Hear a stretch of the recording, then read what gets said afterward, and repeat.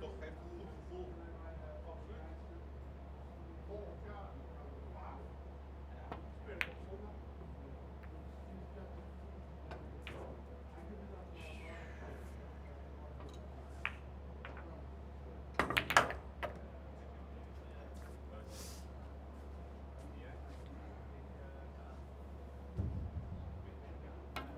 Morning, Alex. Hi, Cal. Morning.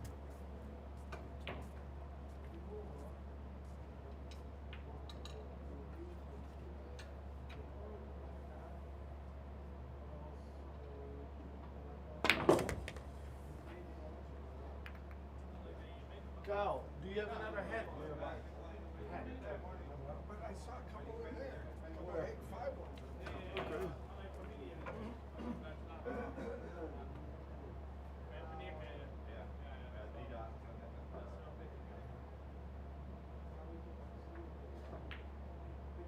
Ja, ja, dat is wel dat toernooi. Vind ik ook wel leuk. Ja, precies. Dat zou ik ook. Ik begrijp dat niet, maar congratulations. Zo zie ik het uit. Ja. Denk ik als ze al houden. Zo, maar dit is mijn. Ja, ik ben het wel eens. Wat ik er maar weinig toernooi dat erbij gevonden. Volgens mij wel.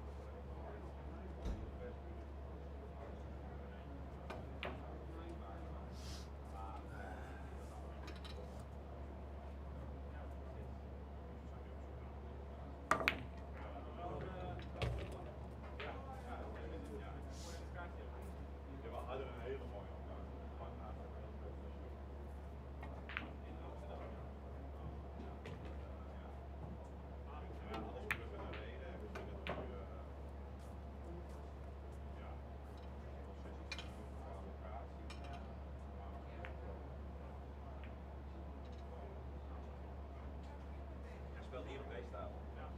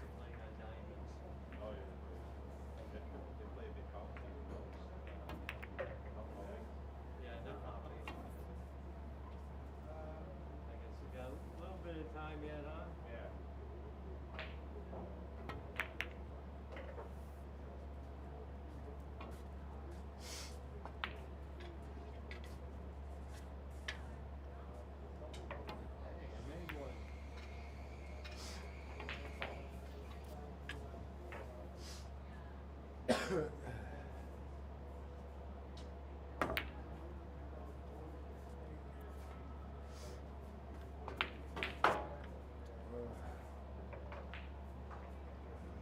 learned that from you.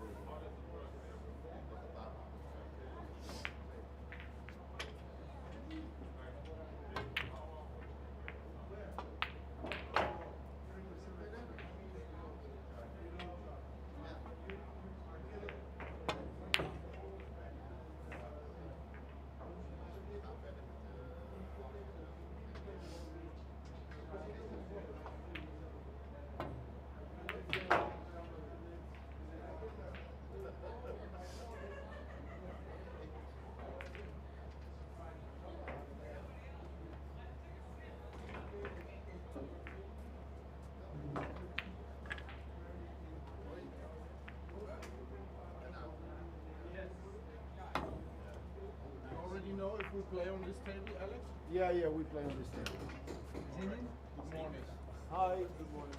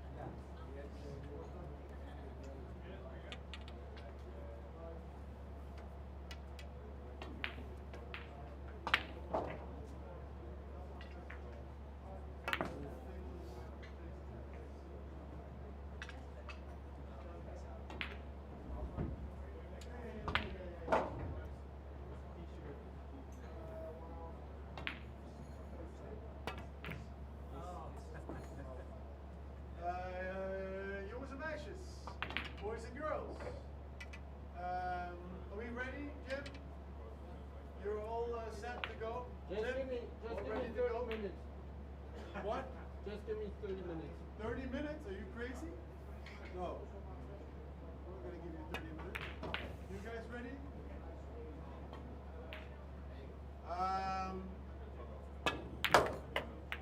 He's ready.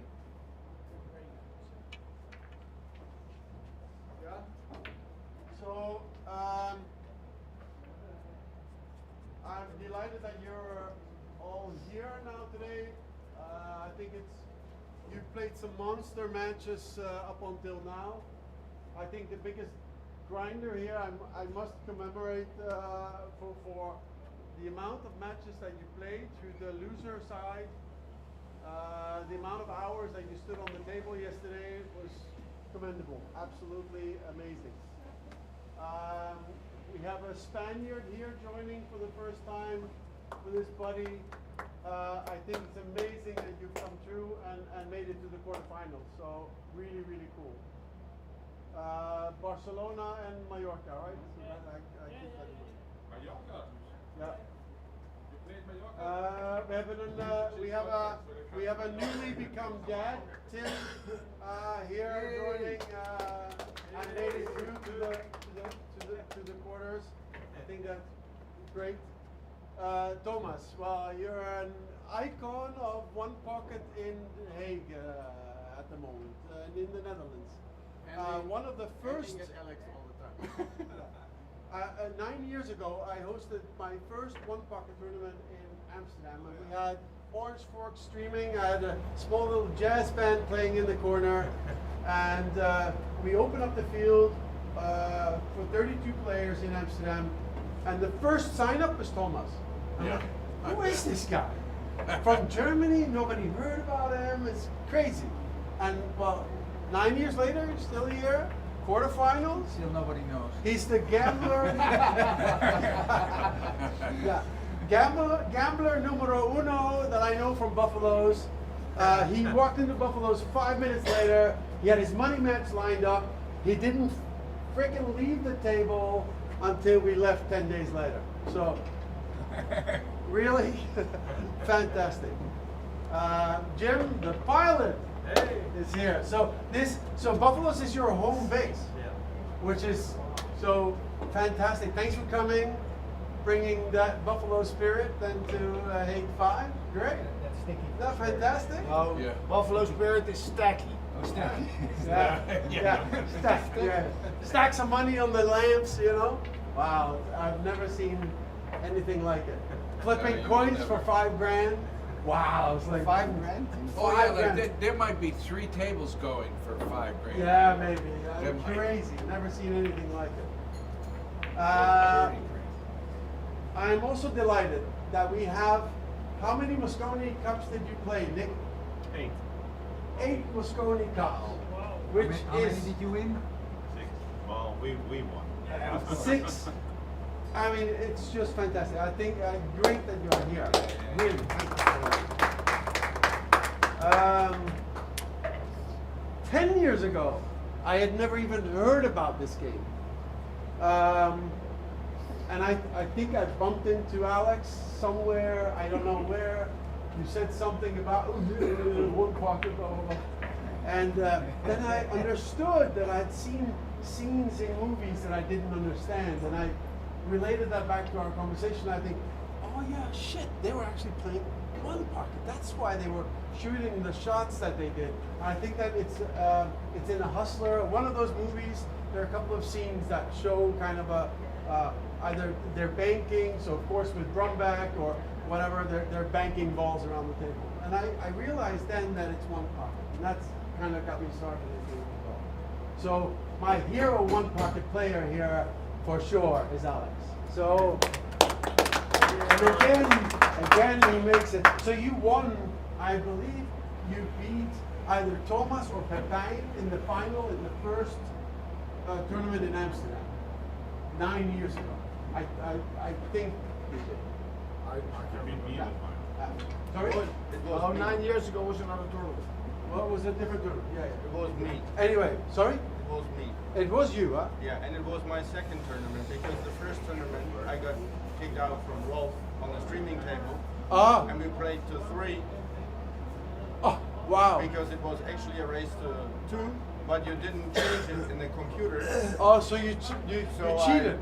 Actually, a little bit, yeah. So now you know. No, he's a prolific gambler and a cheat. So anyway. Somehow they go together. Yeah, somehow they go together. And of course, Steve, back again this year, kind of the founder of OnePocket.org. So a round of applause to you too for organizing kind of this, running a forum and all that stuff. So that's really, really great. And then we have a newcomer. Oh no, not a newcomer. Just a late arrival. Just a late arrival. Kyle. So not only a true believer of One Pocket, I believe, and kind of good in banks. I think you've been Dutch. You won a Dutch Championships once, right? In bank pool a couple of years ago. Okay. So what? How can he not be? Watch yourself. Watch yourself. Watch yourself. Also, of course, the cue maker of Mariposa Cues. So if you have any cue questions, that's the guy. Today, quarterfinals, semis, and final. All race to 3. No time limit. We're still doing Grady. We're still doing Grady. What we can do, here's the thing. We can remove the Grady rule and then say at 2 hours. Implement it, yeah. No, just start it from the beginning. It's too confusing Yeah. already. Okay. We have the Grady rule. We the same rules as we did yesterday. Everything's the same. So we have to play the balls up here. The 5th ball. Yeah. Yeah, 4 more, 5th goes forward. And the minus one. Same as yesterday, Thomas. No change. And the minus one, minus one. Yeah. Same as That's in yesterday. play, yeah. That's in play, yeah.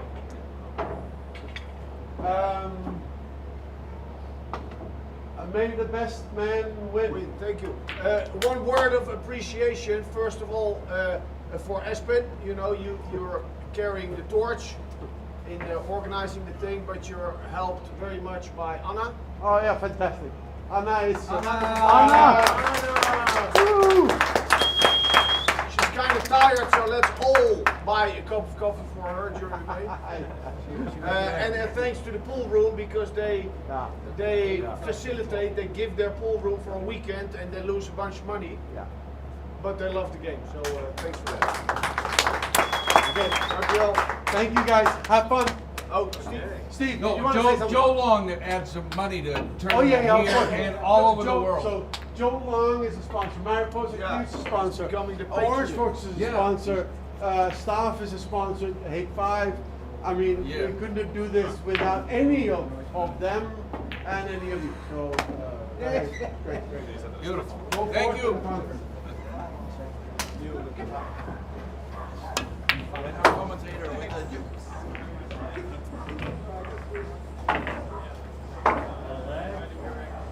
Let's go.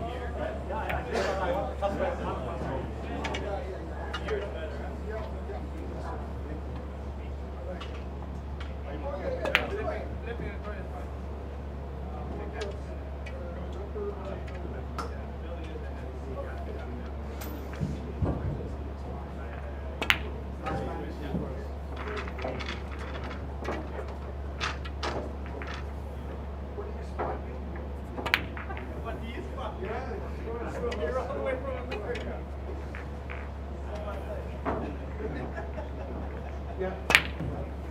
I would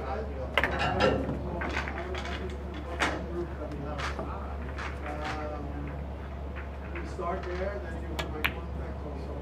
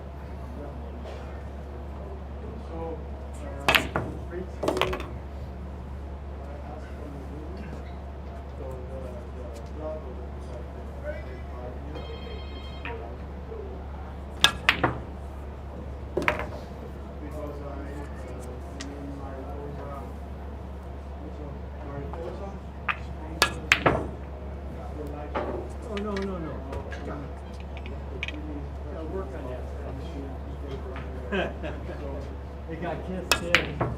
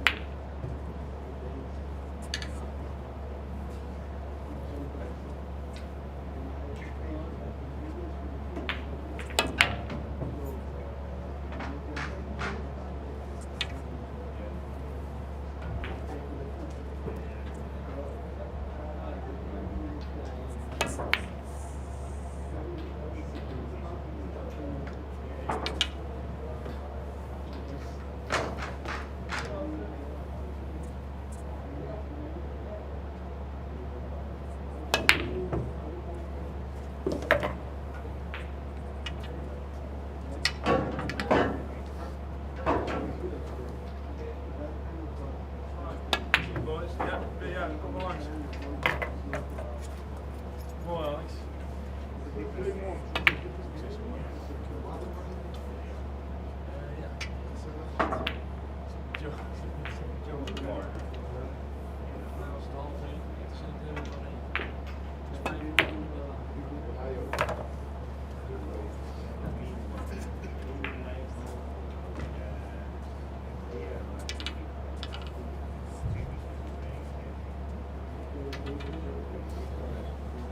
Yeah. So beautiful One Pocket fans. Happy to talk you through our tournament today in Hague 5. OnePocket.org. Hague Open. Hague 5 Open. Member tournament. Right. A little bit of both, member and open. Yeah, open members. Yeah, over here we do it a little bit more open. And next to me, you hear his voice. Maybe you recognize it. Steve Booth, founder of the whole thing, co-founder. Yeah, very nice to Be here with you. be here with you, and same way here. So we're playing the quarterfinals, semifinals, and final today. Race to 3. It's with the Grady rule.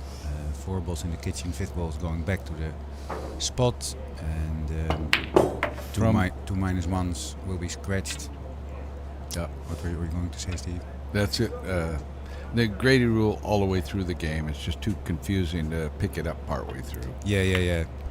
Grady rules originally, I think, invented because the time management, right?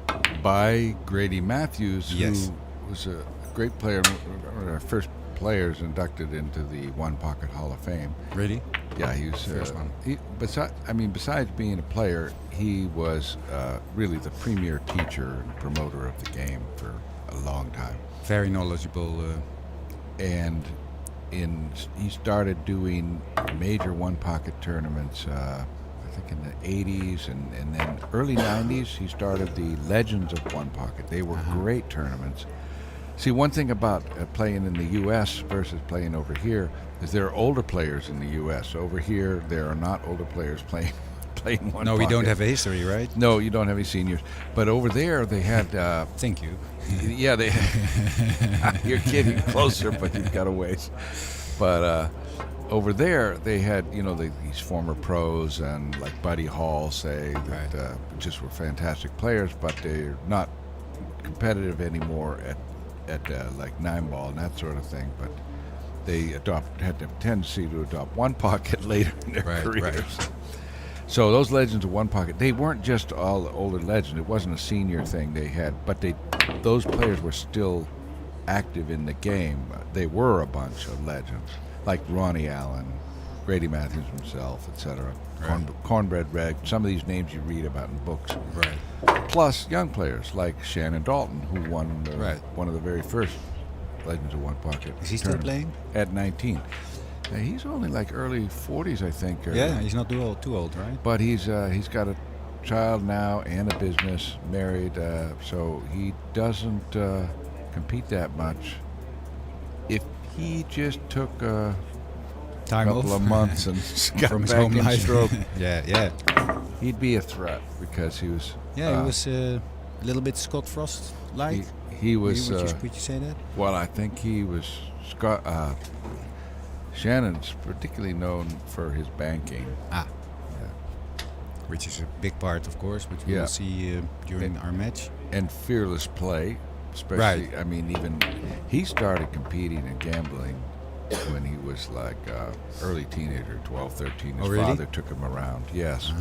So he was used to playing significant money games when he was like 14 or 15.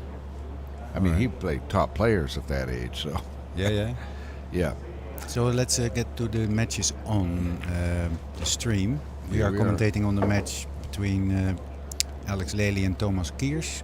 Alex Lely is a World Pool Master, former World Pool Master, coach, winning captain of the Mosconi Cup team, I think twice if I'm not mistaken.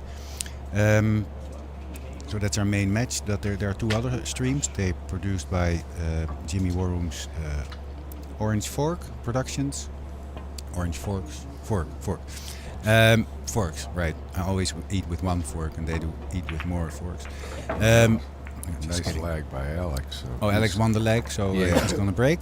And the other streams are Manuel Montejo Fernandez against Benjamin Bayer, Nick Vandenberg against Jim the Pilot Tomasoni. And our fourth non-taped match is Kyle Vandenbos against Tim Jongman. So 4 really great matches, actually 8 great players. I've seen them all, they're all great. Did you watch it? Do you have any favorite here? I think we're representing like 6 different countries here in these last final 8 players. Well, I should count because it's a little bit...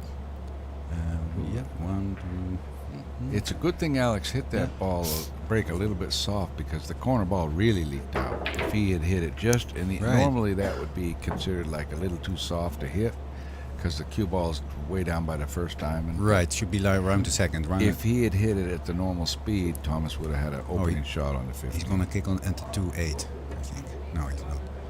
Well, he is, but not as I would play it. He just kicked a controlled kick. And why would he take a foul? Because this is he didn't hit. He wanted to make sure he got locked up in that little crevice there. Right. So giving no shot.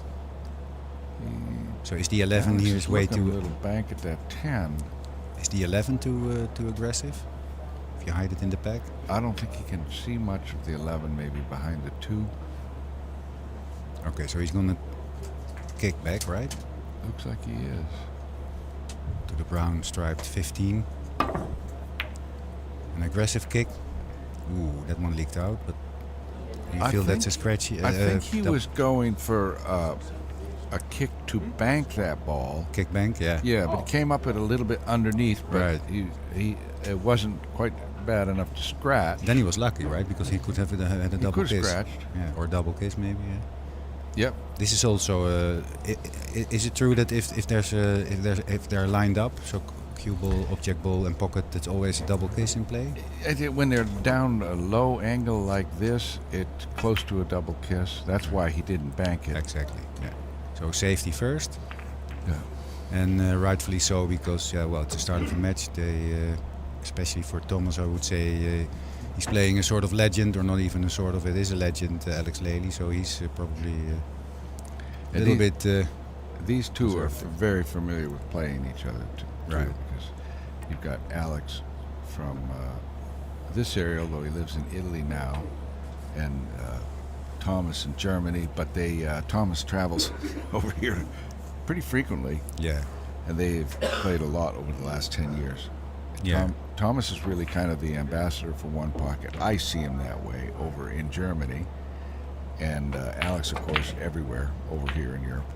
Yeah, we have quite a few Germans. I think Yeah. 6 of them at least, maybe even more. But Benjamin Bayer, he's Last also year's- playing. He was our last he's, year's champ. Yeah, last year's champ. So, oh yeah, that's well not funny, but it was like 4.5 hours, and everybody thought, well, it might be a little bit late, but it went to up till what is it, 3 o'clock at night. In the morning. In the morning. So he might have a little bit of a tough start. I Yeah. hope for him he had a good night rest. So Yeah, because he was on the one loss side, and up till today, it's been double elimination. When you land on that one loss side, you have a lot of matches. Yeah. And he was the one that survived a long, one match. He'd have a grueling match, and then next thing you know, he's right up again, another grueling match. yeah, he was kicked to the losers round by Nick Vandenberg, but they both are here. So Benjamin is very strong focus, apart from being a very good player, of course. So the way this tournament works, it's double elimination I'm not sure if he hit a ball there. until we're about to see. No, So foul. those would eliminate each other. Yeah. Those coins. I don't Yeah. know whether they'll figure it out. Yeah, so actually Thomas should get rid of his -1 because both -1 also because of the time management is going to be evened out. Yeah. But I don't think it's critical, but we'll let them know in a bit if they don't figure it out. The way it works is double elimination, so you got players on the... Here today, we have 4 players that were from the one loss side who are seeded versus the 4 players who have no losses. Right. But now it's all single elimination. Dangerous shot, but very well executed. Look at that. Sorry, yeah. Yeah, Alex is great with the cue ball. It's very precise, right? Yeah, well, he's good at other things too. But I'm but still if talking one pocket here, Steve. yeah. But No, but he is. He's very all-round. Probably the will most see all-round. Thomas stuck behind the balls quite a bit. Yeah, I would characterize Thomas's play as quite aggressive, right? And also creative, Yeah. but not stupidly, but like me. But and a lot of other players who just like to shoot beautiful shots and not play defense too much. But he's very creative. If he can go with Alex being patient, they might have a beautiful match here. They already got rid of the fouls now, so that's Yeah, good. they figured that out. They needed money probably. There were 2 coins. See, now this cue ball position early in the game, when you have all the balls like that and you're down in it, you can get into an up-table game where the Grady rule would come into play. Right. Up table meaning to the top Send right all corner. the balls, well, anywhere up in the kitchen. Yeah. So if there's 4 balls, the 5th Alex one's going is back. not real fond of that up-table game, so you can see he was a little more aggressive than that. Yeah, he tried to. Well, he is the one, of course, with 4 balls lying. So if he gets a chance, he can already shoot a dangerous run. So Thomas would like to develop something towards his pocket. But you can see there's nothing on the bottom end of the table, so if Thomas can get down there, it's safe. The way the cue ball is, though, I'm not sure if you can skim off that 14. Yeah, it looks a little bit. He would have scratch, right? He would have liked to skim off the 14 to the side rail on the bottom rail, but I don't think he can. There's too much angle to You get think that. he'll take a foul? Yeah, probably He is. might, Yeah. since he doesn't have one anymore because they canceled. Yeah. So towards the chalk there, right? Yeah. And that is one thing about this rule that you could say is an unintended consequence of the rule, because Did he give a wanted to free get shot there? nestle right up. So would Alex love to try and get the ball close to his pocket? Yeah, and I don't see anything that goes clean. You might see him bank the 2, but Right. unless the 2 can squeeze between the 1 and 8. Yeah, but that's I don't dangerous, think right? he can. But if he No. plays it that way, it won't run over to the other side, right? So he might do that. He might do that just to run the cue ball up to the other end, because he played a 2 rail and did something similar. Then again, then Thomas will have a shot doing something, right? Because if it's Yeah. up table, he can look and see if there's something. Yeah, I think he's still going for a 2-railer here. And this Put it in isn't the going to stack. go unless it comes off the back of the 8 or something. Oh, no, put it go in the stack. clean. There it is off the back of the 8. Boy, a little thinner bump on that 8, it would have gone right down towards the pocket. Yeah, yeah. That's how precise these top players can play, which is very intimidating. So this is what I meant. There might be something going. Maybe he somehow. I'm certain that Alex looked at that first because you don't want to leave a dead ball. And the funny thing about one pocket is even if a ball isn't 100% dead, maybe you have an opportunity to leave it dangling near your pocket. Yeah. And as long as you hide the cue ball somewhere. Yeah, that it opens up lots of more possibilities. You even don't want to make it in this case because there's no Because you're not follow-up, right? Right, there's no follow-up. So it's stronger as to leave it as a threat. You don't want the ball to go. It's not many games that you play where you're shooting your own ball at your own pocket or whatever, and you don't want it to fall in. Yeah, exactly. So but one pocket. That could also be the case with just one ball in your pocket, but nothing else developed, and then you just hide it, right? So, well, he did. Ooh, that doesn't look really good. I think Al's got a thin cut. Yeah, here. he will definitely shoot this. Now he's got to get another ball. He's got to go through that opening, and of course the side pocket is right there. He might bump off the top ball of the rack maybe, or just before the side pocket. Yeah, he's got room. It's just how those side. Oh, he was able to spin it up further. That's beautiful. Well, there was a little bit of a snappy punch. Yeah, drawback. he really put some action on that cue ball. Technically, it's very sound. So, you think? Technically, it's very sound. No, I mean that these days he does a lot of teaching too. So yeah. No, but I mean, that's you can recognize it if something like this happens, which we didn't expect. Yeah, or sort of didn't expect. Yeah. If you're young enough to be able to have your game improve, this is a guy that I would want to work with right there, Alex. Well, that didn't go right, but No. yeah, definitely. Yeah, he's a coach of many youth players, teams, and goes all around the world, being very knowledgeable and very well-known name in the world of coaching. Also does a lot of mental stuff with you if you work with him. And so he's got 3 now. They're not posted yet, but they will be. Now he's going to just bump the 9 over, but where's he going to put the cue ball? in the stack. Or he's not making it. This is the That's situation one- which we're talking about, right? He rather had hung it up, but But it looks like the 14 might oh go. wow. Well, If he's got that little squeeze opening there. so what's the score now? 7-4, I think. 4, right? 4 is -1. So Alex is on 4, needing 4, and it looks like at least some of a gap, so he can put the 14 towards his pocket. I think he will. Is he trying to make it? No. This is what we talked about. Yeah. This is what we call a trap, right? Yeah. So Thomas's reply would be probably a kick shot here, right? And this is Or at one- foul again. Yeah. And there's not. If he's got to hit that upper side of the 14, or it's a scratch, right? Yeah, or you place it slowly. Maybe thin off the 14 underneath. There's not much room down there. If he comes from the short rail, I mean, right? Yeah, I think he's got to side rail. Well, he's going short. So that if it doesn't work out, almost, but Ooh. still a very good shot. Yeah, he almost got a legal hit there. Yeah. That was a pretty accurate kick there. Yeah, very good shot. There's very little room there. And unlikely to scratch with that pace. So we'll see if that 14 moves, because Alex wants to get behind the stack. And it's worth fouling to do, but I think he got there anyway. Yeah, but he would have liked to go a little bit further now because Thomas now can kick it out easy. Can he? Yeah. Alex didn't.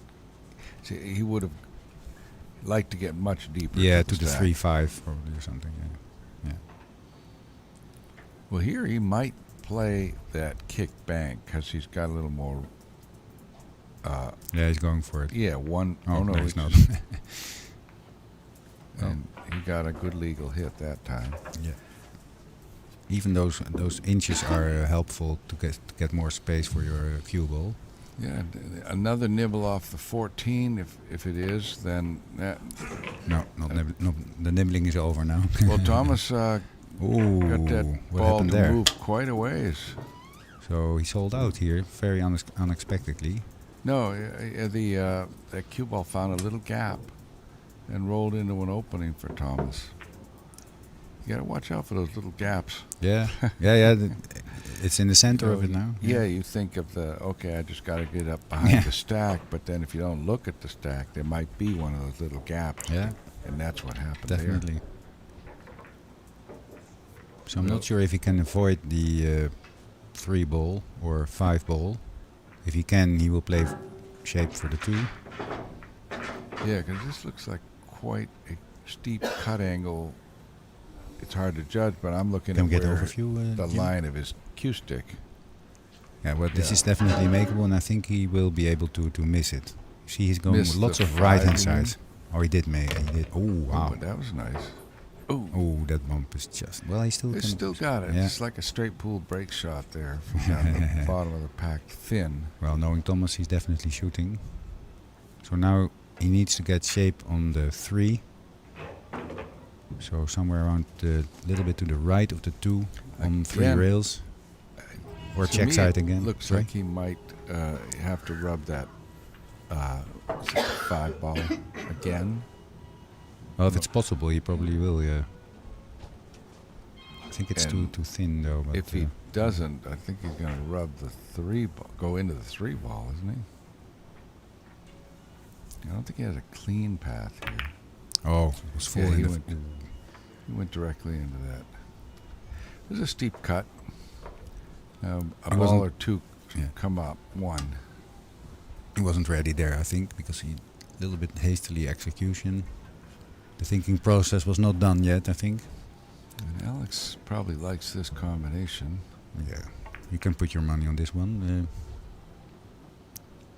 Please don't jinx it, Niels.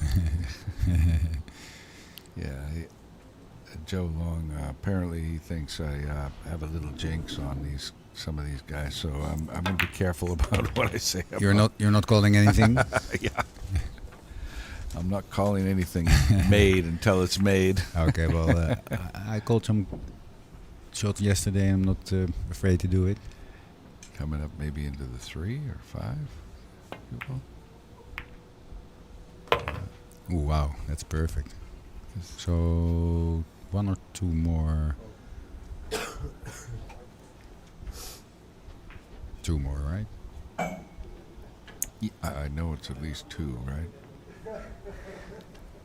Yeah, I think 2. Looks like he's coming back up for the 3.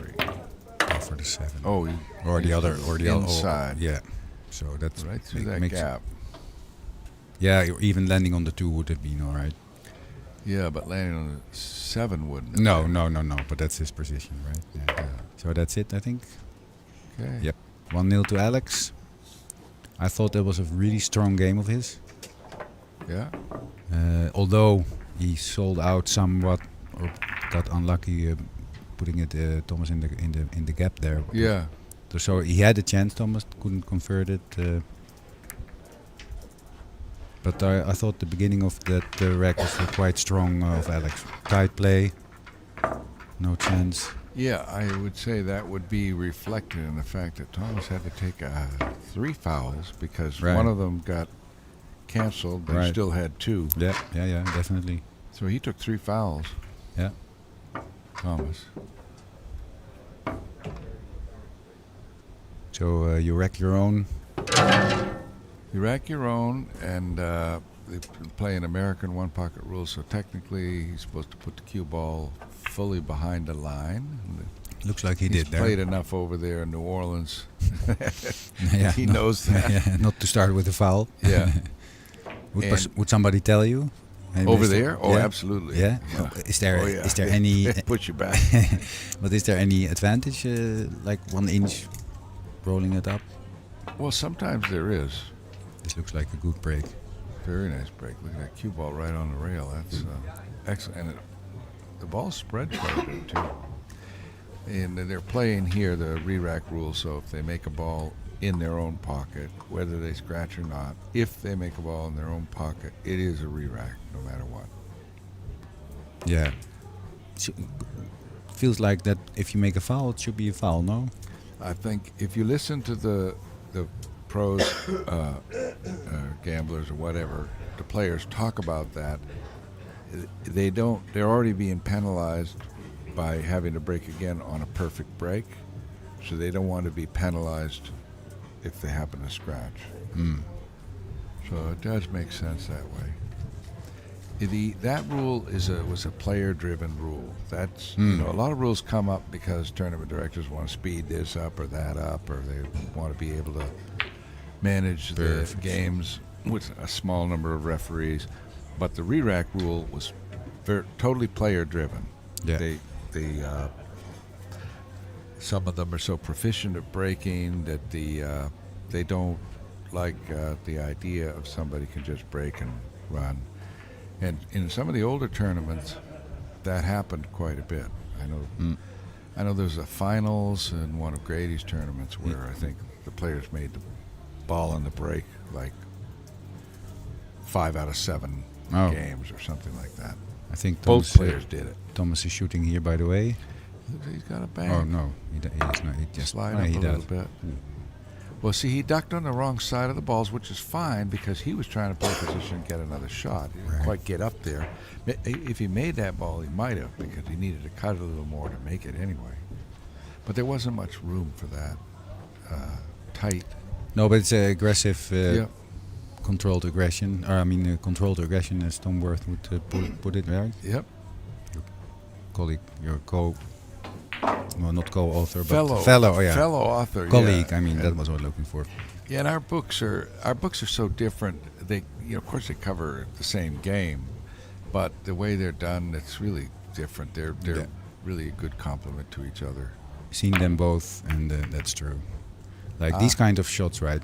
These people see it and can execute it and will execute it almost the same as a straight pocketing a ball, and whereas the amateurs like me also see it, sometimes can execute it, but will put it a little bit less tidy and sell out or...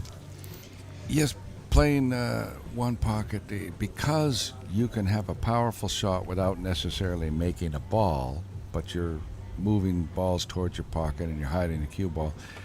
There are shots that you're just not familiar with in other games, and so it does take some getting used to.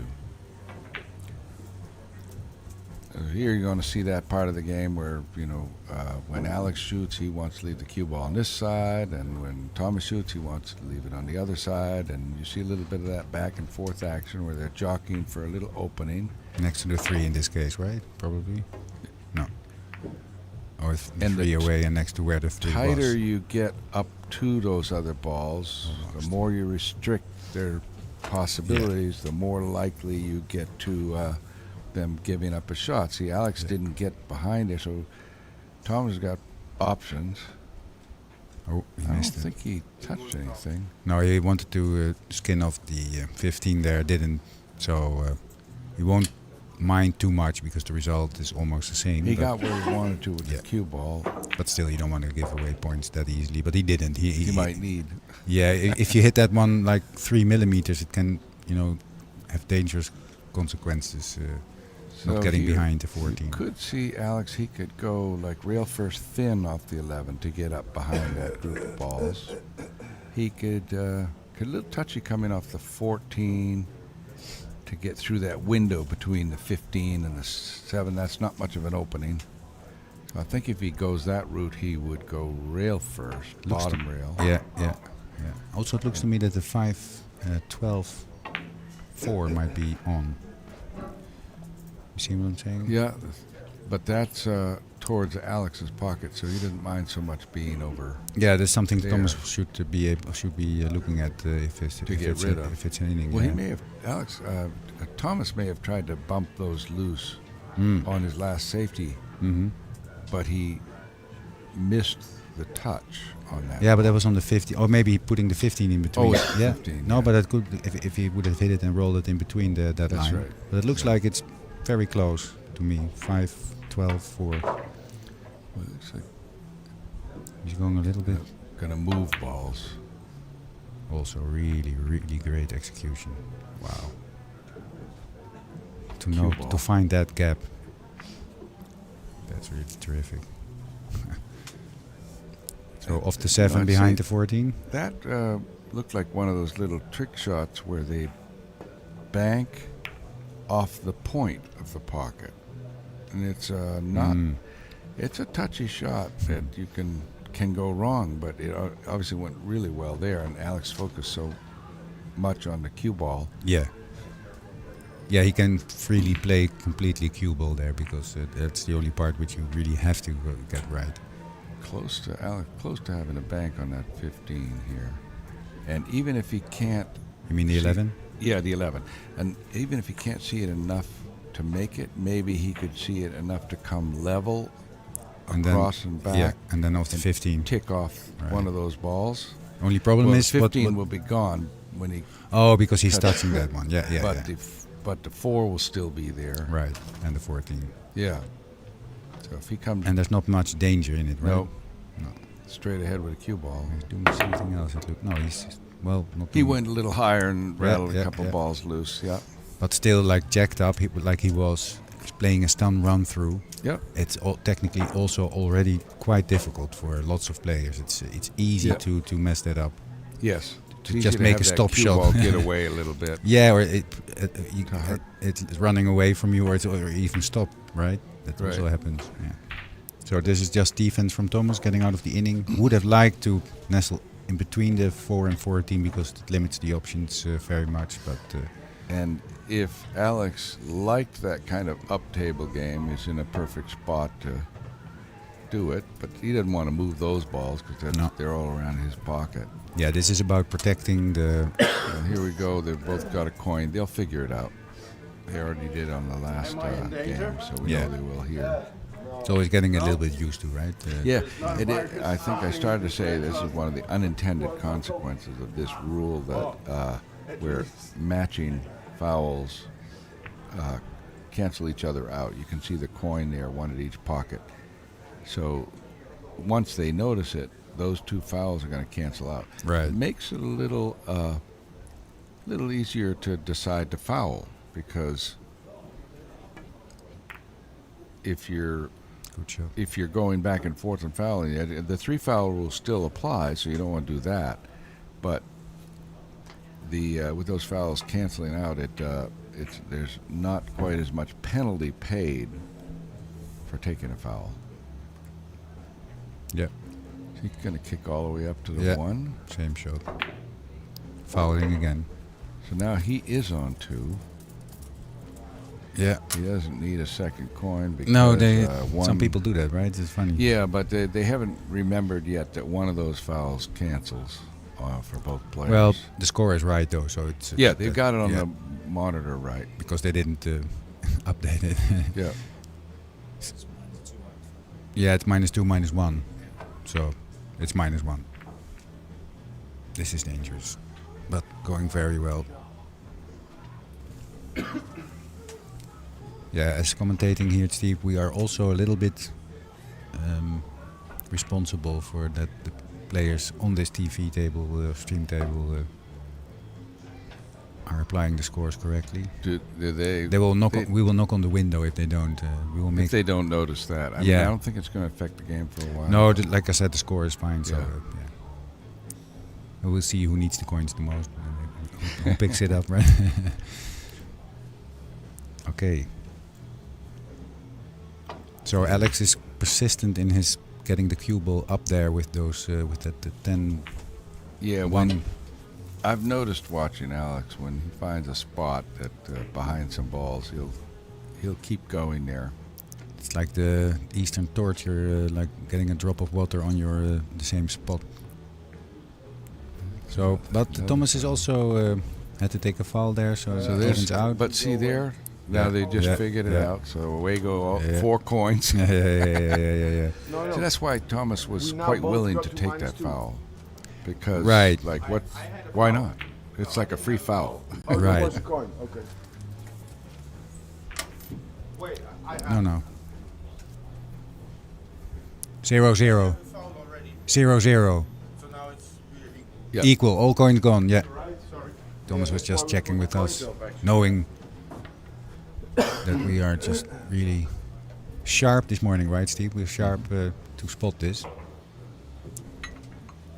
And but this battle still continues. Yes, and we might see some more of that because Alec might take a foul to get up by that 1 again. yeah, Is he on, he's not on 2, though, is he? I've lost track of that. No, I think. I'm not sure actually. Not sure if he's on 2 there. That's going to be up to them because.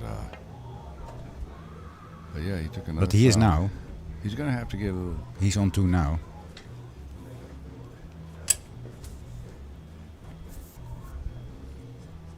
But yeah, that was the only possibility he would shoot at this point, right? There's no sense. Doesn't make sense to change it now.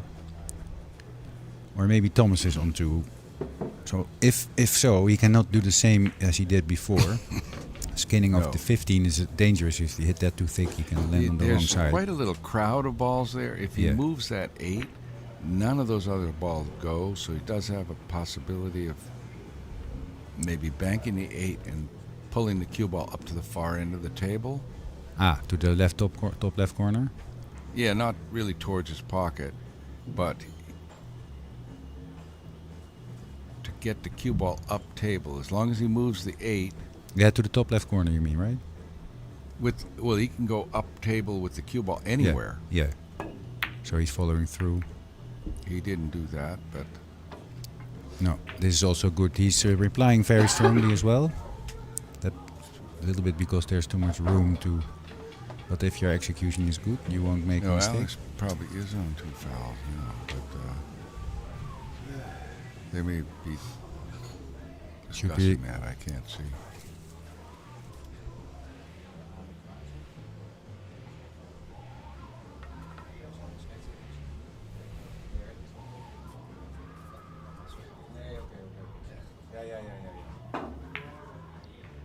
He's going to take that same kick. He likes that kick up there. I'm pretty sure this is his 3rd foul. Sold out a little bit. ooh, yeah. Yeah, maybe they think that the evening out of the minuses is also evening out of the. I think Thomas put the coin on. Is it really? Or maybe he's -2? on 2 now. Lily? What's that? Is it -2, Lily? Yeah, Apparently. yeah, apparently, yeah. Okay. So he's probably on 2 now. Maybe we were mistaken. Anyway, I think it looks like that 10 ball goes off the 1, right? The 3 ball cuts. Oh, there's a direct shot as well. Yeah. Also, of course, yeah. And So- apparently it doesn't go, by the way. So yeah, good chance for Thomas. He should make the most of this one. I saw Alex puffing a little bit there after his last shot. He wasn't too happy about his execution, of course. This is the kind of thing that Thomas could come up without anything. I think he should follow through. Because he's kind of got to go into that traffic there, like Yeah, toward the 9. I think he should follow through. Because in this case he almost... Okay, that's a good shot. Yeah, perfect. It's a good shot if he has another one. The 5. Yeah, the 5. Okay, he does clean. Yeah, So that's good. And then it looks like the 11 goes from there. exactly. Yeah. Which he not really ideally made there. Position. Not sure if he is going for this Thin. one. And the cue ball's going to No. clip the 2 and Yeah, and go scratch. way up table. Yeah. Might even be a scratch in the top left corner if he's not careful. He definitely wants to shoot. I doubt whether he will because... Can we get a top view, Jim? I think he will because most of the Right. balls don't go from up table. Most of the balls don't go. So he didn't make it. Is he He scratching? might have. No. Well, he But- put it in a good. Now this is This is a tough spot. Yeah. I mean, Well put, Steve. This is. Now he's. Yeah. Is he just gonna fire at that 8? If he doesn't have anything else, he will. Can he see? It looks like he can see the 4. Squeeze right through. Really? Well, he'll shoot that. Wow. Oh, good. That was a window of hope I and didn't see opportunity. that window. No. And, We had the curtains closed. 7 and 14 here Yeah, combination, or First the the 12. yeah. Looks like he's got 13. Yeah. got room by there. Yeah. Might come back and bump those balls. Well, he, This he'll one. play the combo now, I think. Just a tap in. Yeah. And now he'd like To bump the 2 there. now he'd like to shoot the 7 and bump those 2 balls that Yeah. are tied up, Talking about the 12. and he'll shoot the 15 next, but trying to open those up. So they go. Yeah, he needs a run out of 10. Well, ooh. Well, is that Is 12 there going room to squeeze by? by? Can he squeeze that in? He might. I think he's okay. He doesn't seem too disturbed by No. it. No, there's room enough. It must be tight enough that Yeah. he's got to look twice. It's not a You know, full these pocket aren't here. very big pockets either, so when their pocket is crowded, it's a very small pocket. Yeah, this main table is with 4-inch pockets, I believe, trimmed once or twice, and the other tables are what we call buckets, right? Compared, yeah. These are Yeah. maybe a little bit more than 4, right? Yeah, it could be 4 4 and and a a quarter. Yeah. I'm not sure. One of I the think it's two. about 4 and a quarter. But it's tight, and this needs to be really accurate. Yeah. You'd say that just got passed by Yeah, the he had 15 that. and inside the pocket through Mhm. the. Yeah. Well, And well the played. 9 and 2 both go. Unless he puts that super stroke on, comes up for the 8 like he did. We saw him do Right, something right, like right. that earlier. Yeah. Ooh, that rolled off a little bit, but he's still okay. Straighter than he wants. I think he may have to. Well, he might be able to come straight back and play the 2 next. Huh?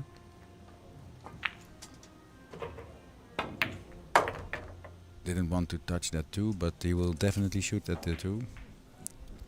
I think this is game ball. Well, he owed 2, so he. Oh, Thomas is keeping score, so yeah, he needs 2 more. But didn't Alex owe 2? Alex owed 2 at the start of this. Yeah, the 2 coins there in the top Thomas has 2, so there's no way Alex is out here. Because 3 more then. Yeah. 2. Oh, he's on. Alex has run 7, but he would need to run 9. No, I think I've got that wrong. No, 10. Sorry, He it's needs too to- early in the morning for my math. No, Sorry. he needs to run 10. 2 fouls and 8, right? 2 fouls and 8 is 10. Yeah. So he needs to run 10. 10. He needs 10, but So he's giving this ball. we'll see what he has because I can't figure it out right now. Sorry about that, guys. A little bit too early after a late night. you guys watching probably know it better than I do. It's Yeah, right but there I on I the- got confused there I as well. can't do the math right now. No, Sorry. No problem at all. So now it will clarify for us. So there's 7 balls on the table. That means 8 points divided by the 2. That's why it's 5-3. And so Lely got out of that minus score with a run of 7, which is very strong, of course. Being well behind, he's now favorite in this game, maybe slightly.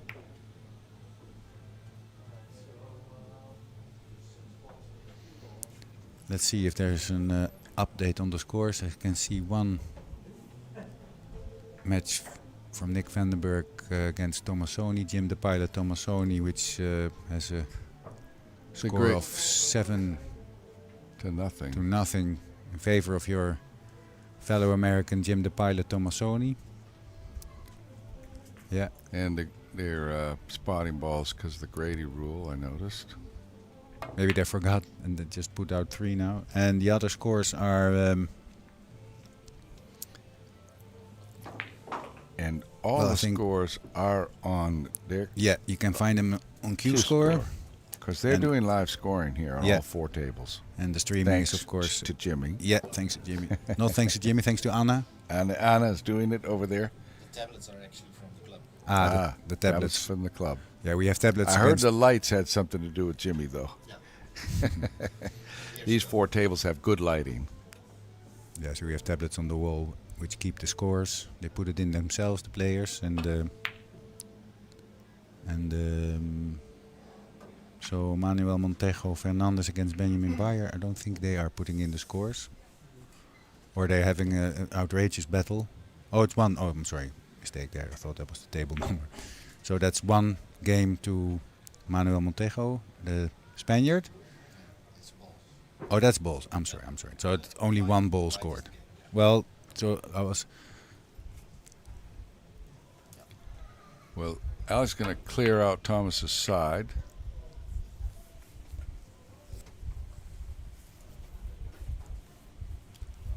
Three balls that Alex needs are right there, but a couple of them are about to leave.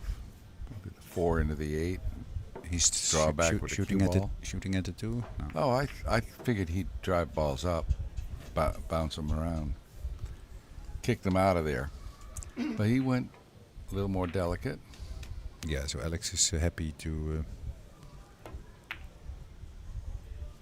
play Now, an up-tempo game. Do table any of game. those 3 balls go in Alex's pocket? If they Then- don't, Thomas has got to be looking to try to get something going.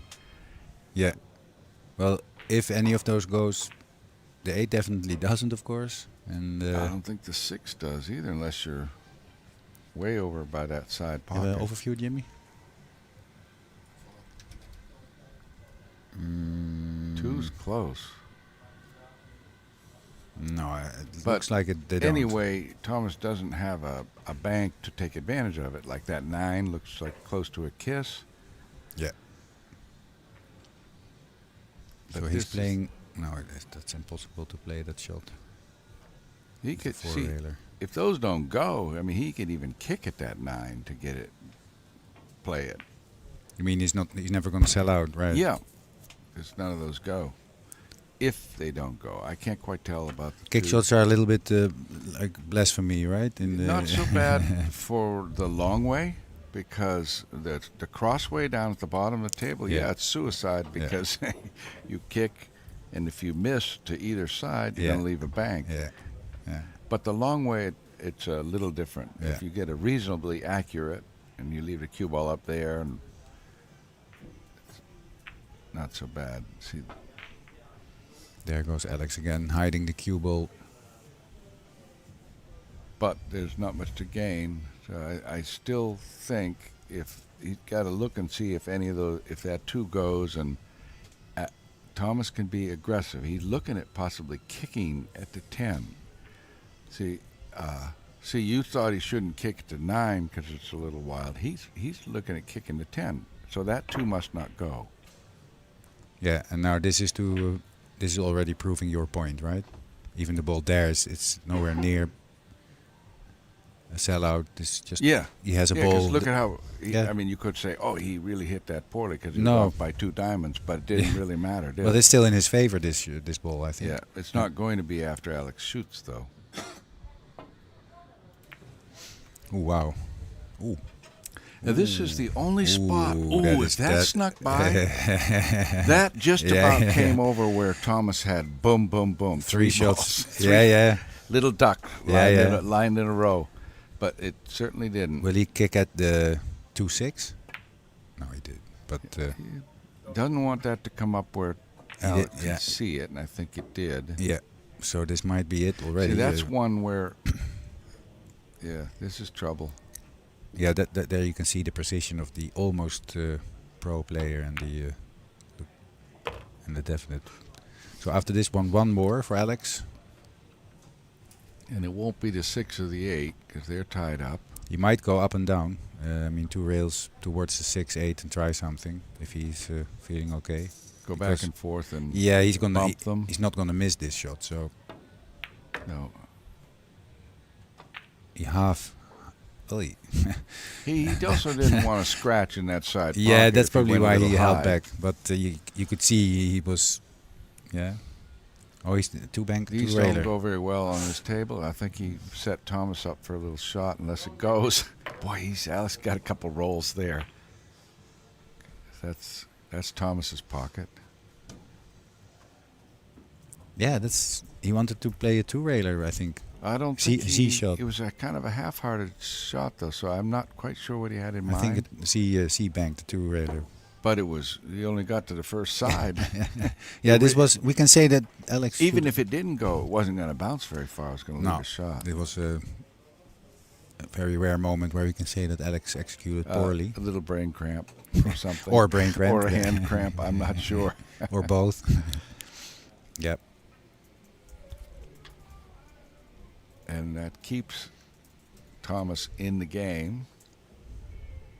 But Alex did get a couple of pretty good rolls there. Yeah, definitely. Yeah. He tapped the table at one point like an apology. Yeah. They do that over here. They get a good roll in Europe. They apologize. Yeah. You don't get that in the U.S., by the way. No, Don't expect that over. you hear come over. You hear a cash machine like ching ching. Thank you. It's just you might get a thank you, but you won't get an apology. or a receipt. Thank you. Yeah. I got a few thank yous yesterday when I shot in the wrong pocket. Yeah. Where it was an act of confusion on your part. Always. You do that because I'm a confused person. Because you see, yesterday I had to ask one of the players here in the middle of the one ball one pocket. It's not so bad in the regular one pocket, but one ball one pocket, it's easy to lose track of the pocket. Yeah, I did it twice in one game. I had to ask, and they got quite a kick out of the fact that I had to ask. And I realized that over here, you guys just don't play with seniors, so you don't deal with that. It's a constant problem back in the U.S. But apparently you're bringing it to them a little bit, Niels. Yeah, definitely. I'm a terrible person considering this, but I had a match. I fouled 2 times on the break, and in the other 2 games I was shot in the wrong pocket. Yeah. So guess what the score was? 4-0. Yeah, and it was a race to 4. We won't have the Grady rule with only 4 balls, so they're all up here Yeah, in the kitchen. the cue ball doesn't count, right? No. Thomas would like it to count because I would get a ball down here. Yeah. And that got, I think, He a might little go for too it. low to No. bank. So he'd like to 3-rail it up around. Well, I would have liked to 3-rail it up around the side pocket on Thomas's side. Right. Thomas didn't get it very far. I don't. Okay, now here, Thomas has a little shot. He can go rail first and kick that ball towards his pocket. Yeah. Where he is, I think it's fairly safe because the cue ball is going to come across the table. If the one ball was a little bit further down, like say the second diamond, then Towards the there's 8, a big chance of scratching in that far corner. But here, not so much. He went direct. He went directly on the bank. That's okay too. Yeah. The same shot works both ways. Yeah, but a little bit more danger with the cue ball. You see, which wouldn't be the case with the kick shot, I think. I think up there it's not so much of a scratch danger. And neither of them are getting the ball around as far as They want to. Yeah. I don't think. Well, Alex wants to get it out of play, so.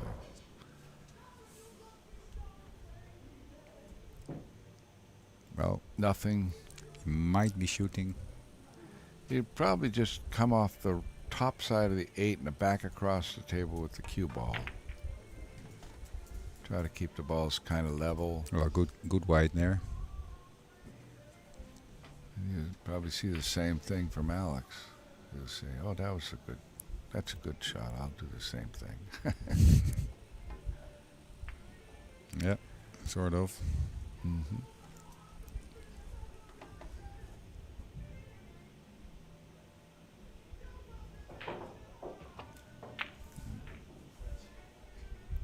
Thomas would like to get balls back into play, so he'd kind of like to pocket one and get it on the spot. But you ideally like to do that pocket, get a ball on the spot, and hide the cue ball from seeing that ball. So that way, next time you get to the table, there's already a ball on the spot. That's a nice bank. Yeah, he shouldn't have left. Oh, he shouldn't have left it, but he knows that himself, of course. So now And we're that's game ball. So he's going to fly this off the table. Fly it off. If you catch it, you win the jackpot. Oh, you got the one even out. Good thing we have a little plexiglass here. We're safe. Hey, I hope it's plexiglass. Has a few nicks in it. Yeah, butts, scratches, cracks. The setup here at Hague 5 for streaming is fantastic. We've got our own little private room, little room. Booth, right? Yeah, booth. Okay, booth. Should suit you, right? Yeah. Booth. There's a booth in the booth. Yeah, definitely.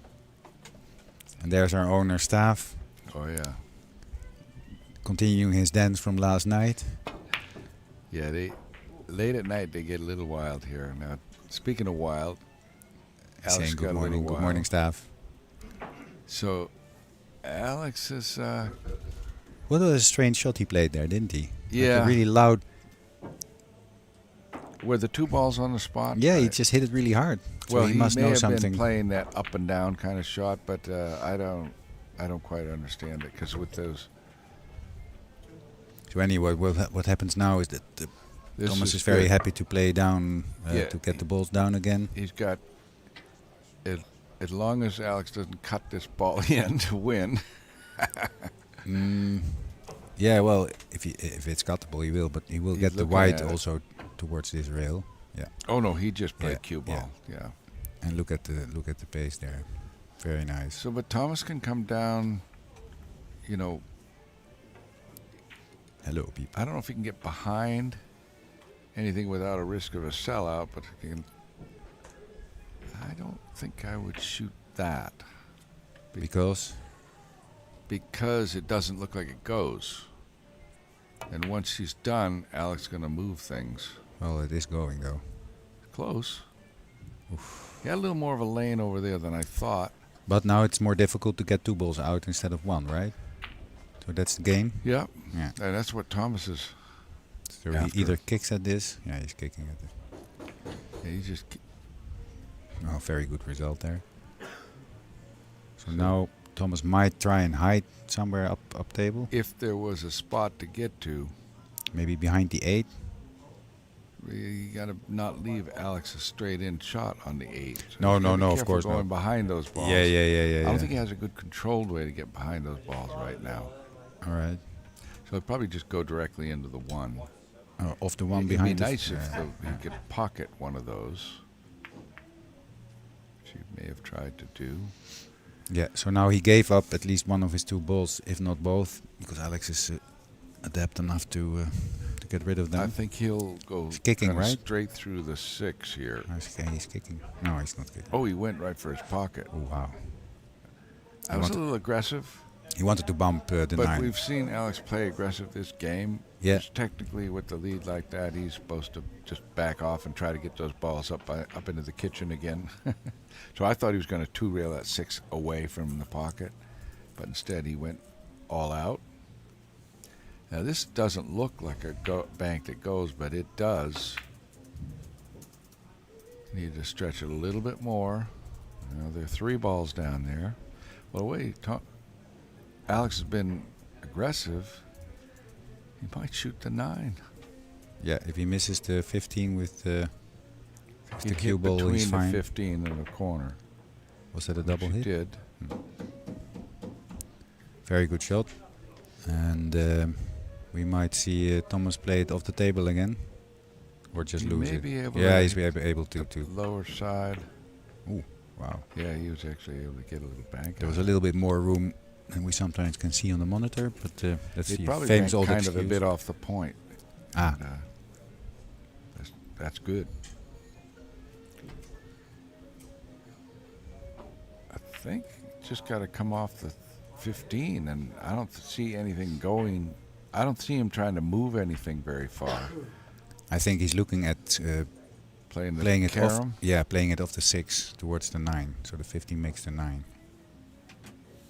Yeah. So you don't want to force things. I don't like going firm here. No, there's a double kiss danger there, so that Yeah. won't. But he can get a good, decent cue ball. But he will leave the 6 if he gets a double kiss. Yeah, he did. Yeah, that's. That was that's a double kiss right into the yeah, hole. definitely. Yeah. So that's a little for Thomas. We'll see how Thomas likes his spot shots. I think a little bit too aggressive there, right? See, a little bit of that for Alex here, this game. So here we are. There's a classic spot shot, you know. And One Pocket is one of the few games where we still get these. Stun it over for the 9, right? Behind the 6. People play that. That's a preference. You know, he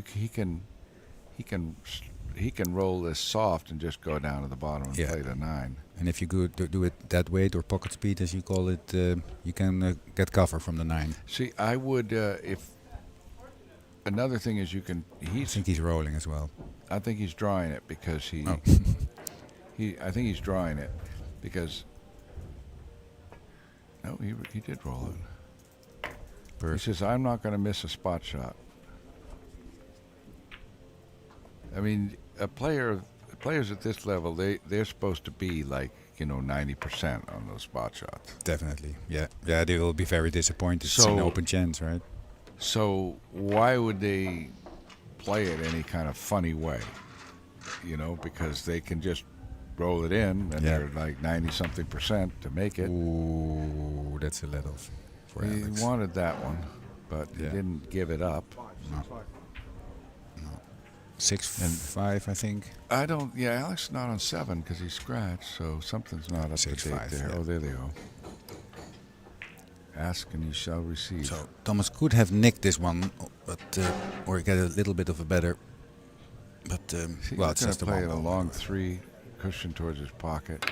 They don't go very well on these tables. Well, this one did. That one did. My goodness. How about he gets shape on the 9? Yeah, very bad play on positioning wise, right? Position is very bad here. Yeah. He almost got there. That long insane. 3. That might be only the first or second one I've seen in the 3 days that I've been here. That was an insane shot. Because the tables play so short. Yeah. Every time people play them, they're coming up 1 or 2 diamonds short. Definitely. Yeah. But got to give Alex credit right in the middle. Fantastic shot that was. But So in the driver's seat again. not quite as much in the driver's seat as he was, though. No, he's playing. Last time he was at 7, Thomas needed 4. Thomas has nibbled it down. Yeah. I'm not sure why he chooses to be more aggressive, Alex, but maybe he wants to Entertain us. Yeah. So I think he might make one of these balls here.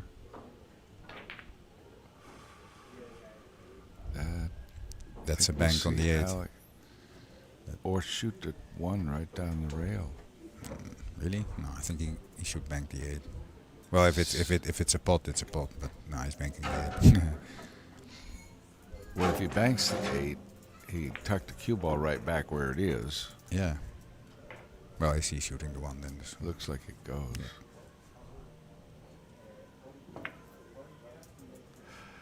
Yeah. It's probably- got to go, or he. Oh yeah, that's rolling off a little bit. Well, it was rolling in a little, wasn't it? Yeah, and then out. Yeah. In and out, Yeah. like a snake. But he sold out a shot to Thomas, And he's left. who made it. He's got some rail to remove this without anything fancy. It looks like 7-6. So just now it's too directly late. into it, I think. To double kiss it to your pocket? No. He came over the top. Good result. No, because I think Oh no, this so is a this free bank. I think here. around. I thought the wrong pocket there. Yeah, no, it's not a free shot. I mean, not a good result. Crossover here. So that's gonna roll out, I think, as well. There you go. Just that tiny bit. The last diamond, right? Yeah, it seemed like around that last diamond, it doesn't help you. I don't think that ball was going anyway, but it didn't get any help, that's for sure. He's going to kick that out of there. No, with a soft kick. A little bit tentative, but fine. Yeah, Oh, good game, this I'd one. be This, more inclined to kick it further away, kick it up towards that side, the side pocket on Thomas's side. But this is safe because the 8-ball blocks the. Oh, never mind about this. Blocking the banking lane. He's going at long 3 again. He's giving a lot of right hand side, by the way, to get the get the object ball left hand side, and then it's spinning over. Yeah. And spinning the cue ball down table. He'd like to get that other ball in play. It looks like he's going to sort of bank and draw there. No, he didn't.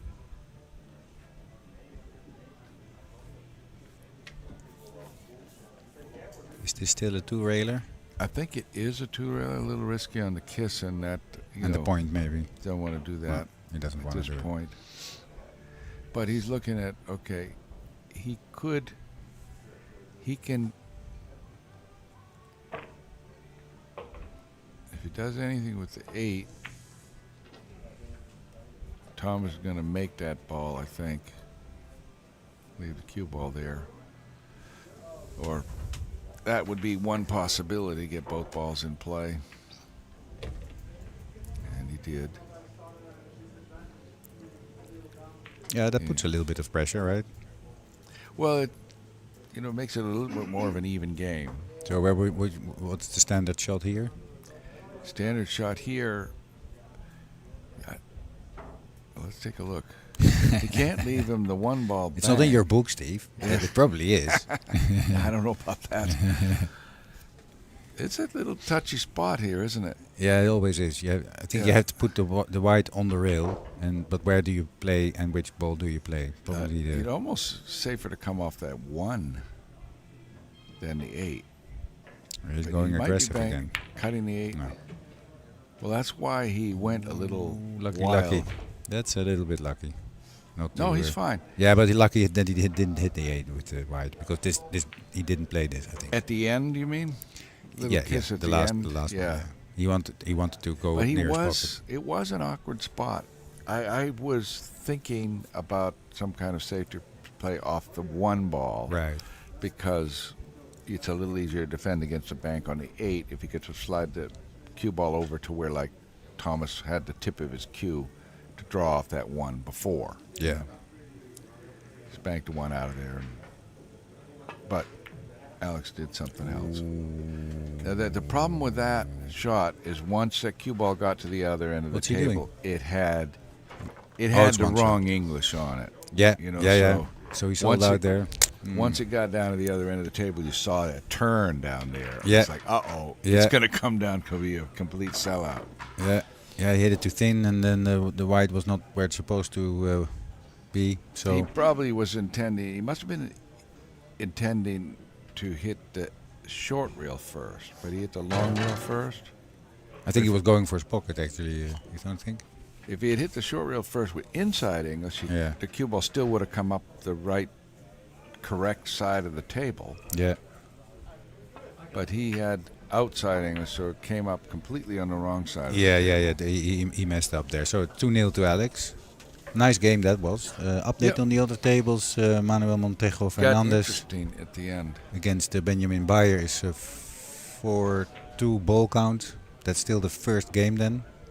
So Benjamin is going for it again. He wants to break his record of 4.5 hours, I think. Kyle van den Bos against Tim Jongman. It's 1-1. Ball count 3-0 to Kyle.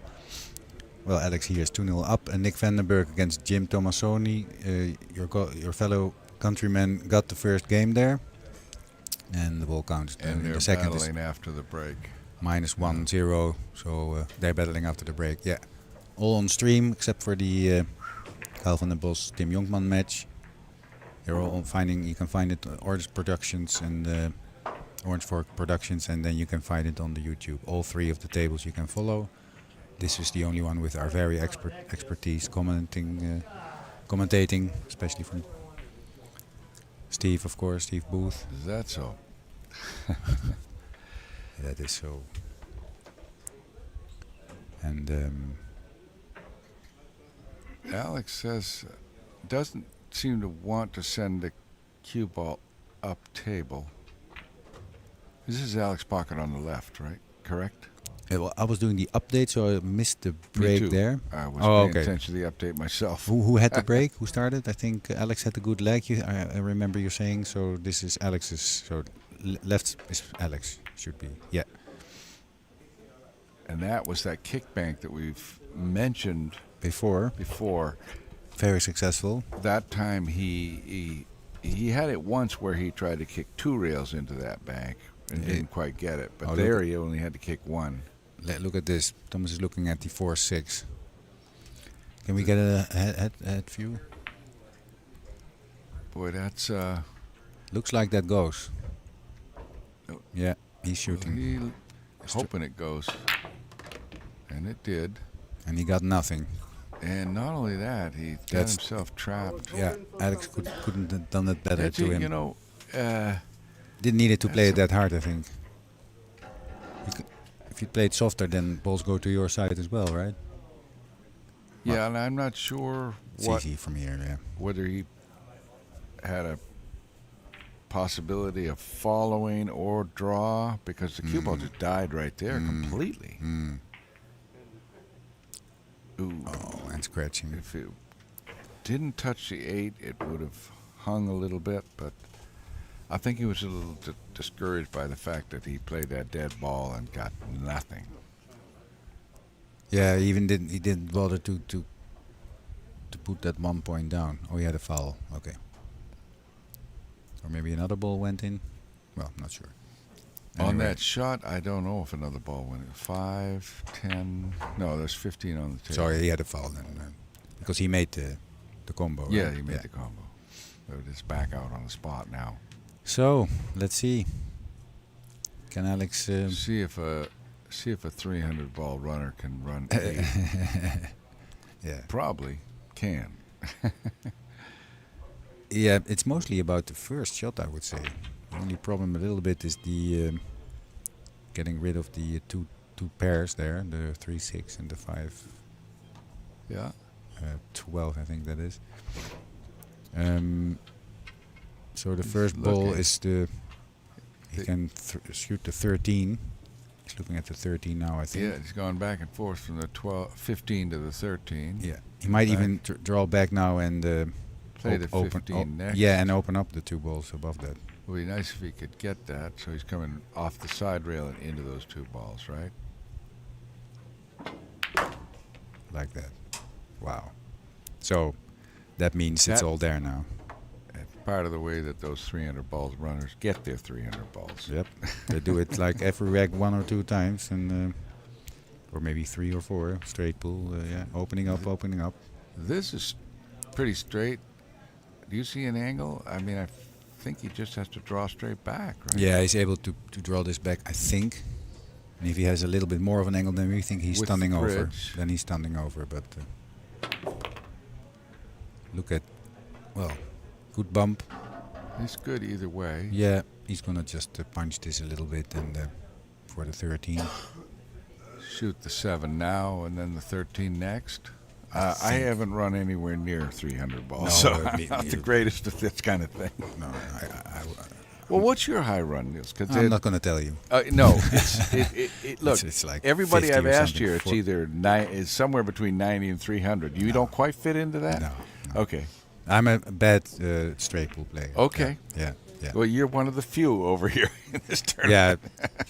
Well, I can win matches though, but no high runs from me.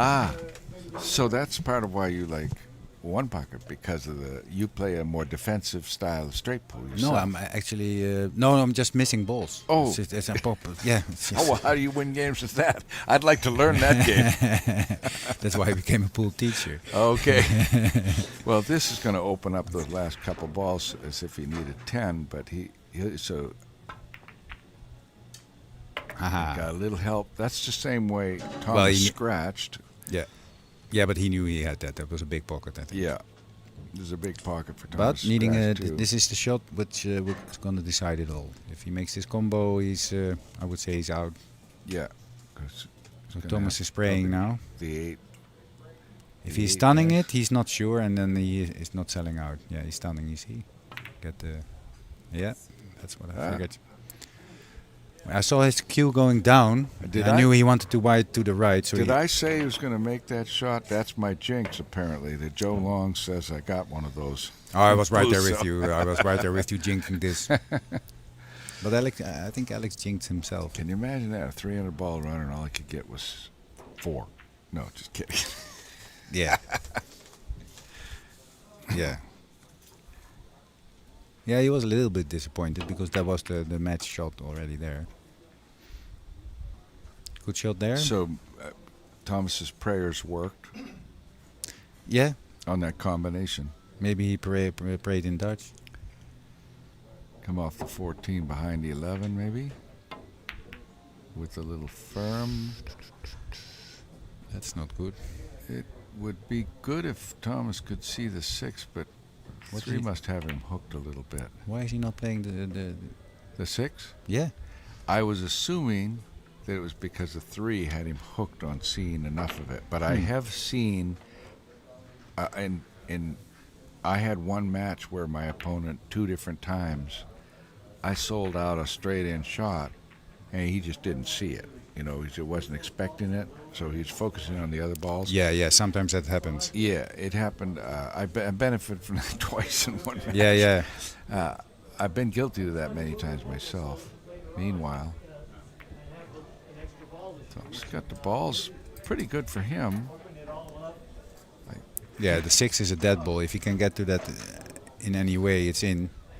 You know, if I'm Alex here, I might go directly into that 8 and get the 8 and the 3. You know, the 8 into about half of the 3 ball, so they both leave. If that lies to leave the cue ball down here at the bottom rail. Yeah, with maybe lots of left-hand side, he can get into the underneath the 6 and 9. I think they're taking a break. Or Okay. Alex is. I might. I don't think I'd try to get underneath that 6 and 9 because there's a big pocket there. But he has that little stun stroke. He just stayed back. Because I don't think that 9 caroms in from here. They're not. No, the 6. The 6? Yeah. The 6 is the dead ball, not Yeah, the yeah. 9.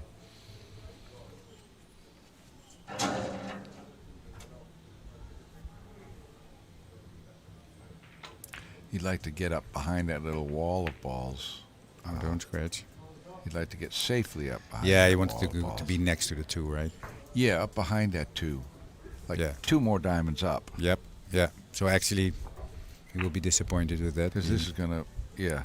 Well, the dead ball's gone now. Well, he's not still there, If but he can, he's trying. if he can go directly through the 1 Yeah, exactly. to not so far that he leaves a cut on that 2, but far enough to hide the 6. Like this, almost. I don't know if he hit the 6 though. Almost. Because if he didn't hide the 6, it's probably leaving. Well, immediately Alex goes to this bank shot. He will probably play it with in such a way that the white is going to the right of our view as we watch it, to the right. So That's pretty aggressive. He's no, counting not- on he's playing if the he 2 should- railer. Yeah. Well, I think he is, by the way. I'm not sure. I'm not a prophet, but looks good.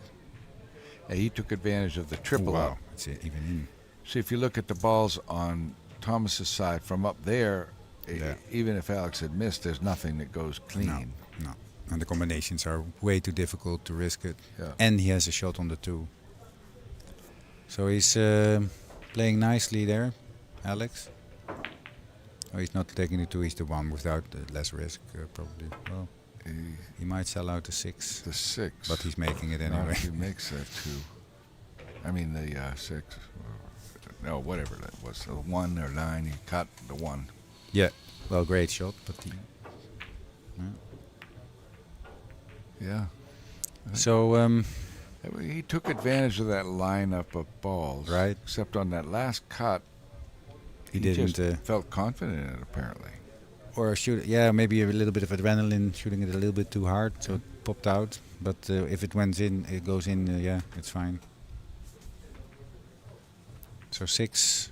Well, that all happened because Thomas didn't hide the his ball there. Yeah. we thought he should go a little further down, but Right. it looked like Alex was going to shoot anyway, even if if Thomas had got the cue ball where we were recommending, or I was recommending, Alex was going to shoot anyway, because he was either going to shoot that 14 one rail, or the two railer they shot. Yeah, but I maybe think it one would've roll been there. further, the two railer wasn't there, so It might have. Yeah, it probably was quite a.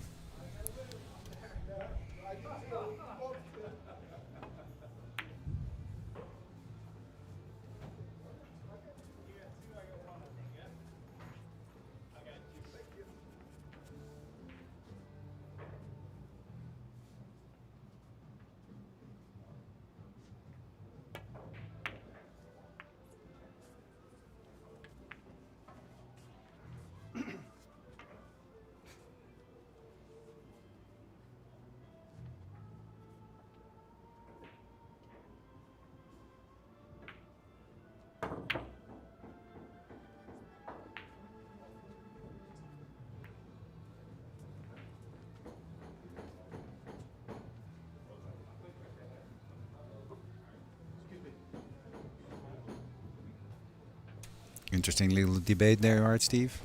Yeah, and we have seen this happen in the matches. You can have a long match in one pocket even when the balls don't go out of play. Yeah, that's just Espen was coming over for the other match between the Spaniard and German. They're still in their first game, going at it for 1.5 hours, I think. And the ball count is only like 4-3. Yeah, yeah. So the race will be shortened, right? Yeah. Yeah.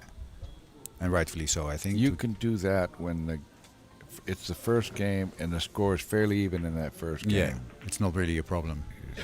Yeah, so because the break advantage is still there, and yeah. Do you have your? Don't you eat your cookie? You got coffee there with your cookie, don't you? Do you eat it, your cookie? Or? No, but do you?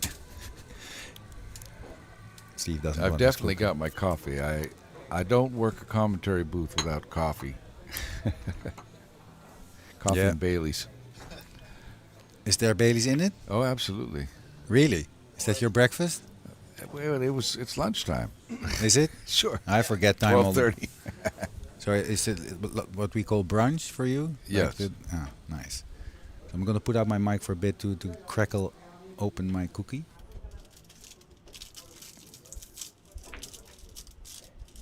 Well, here, look at that little window. Man, there was very little window there for that bank. Alex wasn't expecting it to go. He kind of trapped himself, but he's fine. Well, how do you like that? You're behind 2 games to nothing and 7 balls to nothing.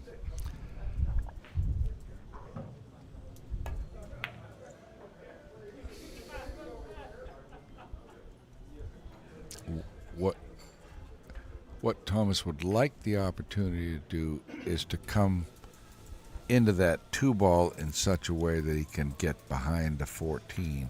And making it, yeah? Yeah, that's what he's looking for, an opportunity to do that. I'm waiting for Thomas to explode, actually, in some really aggressive shots that we might go out with a bang. So if he can see that too, get down there, get in behind there. Yeah, at this point, it's his shot, yeah? Yeah, so this is probably what you were... Oh, no, he doesn't make it. No, that's good. That's perfect. It's not too bad?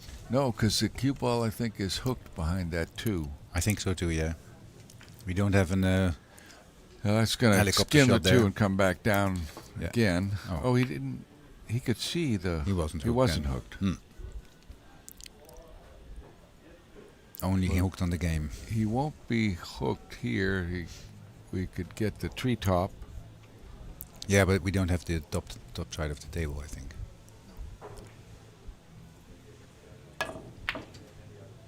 And there goes Alex again, skimming off the 3. That was Thomas. He saw Alex showed that long 3 Mirror will go. Right. So he tried, tried one himself.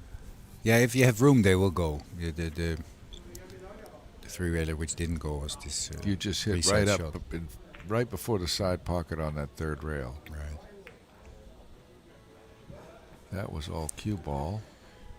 Good If speed he can also. see it, go up there into that 14 and make the 2.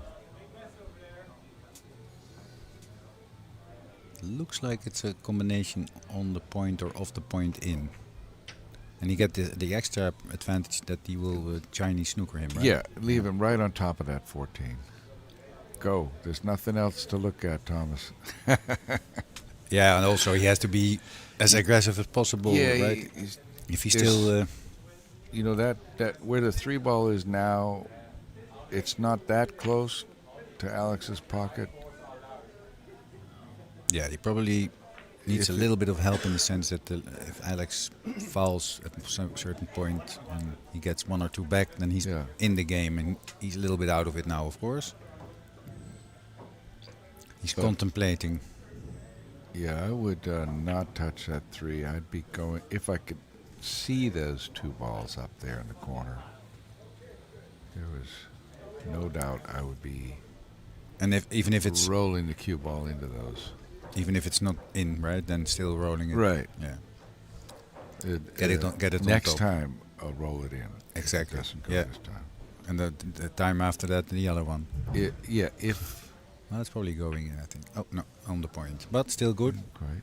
Little bit like you said, right? Half Chinese snooker. Chinese snooker is Yeah. if you had the cue ball in front of the object ball. Yep. You have to cue over it, which makes it a little bit harder to execute. Well, a little bit, quite a bit. Quite a bit harder. Yeah, definitely on long shots. But he can, top side is still open and free, so no problems there. And it'd be nice to make that 2 and snuggle up on the 14. So maybe Rail first, then? Rail first, yeah. Or ball first, but right over to that 14. It's too loud for the Nope. for that Little- result, I think. Well, Yeah, not too bad. That was the idea for sure. Mm-hmm. And the 2 is the usual ball they'd come off of, but he would be treetopped shooting that 2. And I think he might scratch off the 3 then. Is that? Do you think that's possible with the double kiss? Maybe. Well, maybe not. If that's a safe shot, he will probably try it. Well, he can bank the 2 back up towards the pocket it just came out of, and the cue ball goes side rail, bottom rail. Right. Well, that's what he did, just softly. Yeah. Exactly. Same pattern, but softly. Yeah. And the white ball, I think, is glued to the short rail here, bottom rail. Yeah, he can't do anything off the 14 because Alex would have the 2. He's got to come off the 2. But follow the cue ball up towards that far corner. Well, he's a little more towards the middle of the rail. Do you think we will have maybe a Grady novelty? No, a novelty here that on the other table, which was the race already shortened, will we have a best of 1? Oh. if they're still going, it's still 4-3 there. After 2.5 hours in the first game. Yeah. The other scores are Carl van den Bos is 2-1 up against Tim Jonkman, and Nick van den Berg has drawn. Close. So it's leveled that match. But how's that combination? 11-6. That should be possible if there's any room. Yeah. Always seems to be eyeing it like it's got potential. Yeah. So he's had to shift for our, as we look at the 11 to the.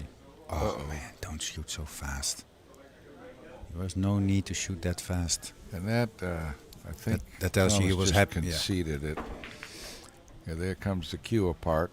Yeah. So well, we have Steve, a winner here, and first one turned through. out to be 3-0. But first 2 games were close. Some of the games, had a little more action in them for potential. Well, good commentating with you, Niels. Thank you, Steve. I'm going to give my little handshake here, and I'm going to give my ears a little bit of a rest because the headphones are. And we'll be back with the next match, but I don't think it's going to be Benjamin and Manuel. No, because they're behind. even if he's in the final, you mean we won't televise him? Oh no. No, but you never know how things pans out. Well, You know. Benjamin was in the final last year, obviously. 'Cause he won it, but yeah. He's a very solid player. He doesn't take too many chances, but he doesn't make very many mistakes either. Exactly, and has a really strong focus. I think. Yeah. He doesn't waver. He's And not Man- fading. Manuel is his first time here, first time I've seen him play, but he's got Fargo right up around 700. He came with another fellow Spaniard, yeah. and they spar quite a bit at Yeah. one pocket, but they don't get as much experience outside. Other styles. Yeah. Yeah. They're quite aggressive. They're nice players. They're and very productive. So they would they're players that would benefit from a little trip to Buffalo's in New Orleans in May. Yeah. But they'd get games. They'd get games and lose pesetas. There you go. They don't have that anymore. But let's just wrap up here for the moment, and we'll be back with the Yeah. next round match. And thank you. thank you, Steve.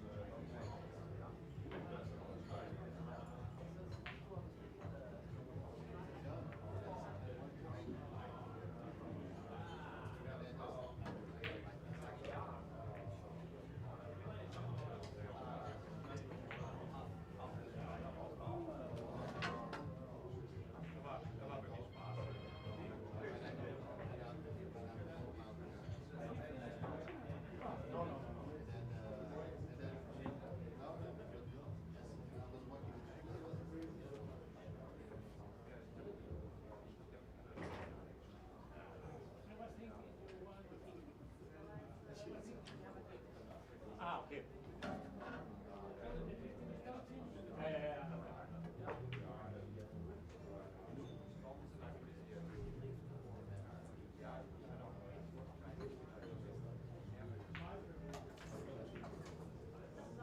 Ja.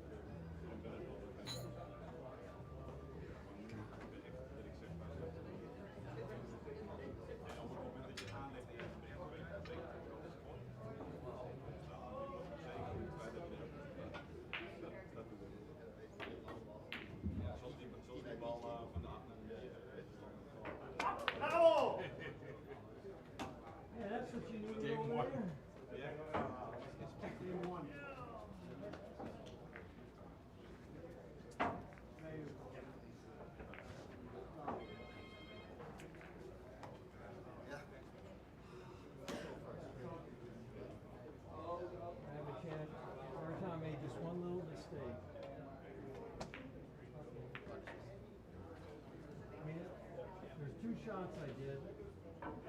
Well, that shot was better if I overcut it. Well, I didn't stroke it. And then there was another shot I had a chance the game before, and I overcut it, opened the balls up, banked the ball off the. I had balls all over. But, you know, it's like kind of like this. The ball's all over. Banks the ball, goes off the rail, the bottom goes in here. Because I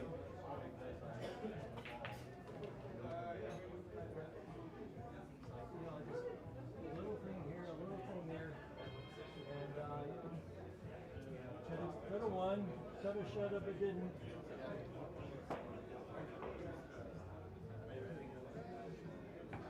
Not that I was supposed to beat the guy anyways, but you know.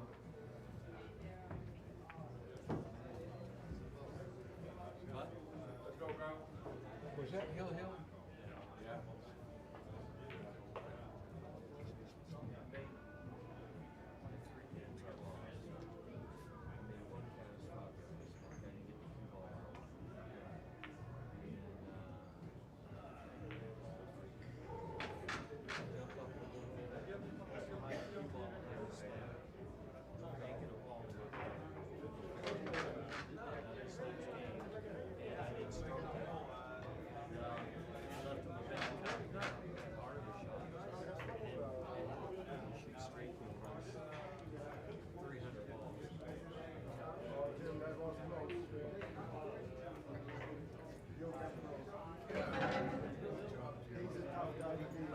I had him scared.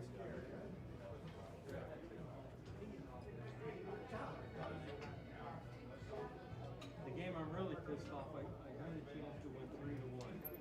And I shot a stupid shot. I hit it. He pushed into the stack. Instead of me just nudging back into the stack, I thought, oh, I could just massage it a little bit, and I hit it too hard. Split it open, and then he could see my ball. I should just push back. Yeah. So I just pushed back, and I thought, oh, I can still leave it in the stack, and just push the ball a little bit. And I told you, I played him only once in a tournament, and yeah, he ran over everybody, ran over, and he ran over me, just ran to the next, and was free. And then also, again, he had all balls on his side, and he knocked me out. The ball was back there, but it was not touching the rail, so I could play stop shots, and I had this thing here. And this was actually also good. Not really allowed. This thing, if I too much make the stop shot, then it's easy to run a ball and that happened. So I ran an 8 and out. It looked so great that he was kind of, ooh, this guy can play. Because before that, there was no option to play, you know. So, and he didn't know. So I won the next game, it went quite well. He missed the ball because it was kind of confused. And then we had a mill. And we had 2 balls. There were 2 balls on the table. I needed them. And he spread the ball. So, this ball touches the rail. And he kind of stretch with the start. Come on. are you still there? I lost it there. Hill. When? I think. And then he stretched it up. And I had all in hand. And he went here. Oh, he can play that. And he was shaking. Because to him, this was a heck. And I was scared. I said, oh, I would have played it. You know, and he gave it to me. And I said,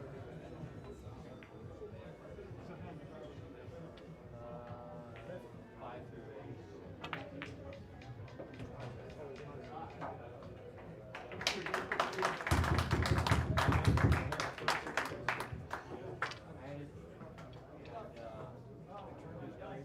I know.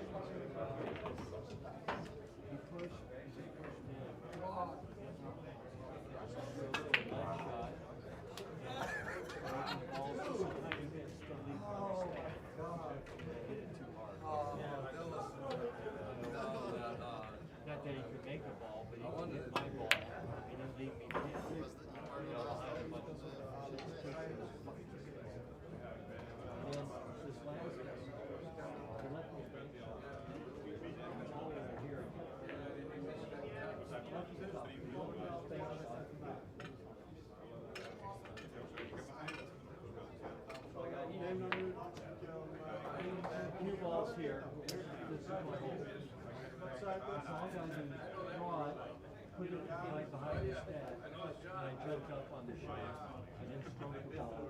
I just barely missed it. It just sits right there. But there's the ball only comes out the door. And he's got it backwards cut. Makes the ball opens the stack up straight to the player. It ran 15 balls around. Really ran it.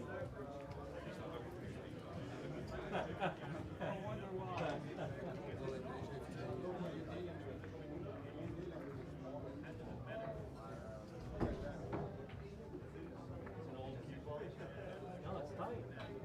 Yeah, it's tight. Spin it. I'll spin it.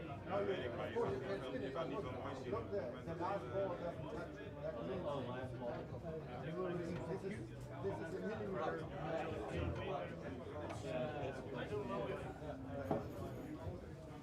I didn't plan to sell it, but when I saw it on one of the WhatsApp, I'm supposed to. Yeah, I don't play with it anymore. So it's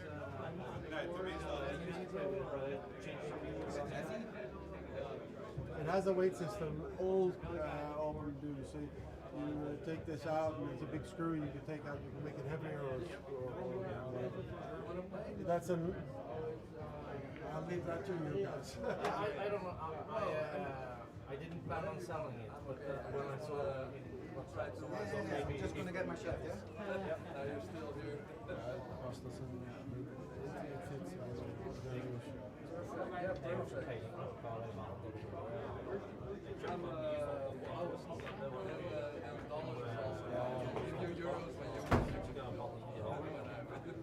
And do you also have a case? This one is a little bit quicker. Let's get the butt out, which is also like. Yeah, that you can ask staff. He will help. Oh, okay, cool. Here, this is mine. A little bit. Yeah, it doesn't sound right also if I shoot. The only thing would be, kan hoe heet hij dat, onze Victor?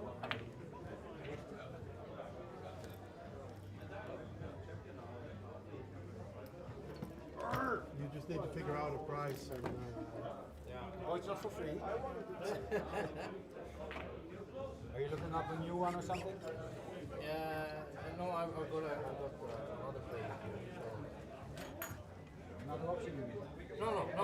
For me, I'm missing. Zou mooi zijn toch? Heb jij enig idee wat dat moet zijn? De but. Ja? Alright. I just need new. Nee. I would say it's about 6-7 years old. No, it's I bought it in 2009.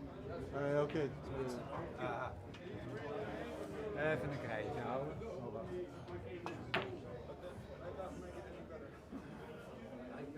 I can imagine the bigger piece. Every book, the kind of light.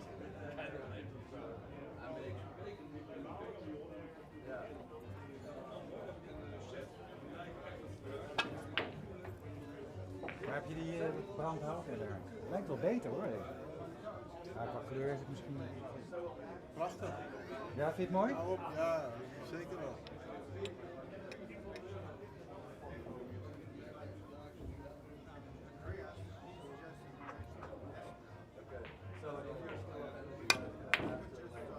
Ah, that's the TV table. Yeah. Normally that was in. Oh man.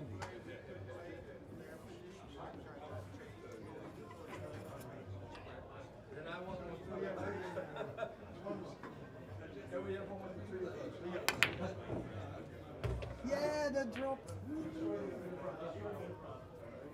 Well, I think this is already sounding better. Yeah? Yeah, I think that.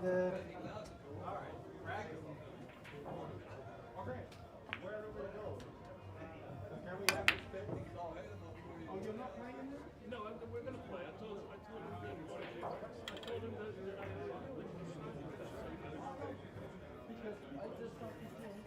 no, you guys play. Go ahead.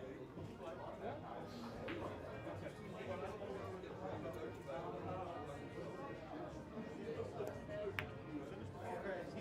which table we can use.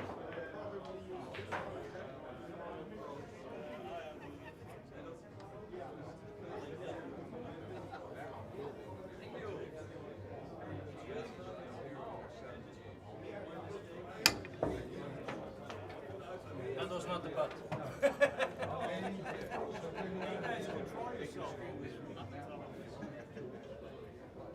Oopsie daisy. I might need a new tip and a new shaft and a new knee and a new arm and a new head.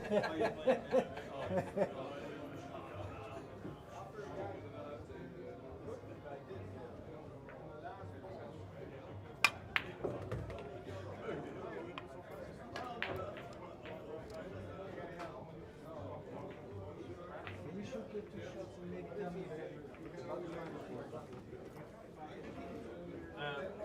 I don't. When the reverb makes it a clicking sound. It does. Oh, Yeah. that's reverb. Yeah.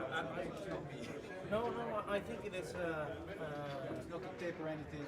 Because I tried this before I bought the other cube. I tried with Evo and I didn't like the sound of it. No, I don't either. But yeah, the sound is of course not important. So, but I didn't hear it now. Maybe it's if you are really low or something, right?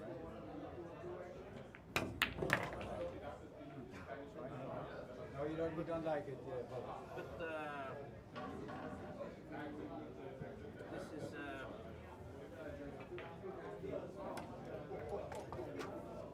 I'm playing with this brand.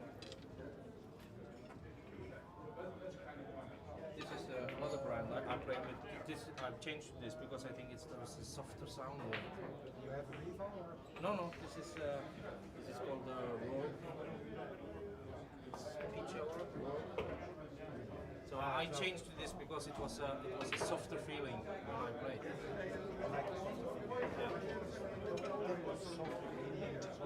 Yeah. No, I think it's just because I've listened to other players who have reverb, and I think I hear it, yeah, just like that. As if there's something wrong. Yeah. Well, maybe I don't need the butt. No, yeah, because if it's the sound, you will get it with also that one.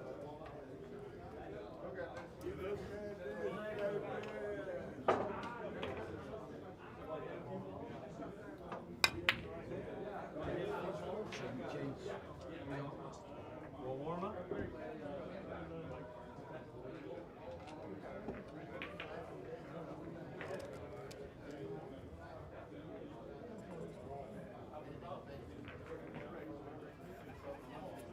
Okay.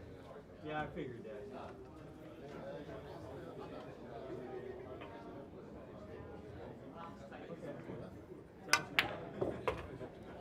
Same or you think it's?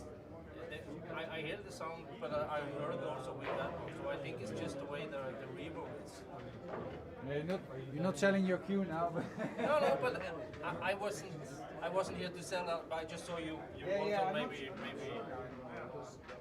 no, I don't care about how it looks, but if it's alright. No, but instead, if you need to buy a new, I would try. Have you tried other brands? Other. Yeah, but I'm not gonna change it. No. Yeah. Over a year. Yeah. Actually, I switched it by accident with the Ah, okay, yeah. somehow I didn't notice my level dropped and it noticed then we found out and we switched again and I didn't take really well with it. Now I wasn't sure if the bug was No, I heard the sound with the. okay. So. Well, thanks for that information. Yeah, well, maybe I shouldn't do it then because it's a good city. No, if the sound is the reason you will. I thought there was something wrong with it. Yeah. No. Well, then you know. Thanks. Most likely okay. Thank you very much.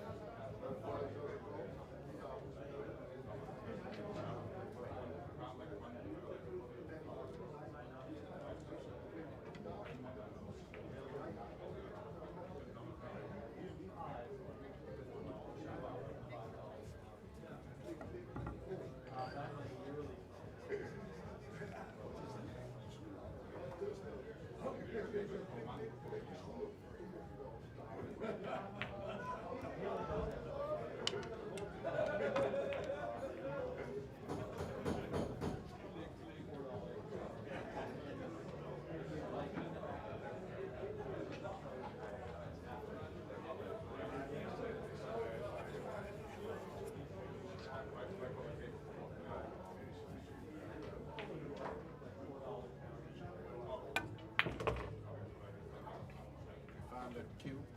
Yeah, but it seems that they're equal shot. Had one and he didn't want to sell it, but he said, well, then it's a little bit silly because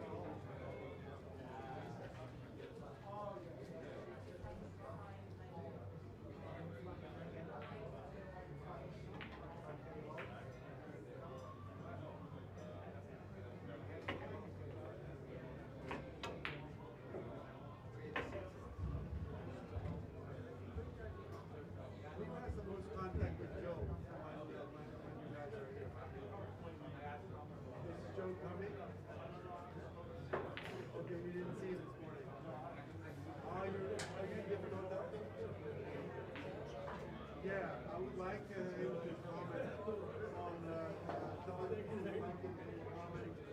Alex playing Nick on the show. Yeah, that's fine. Yeah, that's fine.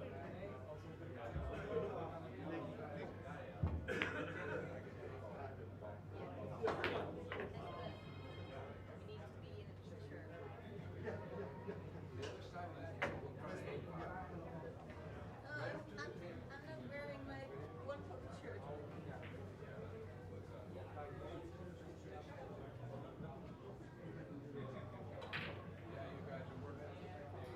We're working.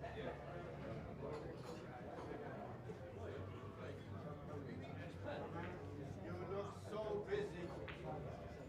Wait, then there's this.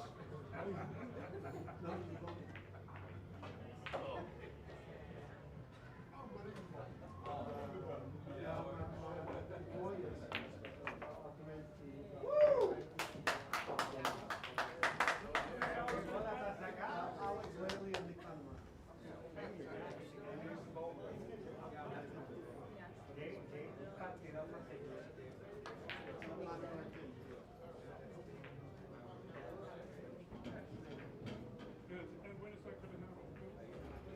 When is the match? As soon as he gets it.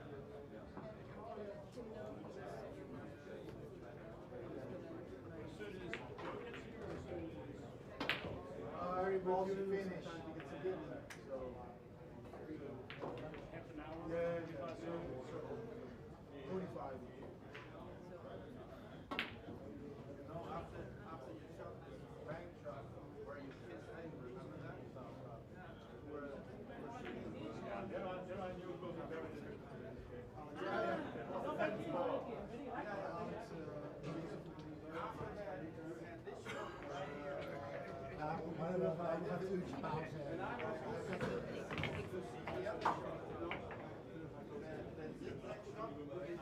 Running around the table. Maar dan ik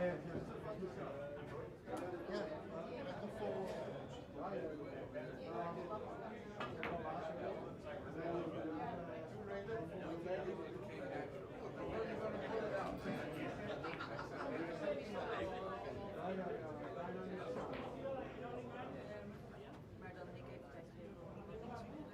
Ja, zeker, absoluut.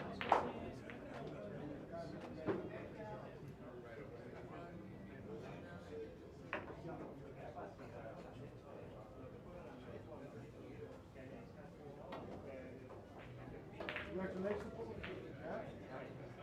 the longest match ever. Yeah.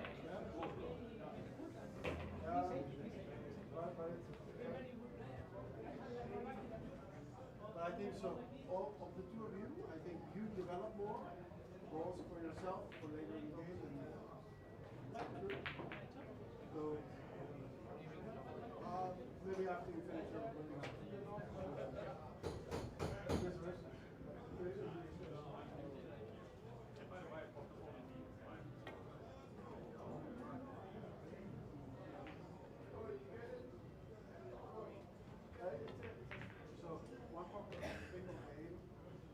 especially if you're in a situation where it's messy here.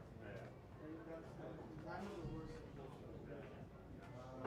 Once you see it happen, a way to get out, because this hampers your situation anyway. So once you see this happening, well, you have the right update.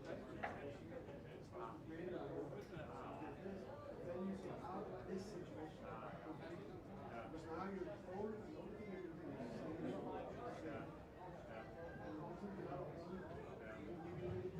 because what you're supposed to do actually is once you set your play is you develop one ball. If you're up, you get this ball, concentrate on this side, you get more balls. And the same for this, of course, his target would be to develop balls and then shoot from this. So this right? So that's this counts. All the way close.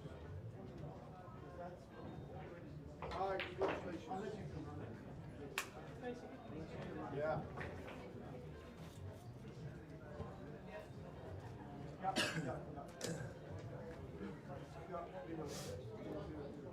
You are in your next match. You're going to play on this table.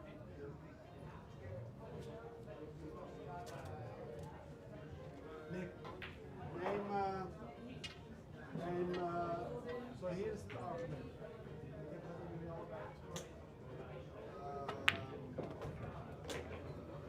Hij heeft uitgespeeld, jij hebt niet gespeeld, je kunt niet commentaar doen, maar hij wil niet uitspelen omdat jij er hebt gespeeld, en hij heeft niet de commentaar. Ja, en zijn mening is sterker dan mijn. Nee. Jawel, want je zegt nu precies wat ik zeg over hem. Ja, maar hij kun ook daar spelen. Ja, maar het argument wat niet benoemd is het feit dat we rondpop uit willen dragen. Nee, dat is niet zo twee goals. Oh, oké.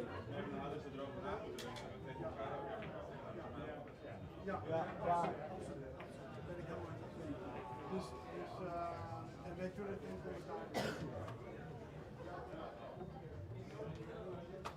Prima. daar. We gaan ja, ik heb zeker wel 20 minuten nodig. ja, je hebt een half uur, 3 kwartier als je wil. Excellent.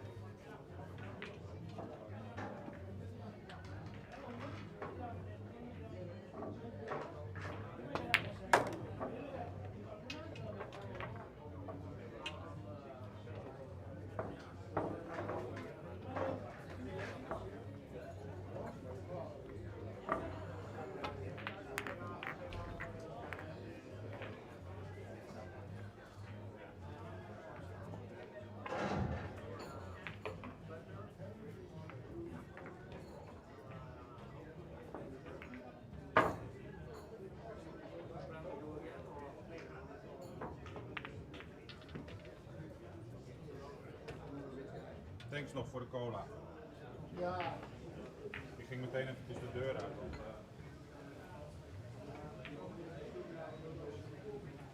je is nou zo lang aan het werk en wie weet hoe lang het nog duurt. Ja.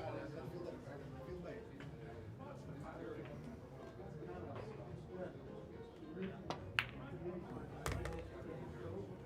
Zo klein zijn ze ook weer niet. Nou ja, ik ben wel wat gewend dat het. Batman. The first match it took very long, like the first game. Yeah.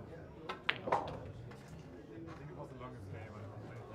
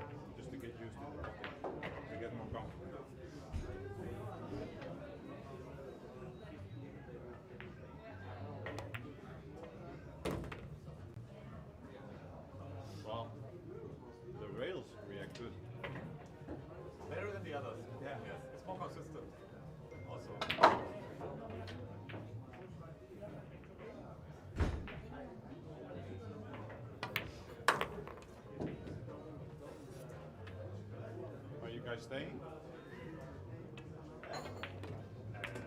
I don't know, like I mean, we have a long way home. Yeah. But I don't know what the others are doing, so I see they are playing, so I don't know. I will watch your game as long as Are you planning to come to Amsterdam this year? Yeah, I will be end of October. I plan to be in Amsterdam. Okay. I will let you know.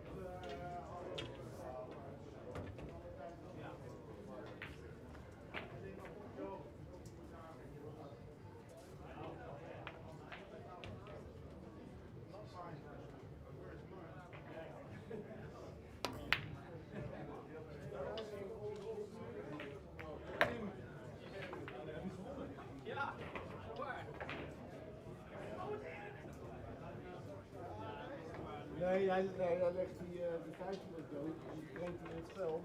Ja. En toen zei hij nee.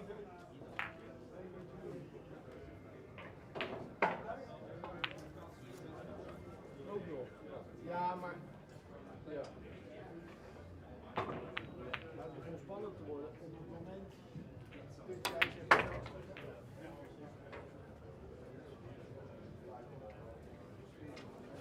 Hey, Mika, gewoon.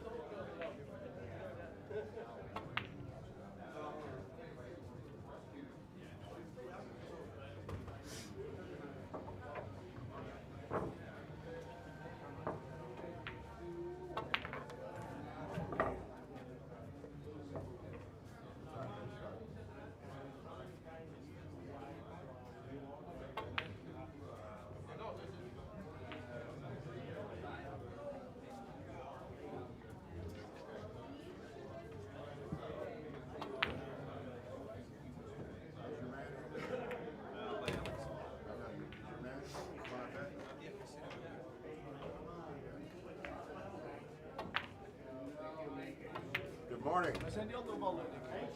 Ballen. There they are at the end. It's like we Andere did 5. it, huh? Oh, daar. Oh. Oh,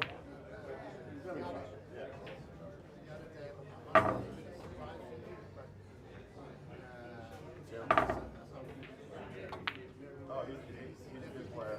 He's a good player. You need to do the one again. This is just usual suspects. You need to do the one.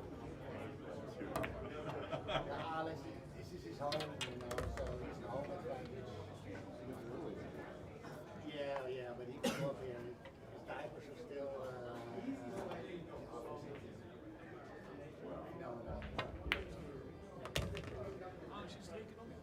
Nee, dankjewel, ik ben goed. Yeah.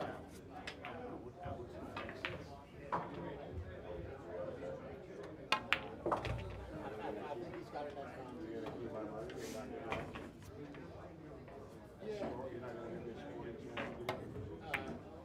What did Chelsea's got to do with it? It's just Chelsea's.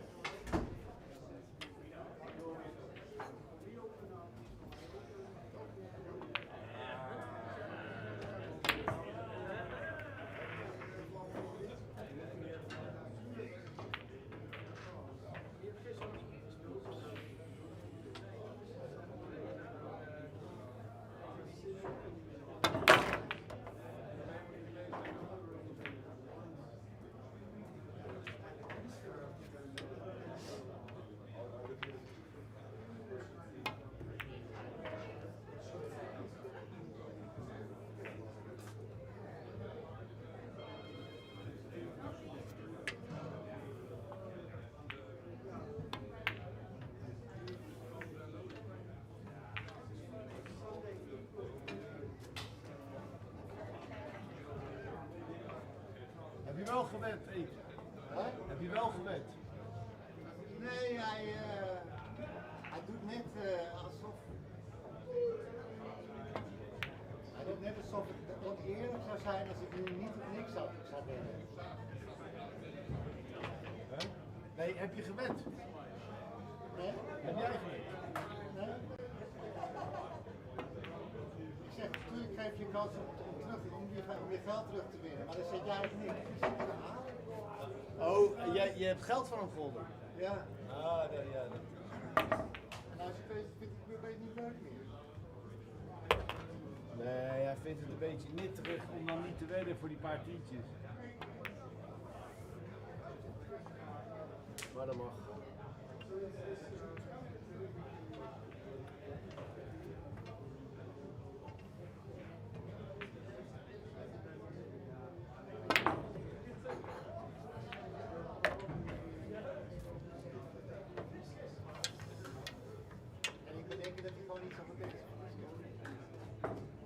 hij niet zo goed is.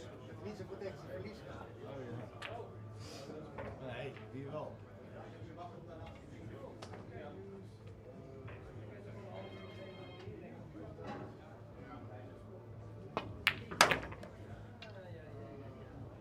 Ik denk, ik kan winnen, omdat het me niet zoveel kan schelen.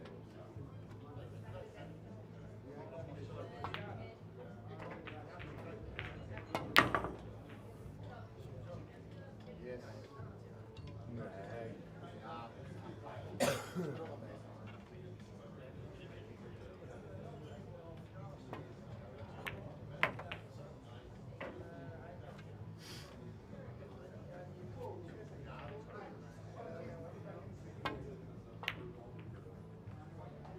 Skyboxie. Hey Kevin, tijd geleden. Hey, Succes hè? Dankjewel Dick. I thought you'd be taking the cheese today.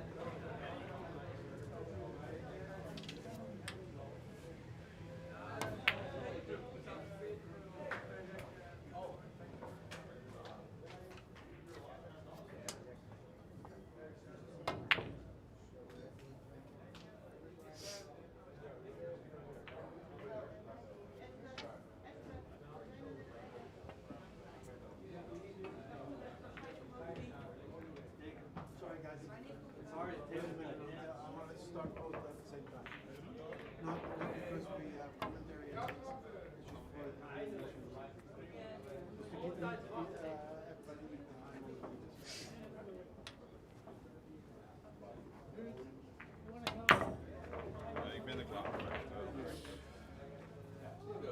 Yeah. Can we get a photo of the 4 players? Guys. The 2 of you and then the 2 of you. Yeah. Joe, thank you.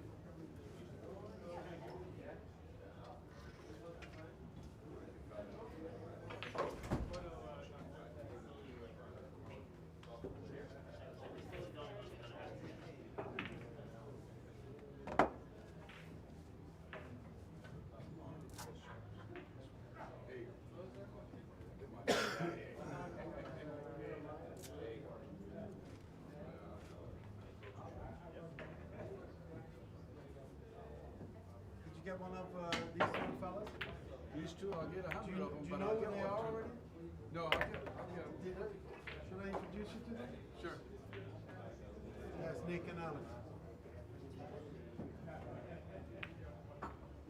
That's all you're gonna get from me though. Picture. Picture time.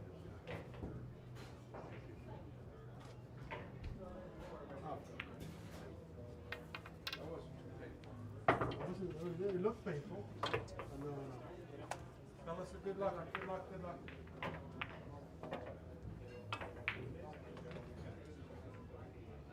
You're off to the races.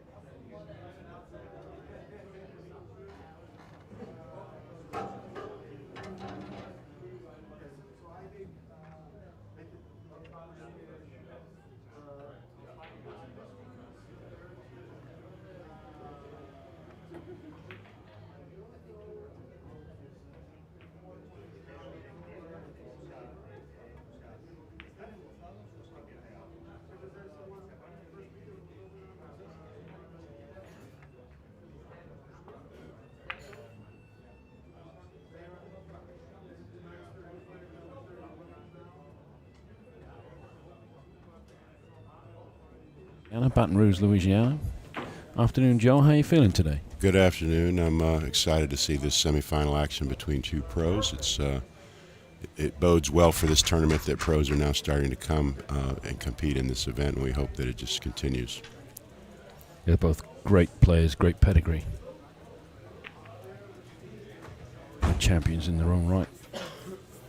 Yeah, and I think it's good for the room. We have two Dutch players. Probably the two. Are these the two best players from Holland? I guess in their time they were, sure. Oh, in their yeah. They were definitely. And I mean, Alex was already there when Nick arrived on the scene in the late '90s. Alex was already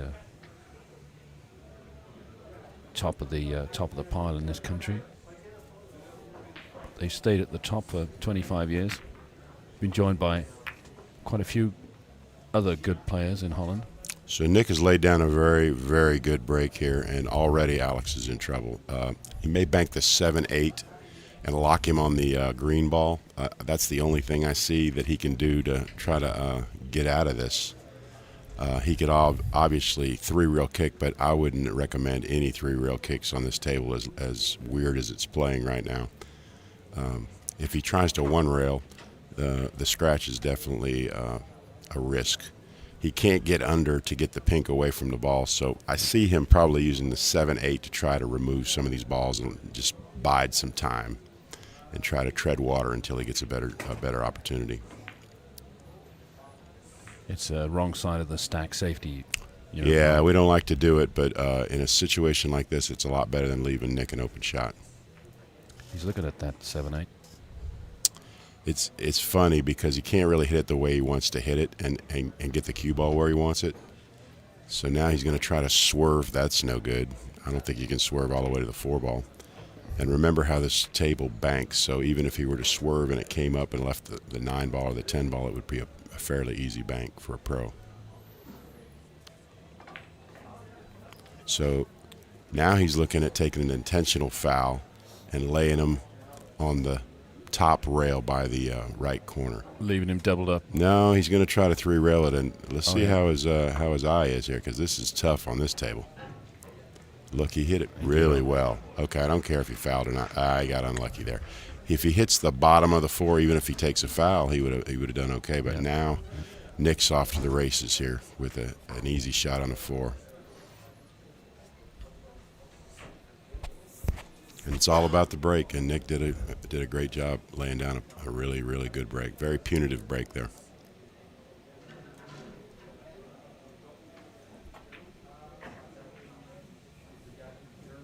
What's it come up? Yeah, he just wants to get a little angle on the 14. He came in flat. He may have to settle for the bank on the 10-ball or the 2-ball, whichever he prefers.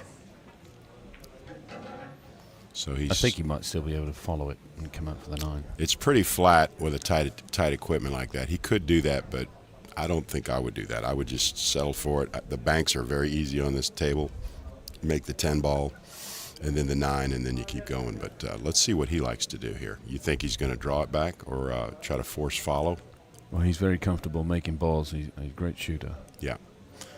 So I don't think he'd be intimidated by the size of the pockets. He's comfortable with the table, and he said he was. Yeah. He said he was pre-match. He said it's a fair table. The pockets are tight, but it's a fair table. Can't quite reach the shot he wants to do, so he put his extension on his cue. So he may be trying to shoot a power shot here because he needs absolutely fantastic stroke, isn't he? Yeah, well, we'll see. I believe all of them do at the pro level. Okay, yeah, he came out and he hit it really good. Yeah. The only problem is he's straight in and he's tree-topped over the 2-ball, but he's certainly straight in on the 9-ball.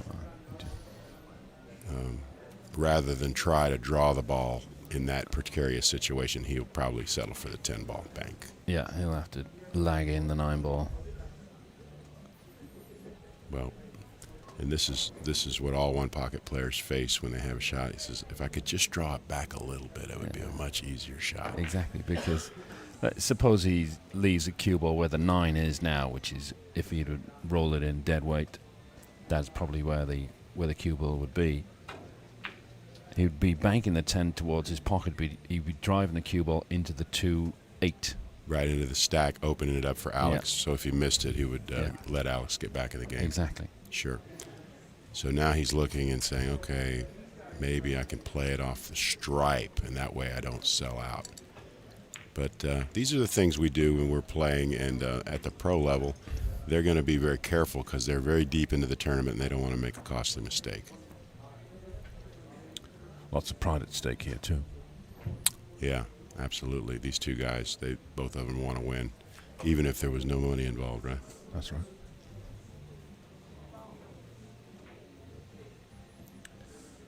So Nick's looking at the. See what he's looking glancing at? He's shooting a 10 off the 15 and banking it towards his hole. Correct. And that way he doesn't do what you warned is open the stack up for Alex. So he's taking his time. That makes his next bank a lot freer than it is now. If he was to shoot it naturally. So what is he? He's got 2 balls right now, huh? Just one. He made the 4 and then the 14, and came in round behind the 9 ball. So Nick is on 2, Alex is on -1. Yeah. Other gents are yet to update the score.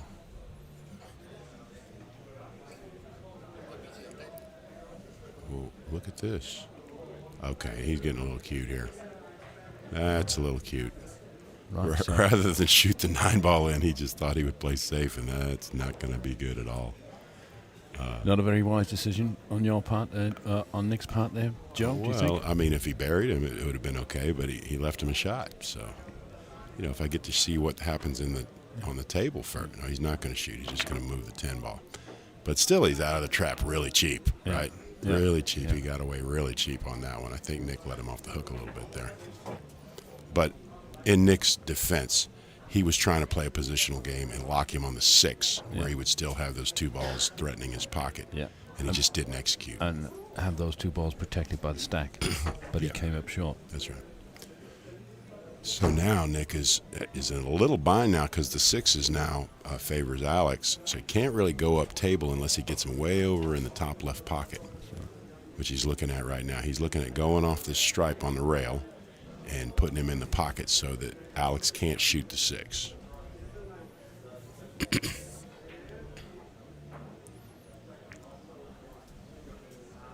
And most of us would put him in the corner. We wouldn't mess around with trying to leave him any kind of tempting shot. So it's a glance off the 13. Right. And he's, well, he did come up too far. I wouldn't have come up that far, but it's okay. Yeah. It's okay. He's probably just going to either pocket the 13 ball or go off. Is that the 13 or the 11? Looks like the 13 ball, yeah. That's the 13. He'll probably just go off the 13 ball and put him on the bottom rail between the 9 and the rail. That's what I would do. Alex did have a look at the cut on the 6. He's going to No, have another look. He would be smoking crack if he shot the 6 ball, and he doesn't smoke crack, so we'll be all right. Okay, so what's he doing here? Is he going to bank it into the stack? Okay, so he missed everything, and not the best shot, but now the 6 is going away here. With maybe a gap through to the 9 ball. I don't think he's going to shoot the 9. I think he's going to clear the 6 ball here. But he may shoot the 9. He is a shooter, but it looks very iffy, the 9 ball. I don't know if it goes at all, and I don't see anything, no combos go to his pocket.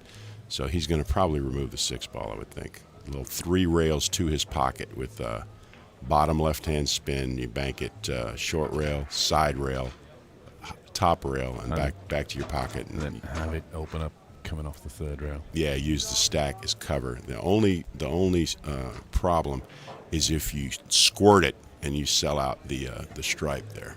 You know, if you squirt it and go into the stack and you leave a shot on the whatever that is, leaves a 12 ball. Yeah. So you got to hit it with spin, but you can't have your cue ball deflect too much. But you want to just use the stack as cover. So let's see how he can execute that shot. A good hit. Yeah. Solid hit. We'll put a little bottom left on it and just spin it over there.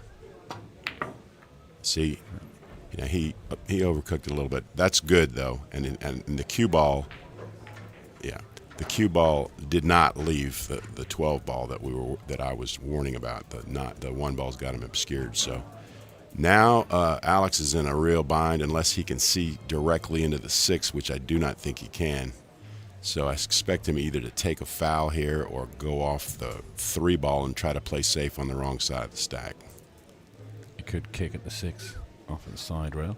He could, but it's so deep that, I mean. But Nick is face down. Okay. Yeah, go ahead. I'm sorry. Well, Nick adding that 6 ball to near his hole has put 2 problems out there for Alex to deal with, rather than 1. Okay, he's going to try your shot and kick, but he's trying to make it really. It's too cute trying to do anything else. So he does make it. That was a great shot. Yeah, a great shot. And he came out. So Nick is playing 1 pocket. He really put the heat on Aleli there, and Alex had to really come with a good shot. Now what does Nick do? He's probably going to nudge the 12 ball and move balls towards his pocket and keep using the stack as cover. That's the basic shot. I don't see anything more advanced than that. Of course, you could bank the 10 with your hair on fire, and he's looking at that because he likes to have his hair on fire. So you don't want to bank the 10 because unless you make it or get it in the jaws, you may lose control of the game. You have great positional advantage here, and what we say is once we have our foot on your neck, we're not going to let up. We're going to keep the heat on you and make you make a mistake or just, eventually wear you down, slow death, He's going to bank it because he likes to shoot. Let's see his cue ball is what's really important here. He didn't get it all the way up in there, and he left him a shot. He made it. Well, he did make it. He made it, and he gets 1 ball, and the cue ball's in the middle of the table. So it's what we call the wrong shot executed well. Okay, he banked it, he made it, but he didn't really improve his position. He just gets 1 more ball. So I didn't like it just because if he misses it, he gives away position. But he made it, and so it doesn't matter, Now he could bank this one rail. Now that he's in the banking mood, he could whip this one in 1 rail or 3 rails. But I think the 11's got him. He can't make it 3 rails, but he can make it 1 rail. Yeah, he's looking at the 3 railer now. Yeah, another shot that doesn't go.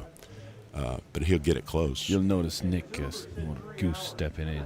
I think that's sight right. What's that? Say that again. Sight right alignment.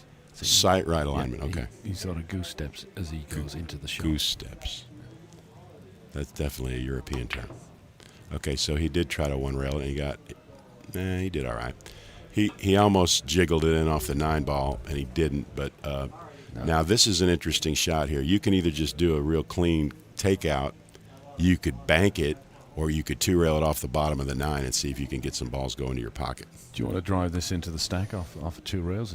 It's too dangerous. In my view, it's too dangerous because you don't have any cover. Okay, if you could draw your ball up around the middle pocket or the side pocket, then it would be fine. But I don't think he can do that. Look at this. He's looking at cutting this ball in. He might be smoking crack. I don't know. I was going to say that, yeah. He might have got a little crack out there. I don't know. He would never usually shoot this for money, I can tell you that. But he may be getting a little frustrated because he's been, treading water the whole game. He really hadn't had a good shot at his pocket yet. That's right. All right, so Alex is saying, if I 2 rail it into the bottom of the 9, what can I do with the cue ball? I'm really at the mercy of luck here. Because if 1 doesn't go in or I don't double the balls up, then I just give him an easy bank. And then he says, can I 1 rail it without double kissing? And if I do, what do I get out of it? Even if I make it, nothing goes. But I got to do something. So I think he's going to 2 rail it and hope for the best here.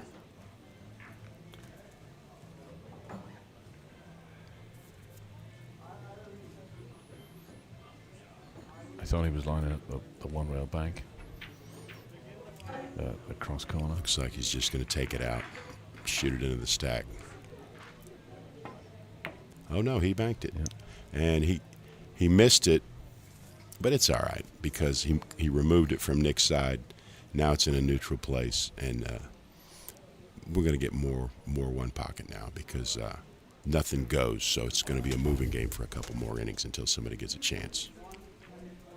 Well, Nick's up 4 to -1. He's ahead in the count, but is he far enough ahead for him to put his foot down on Alex's throat? No, because all the balls are in play. He's one mistake away from losing in one inning. So until the balls get out of play, he doesn't really have a comfortable lead. So the score's not so much a feature at the moment. No. If Alex wings one in, shoots a great shot, or takes advantage of an error, he can easily run 9 and out and win the game. So even though you're up 4 to -1 here, it is not a comfortable lead yet. I think Alex will be looking to combination bank the 9 towards his hole, come off the 2 and take him all the way. He up could to do the that. He top can rail. do that. Yeah. He can definitely do that. And there you go. See, so now the balls favor Alex, right? In 1 inning or 2 innings, he was able to extricate himself from a really bad position, and now he's got a ball high and he's got a couple balls low, and so now Nick is now on the defense. Okay, he's going to cross the 13 and leave him up in the top left pocket, or he 2-rail it. He can 2-rail it into the or 1-rail it into the 9 ball and jiggle those balls towards his pocket using the stack as cover. By the high ball, Joe means the 12 ball, which is on the left-hand side rail, down high. by the second dime. That's right. Above the pocket is high. And the low ball is the 13 ball on the second diamond on the short rail. Yeah, and the 9.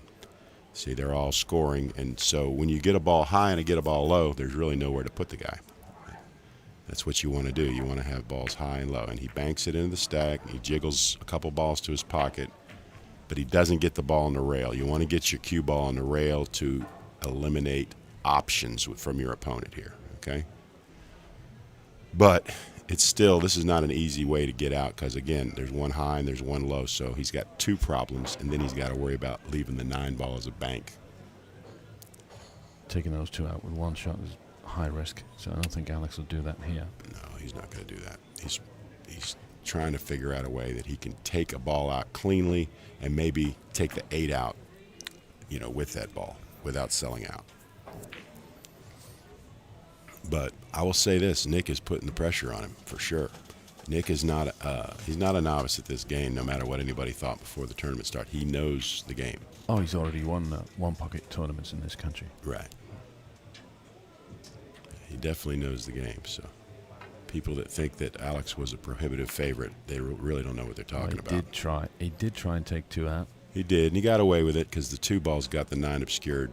Now he can bank this ball on the bottom, the 13 ball, because the table does dive down, and I expect him to shoot that with right-hand spin and bank it back at his pocket. And leave him up by the second diamond on the He doesn't look like he likes it, but I think you got to shoot it because you could bank it.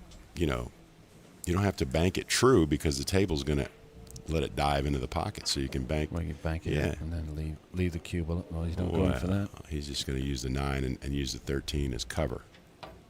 Yeah. Okay.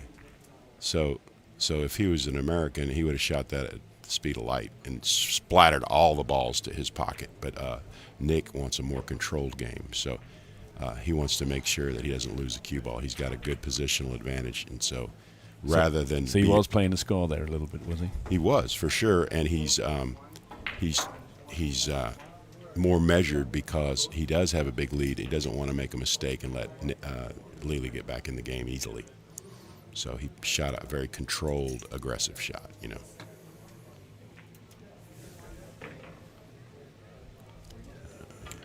Problem here is. He doesn't want, that is, he being the shooter, Alex doesn't want to move the balls up table because he needs them in play. But he may have to move the 2 ball up table and put him under the 13 just to survive here.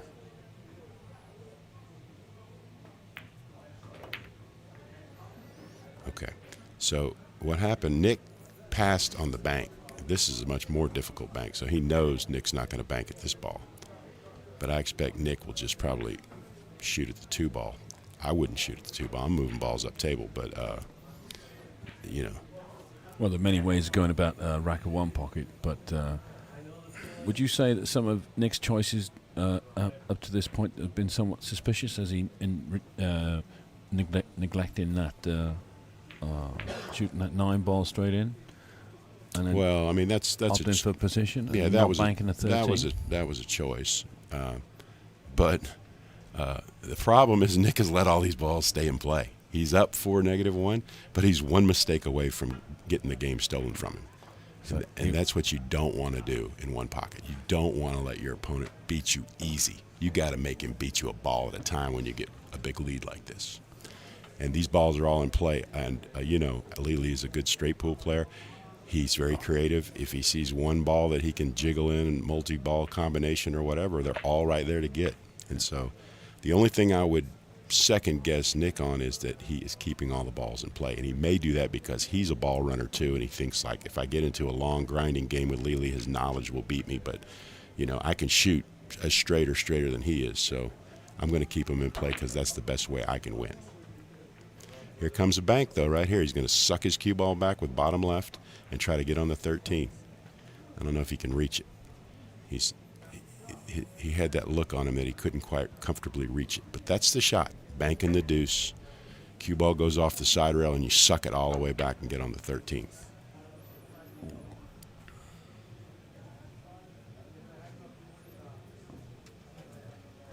You said Alex was a good straight pool player. He notoriously ran 300 plus live on Facebook. Practicing. Best player in his family, I heard. Yeah. Okay, so even though he's having a problem reaching it, he is going because he's behind. He missed it bad, and he sold out the game here, I think. No, he didn't sell out the game. He took control of the cue ball real well. Now, he wouldn't have had a shot if he made it, but I think he'll take it because now can Nick cut this ball in? I don't think so. You think he'll try anyway? No, I don't think he'll try. It looks easier on the screen, but I think that's too high. All I right. don't think he can get to it. Well, he's got he's got a one railer on the 11 ball. Well, Nick might be looking to get some of these balls up table. Come on, he's not going to start playing the game like that now, is he? No, he's whipping the 11 ball in here to try to get on the put the cue ball up around the deuce over there. Well, if let's say you leave the cue ball center table, you wouldn't be leaving Alex's shot. No. So No, it's no, relatively free then. Well, unless he goes past the 2. That's the only concern. Yeah, and he didn't really even try to make it. He just tried to move it. So now he's got 2 balls in scoring position. Look, that ball almost went in. And he wasn't really going hard at it. You know what I mean? He was just kind of lagging it toward his pocket, playing the cue ball mostly. So now Lili's even in worse trouble, and he's going to use the 5 to make the 11 and lock him in the stack. And he missed it. And he can swerve and go rail first and make this ball if he wants to, I think. You use the word swerve? Is that Yeah, we use the word swerve. Okay, yeah, I think he can swerve it around, put a little spin on it, and swerve it in rail first. You don't have to mind your lingo to Europeanize it in any way. What's that? You don't have to Europeanize your lingo. Just say I'm not going to Europeanize say it like you would. I would, but I mean, I'm you know, if I'm saying a word that you don't know, I don't want to do that. You wouldn't want to do that. Thank you, John. But I know your vocabulary is immense, George, so I know you know the word. Thank you, Counsel. Multilingual, right? Yeah. Dutch, English, bullshit, and gibberish. Bullshit. Fluent in bullshit, right? Absolutely. Yes, of course.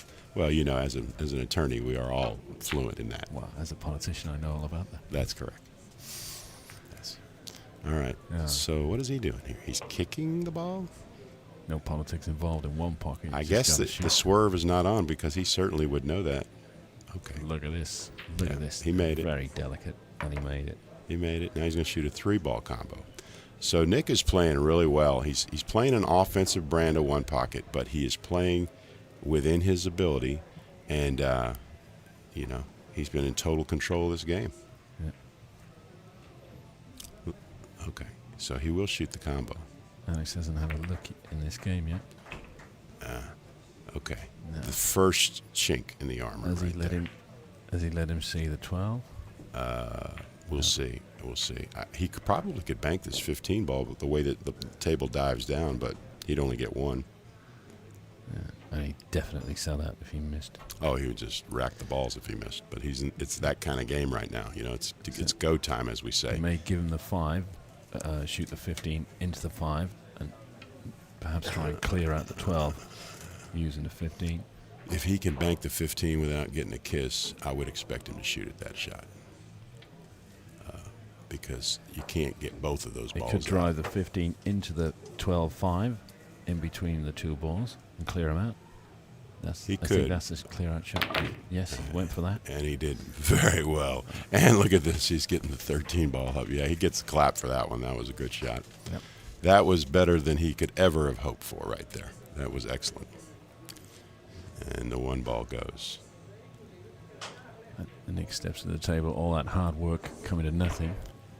Well, he was well in control. And it's now the only thing I can say on behalf of Nick is some of the balls got kind of out of play a little bit. The 5 ball got out of play, so Lely did his work for him just out of desperation. You know, you see how the ball dives down like that, and so I expect him to get. He needs 2 more. Yeah, he's playing for 2. Yeah, he's got 1 straight in, so probably play on the 9 ball. I would think. Try to get shape on the 9 here. He's looking to see. He could also get on that stripe out in the middle of the table. Yeah, could. 12 ball, whatever it is. If he can pull it up, he can get in behind the 2-12. Right. He's going to get on one of those balls, and they both go. Up by the chalk. Mm-hmm.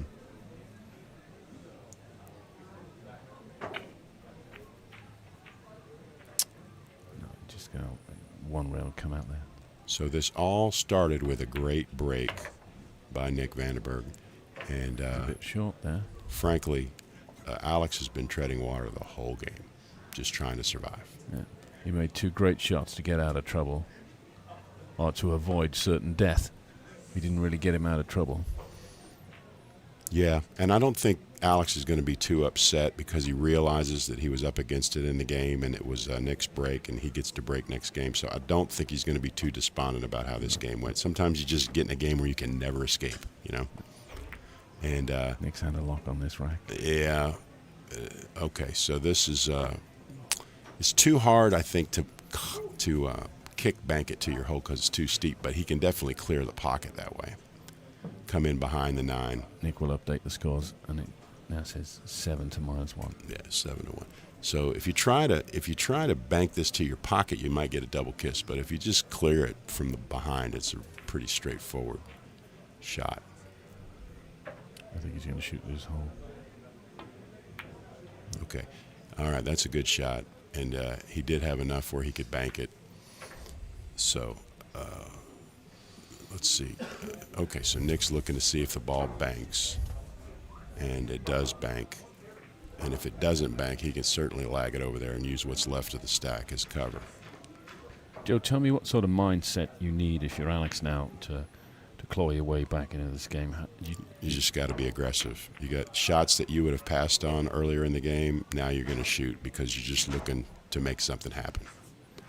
So whenever he gets even a marginal shot, he's going to go. He's going to swing at every pitch. He's going to swing at anything he thinks he can drive, you know. The ball's all, well, the 15 is in the jaws, so nobody can make that one. But the 8, the 3, the 7, the 9, and the 11, what is that, 13? They all go to Lely's pocket, okay, either by a bank or by a straight-in shot. So, of course, Nick is going to shoot this 5 ball to win the game. But if he misses, the cue ball is going to end up over there where Lely can attack a bank, even if it doesn't go. But, you know, I make Nick about an 8-1 favorite to win this game right now. Because he's shooting, and like 6 out of 8, he's going to make this shot. You know? Exactly. And his speed's been good this rack as well. Yeah, I would say he's going to make this 75% of the time easy, you know. So this is going to go pocket speed. Oh, he played it off the other ball. That'll really swell you up if a guy beats you like that. He's like a pro, and he's playing it off the ball. He's like, what are you trying to do to me? So here's a marginal shot here. Here's the 7 ball. He can shoot it. And the 3-8, the 8 goes to his hole if he shoots it with speed. Now I expect him to go here because it's time to go. Yep. No sense in waiting. Alex did make that. The 3's he made come the out 3. So he's got a little breathing room here. I don't know if he can get on the 9, but that's what he's going to try to do. If he has even a little bit of an angle, he's going to get on the 9 here. False follow. After the 3. And he that's not going to help. As we say, he's in Alcatraz. That's what we say in America. He's in the worst jail he could be in.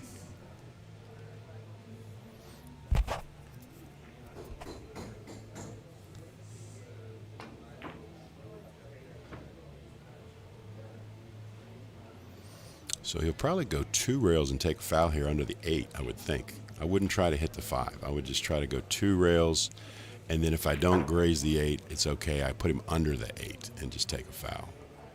And, oh, he's banking the deuce. He's like real desperate. No, okay. All right, what are we doing here? Oh, look at this. He's gonna rake the balls from there. Game 1 goes to Nick. Yeah, Alex concedes. Yeah. So he wants, we used to say, let's just save on pool time. Let's rake them up, I can't beat you this game. Well, even though Alex was never really in that rack and he's just fighting for survival, I did think he made some really good choices. As a completely neutral, objective observer? Absolutely. He's a mate. I want him to win, obviously. But I know, that's right. You've just blown my cover now. No, everybody knows you're a fanboy. Come on. I'm not a fan. Shut up. He's a mate. I'm not a fanboy. Potato, whatever. Yeah. Okay? Yeah. Hey, we're all friends of Alex. Look, there's no. And everybody's a certainly no disrespect to Nick. He's a great player. Of course. Everybody's a fan of both of them. They've. No, but I do objectively meant to say that that Alex made some good choices there. Here he goes. You know what we say in America when somebody talks about that kind of stuff? We say, well, other than that, Mrs. Lincoln, how did you like to play? And that of course, for those of you that are not familiar with that. When Lincoln got shot at the theater. Yeah, he went to see the play and was assassinated. Yes. And so somebody's trying to find something good to say about the play, and so they say, well, Mrs. Lincoln, did you think the play was good? And it didn't matter because the only thing that mattered was that her husband died, of course.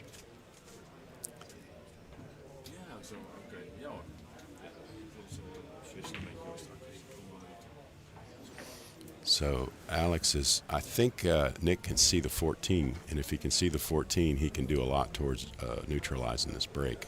If he can't see the 14, he's going to go under, a tough shot, nick the 1, go to the rail, and then try to use the 14 as cover, which is a very difficult shot. So, the shot that we like to shoot here is well, no, it's not laying right, but he's got to be able to see some part of the 14 here. The 14's part of the equation here, I think. Doesn't it look like he can see at least the left side of the 14? Oh, definitely. I think he can see the 14 full ball, I think. And if the 8 has him even a little obscured, he can jump it from that angle. Jump the edge of the 8. But he doesn't want to do that. No, he's going to shoot a very subtle off the 1. Subtle shot here. This is tough to execute because he did well. He did well, but I mean, all Alex does is go off the 9 and put him in a corner. So, it's good that Nick was able to escape the first inning, but it's not over by a long stretch here. And this is the advantage of having a low ball and a high ball on your break. Yeah, he's going to bank the 9 and get the cue ball up table. All right. Cue ball's coming back. No, that's okay. That's okay. But see, with that super aggressive shot now, look how easy it is to get the 14 out, right? The stack is pretty much gone now. So Nick has a much easier way of trying to get out of this break if he wants to. Now, he could cut the 1, but there's very little value in cutting it because... I mean, he can cut the 1, maybe. I mean, this is less than 4-inch pockets, so it's not a hanger by any stretch, right? Plus, he'd be driving the cue ball into the 10 and spreading balls on Alex's side. He's going to spin his ball. Maybe he's going to spin it under the 13 here. He looks like he was loading it up with left hand to kind of soft spin it under the 13. Maybe the 14, he can make it for Alex, but I don't think he can really bank it and clear the 13 with it, and that's why he's thinking. Those interested in the other semi-final, viewers can switch to the other table, where Mr. Montejo Fernandez is playing Tim Yonkman, and it's 1-0 to Spain in that international. All right. He can bank this 14, but it's not free. The 2's poking its head out there, so if you don't hit this ball really well, a man like Nick could definitely cut this 2 ball in, depending on where you leave the cue ball. But it looks like he's going to go for it here. banking the 14 and following his cue ball toward the side pocket. I think he's trying to miss the side pocket here and bring the cue ball. Oh. Yeah, he hit it good. Again, best player in his family, obviously. You know. Obviously, yeah. And, no, he is by a fairly large stretch. You don't think little Josephine could give him a run for his money? No. His daughter, Josephine? No. Oh, okay. No. All right. Well, doesn't make her a bad person, does it? No, of course it doesn't. No, lovely girl. So I met Alex's son and daughter during this event. I've known him for 7 or 8 years, but I finally was able to meet his children, and they're really, really adorable kids. One's 17, the boy is 17, and he's getting into jiu-jitsu. And Brazilian jiu-jitsu, yeah. Josephine is in school, and she's a very beautiful young lady and very nice in every way. Oh, yes. So I'm sure I told Alex, I said, you know, your measure in society is how you raise your children as good, productive citizens, and he's done well. So he was very, very happy that I gave him that credit. What was that? What was that song? Was it? What's that? Teach your children well. Yeah, that's right. Okay, so Alex is looking to do something with the one ball. It doesn't go straight, but I think he thinks if he can play it off the bottom rail, off the bottom of the 8, it'll jiggle toward his pocket, and he can leave the cue ball, you know, maybe around the side pocket or a little bit further, and use what's left of the stack as cover. Yeah. And he's very good at this. A lot of people, you know, put a little side spin on it and it squirts a little, but he's good about being able to hit it and keep a real clean tangent line so that he doesn't scratch.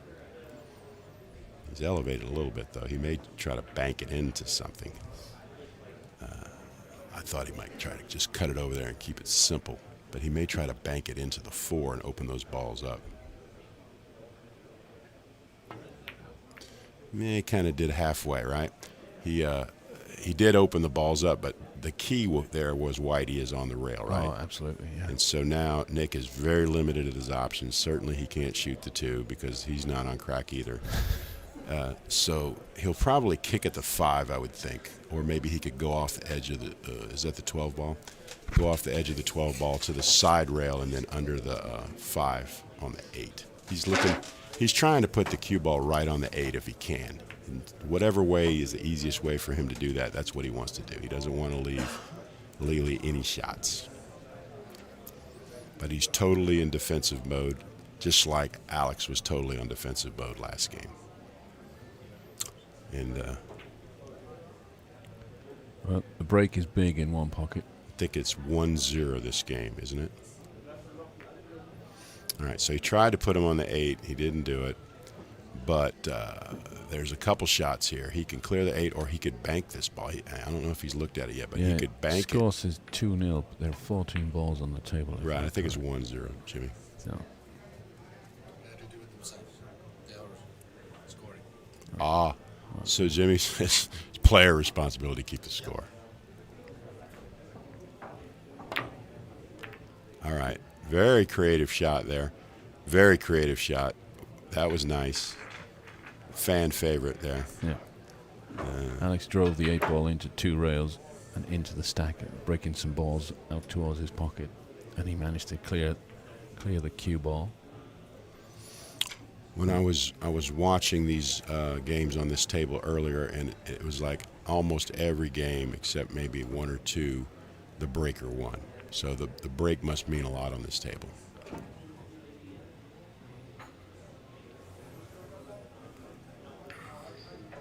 Well, it's been big so far. Yeah. I still don't think Nick will be cutting the 2. It's a little easier than the shot he had last time. He may be tempted to go for it. Well, the one thing I see the Europeans, they don't like to give you a ball. They like to get it out. And you have to learn sometimes you just give them the ball to get out of the trouble. You know what I mean? Yeah. Just give it to them. And then he might be doing it, yeah, just give it to him. And see, Nick knows that. He says, look, I'm just going to give it to you, man. Otherwise, I'm going to be faced with treading water for the rest of the game. Let me just give it to you, and we can reset, you know? So let's see what he does here. Now, he has a couple shots. I think he could bank the 8 with high right and put the cue ball up in the corner. Yeah, he's looking at the straight back on the 8. Yeah, well, yeah, he's going to have to spin it with high right, and because the 7 is there. So what he's really trying to do is make the 7, because I don't think the 8 goes clean. So he's trying to bank this into the 7, but the cue ball is the key, and he wants the cue ball up in the corner, up in the top right. Okay, so as you can see, he didn't even really try to make it. He was really just playing the white ball, you know. Another good cue ball. Yeah, and again, as an old player told me, he used to call the top rail the Hudson. He says, you want him up against the Hudson. Don't ever let him see anything. Keep him up against the Hudson. I've heard it referred to as Brunswick Avenue up top and then Brunswick Boulevard down there. Yeah, but you know, we don't talk about Brunswick here. You don't talk about Brunswick? No. Greg Sullivan's a good friend of mine, so we're diamond people around here. You're diamond people. That's right. Well, Alex does have, he had a brand new diamond table fitted to his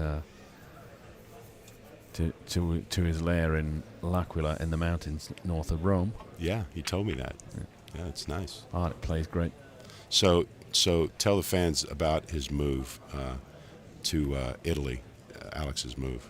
Oh, well, he emigrated to Italy a couple of years back. Alex carries 2 passports. His father is Italian. And one of his great-grandfathers, incidentally, was Dutch and had emigrated to Italy, to L'Aquila, to that town, where you'll find many ladies. But Alex's father moved to Holland to find himself a girl, which he did, which is Alex's mum. So he's a Dutch Italian of originally Dutch descent, but he's now moved back to Italy, divorced a couple of years ago, and moved there. And he's teaching pool there, right? That's right. So anyone that wants to take classes from Alex can go to a beautiful little town in Italy and hike in the mountains. It's wonderful. Yeah. It's a wonderful, wonderful town, and the air's clean, certainly compared to Rome, and it's great for hiking. And Alex has got a great setup up there. And that's between Rome and the Adriatic Sea. Yes. In Abruzzo province, right? That's right. Okay. That's right. Yeah, and he's quite happy. I've spoken with him. He says he likes it, and the students like it to come there. It's kind of a working vacation where they can work on their pool game while seeing the sights and getting away from home, and it's a nice little excursion. He teaches all levels. So if you want to go there as a pro or an amateur, he can get you your game up to the next level where it needs to be. Yeah, and as most everyone that's viewing knows, he was a successful captain of the Mosconi Cup for the Team Europe 3 years in a row. And so he does know what he speaks of, correct? Yes. And as you can see, he plays all games. He plays one pocket, banks, rotation, straight pull. So whatever game you like, he can help you. Yeah. He had a spell at 3-cushion billiards as well. 2.5 years ago. Again, he's just applying direct pressure here, and the balls are all favoring him where the cue ball is right now. But in the same thing that I said about Nick, you're leaving them all in play. You're only up 1-0. He's waiting for Nick to make a mistake so that he can capitalize on his positional advantage. And Nick is treading water, just trying to survive. But it's a thin line. One mistake or one scratch, and you can leave your opponent in, and then all that hard work will be for nothing. Nobody's ever felt that before that's watching, huh? Playing the right way the whole time, make one error, and then lose the game. Yeah. Yeah. Okay, so Nick is looking to do something with the stripe or the 8 and just get up under the 5 ball if he can. Can't be too aggressive, doesn't really have an easy shot here, just trying to make sure he doesn't sell out the game. And for those of you that are new at one pocket, you may think it's too slow. But this is a chess game, with a physical component. And so not only does he have to know the right shot, but he has to execute it, unlike chess where even an idiot can move the right piece. and I love chess, so there's not too many idiots that play chess well. But the point is, there's no physical component to chess. This is the first thing Alex will tell you. Execution is everything in one pocket. That's right. As we say, you know, the great shooters learn one pocket very quickly because the first and most devastating move is 8 and out. And the good shooter can shoot pool balls, right? He says, I don't know about all that defense, but I know what to do when I get a shot, right? That's right. And so execution is king. And as anyone will tell you, it's an execution game now. The shooters are the dominant players now. The movers are not the dominant players. It's the shooters that are the dominant players. And so you have to be able to hurt your opponent when you get a shot. Well, I watched last year's Derby City Classic final. Joshua Phillip and Fedor Gorst were in that. Yeah. And I don't know if you recall that final. It was at an extremely high level of one pocket. Extremely aggressive. They were making, ridiculous banks. So Nick has said, all right, I got to let you go here. I'm tired of just nibbling balls and surviving. I'm just going to tempt you with a shot, hoping that you miss and you give up your positional advantage. But Lely's too smart for that. He's not going for all that. The reason I mention that final is that Gorst and Filler are notorious shooters as well. Oh, absolutely. Great runners of balls. Absolutely. But when you're playing a guy that can hurt you just as bad, you got to be careful. You can't be careless with the cue ball because he can do to you what you want to do to him. And these two players know all about each other's game. What's he doing here? Contested many national finals. I'm trying to figure out what he's trying to do here. He's going to shoot the 13 ball and go into the 2 with the cue ball and maybe clear the 2 or maybe make it, whatever. But the way he was lining up, it was like he wanted to shoot at the 13. Yeah. And we have a saying, when the defense is just as hard as the shot, you always take the shot. Go for the shot. That's right. Because the payoff is bigger. Correct. That's right. And so he may be in that spot where he says, I just have to shoot because the defense is too hard. And he makes it. He's rewarded. 13. Yeah, so I think he can see the 6. He needs 6 more. I see the 6. Perhaps if we could bring up the bottom angle. There we go. So he's got the 6. He could go out and get the 15. He could maybe go between the 3 and the 12 and get on the 3 and 7. He's got a lot of ways, but he's a straight pool player, so he's going to figure out the best way to take these balls down. I think getting in between the 3 and 12 for the 3 and the 7 in the bottom left pocket, that's the shot to go for. Well, it's player preference. A 300 ball runner like Alex Lely is going to figure out the puzzle here. Oh, yeah. I think.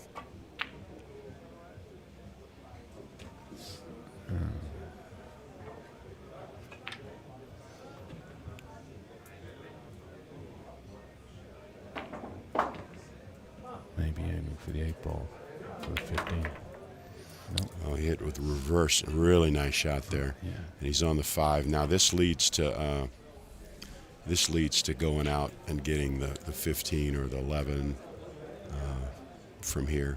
Now Funny how I didn't even think that angle was on. But he bent it all the way around the 5. Well, with all due respect, George, it wasn't on for us. It's on for him. But we're mere mortals in the game of pool, right? Okay. Those who can do and those who can't commentate. What was it? That's it. Those who can do and those who can't teach. Or coach or whatever, or opine, right? Incidentally, Nick also coaches. Ah, does he? Yeah. So, and he's in Amsterdam, right? Yes. Okay. And do we have any, maybe we can get some information on his school. Was that Plan B? That's his Plan B is his room? Club. Yeah, okay. That's his room. So if you want to take lessons here in Holland, Nick is available at Club Plan B in Amsterdam, and I'm sure you could talk to the manager or the owner of the room and get his contact information. That way you wouldn't have to travel. You could do it right here at home. Yeah.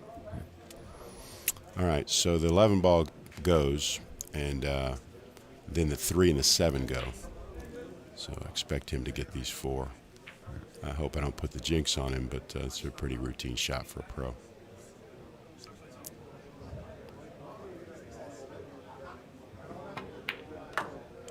All right, and he's on the 7 and the 3, and he needs 3 more balls, playing for 3. Yeah. To turn this rack into another bit of pocket billiard history, what Danny DiLiberto would say.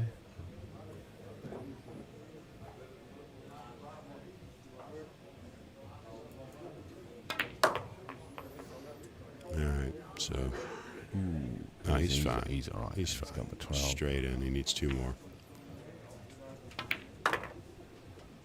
And the 9. Oh, I guess that's it. Okay, that was all he needed.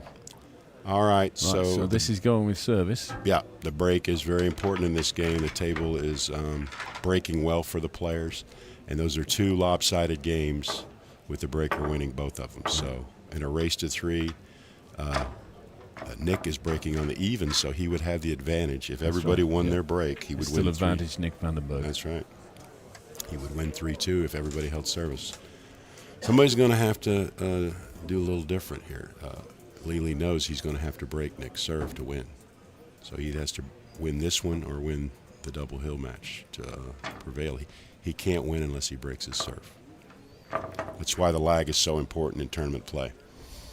You're playing short races and you get an extra break. You know, they say, I think they said that Efren Reyes won like an exorbitant number of lags That's at right. Derby City. Yes. And that he always had an extra break, as if he needed the extra help, right? Well,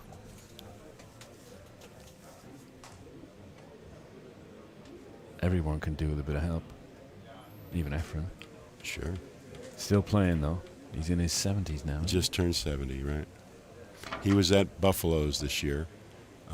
In fact, I think we've had 9 tournaments, and he's been there 7 times. Six times for sure, maybe 7.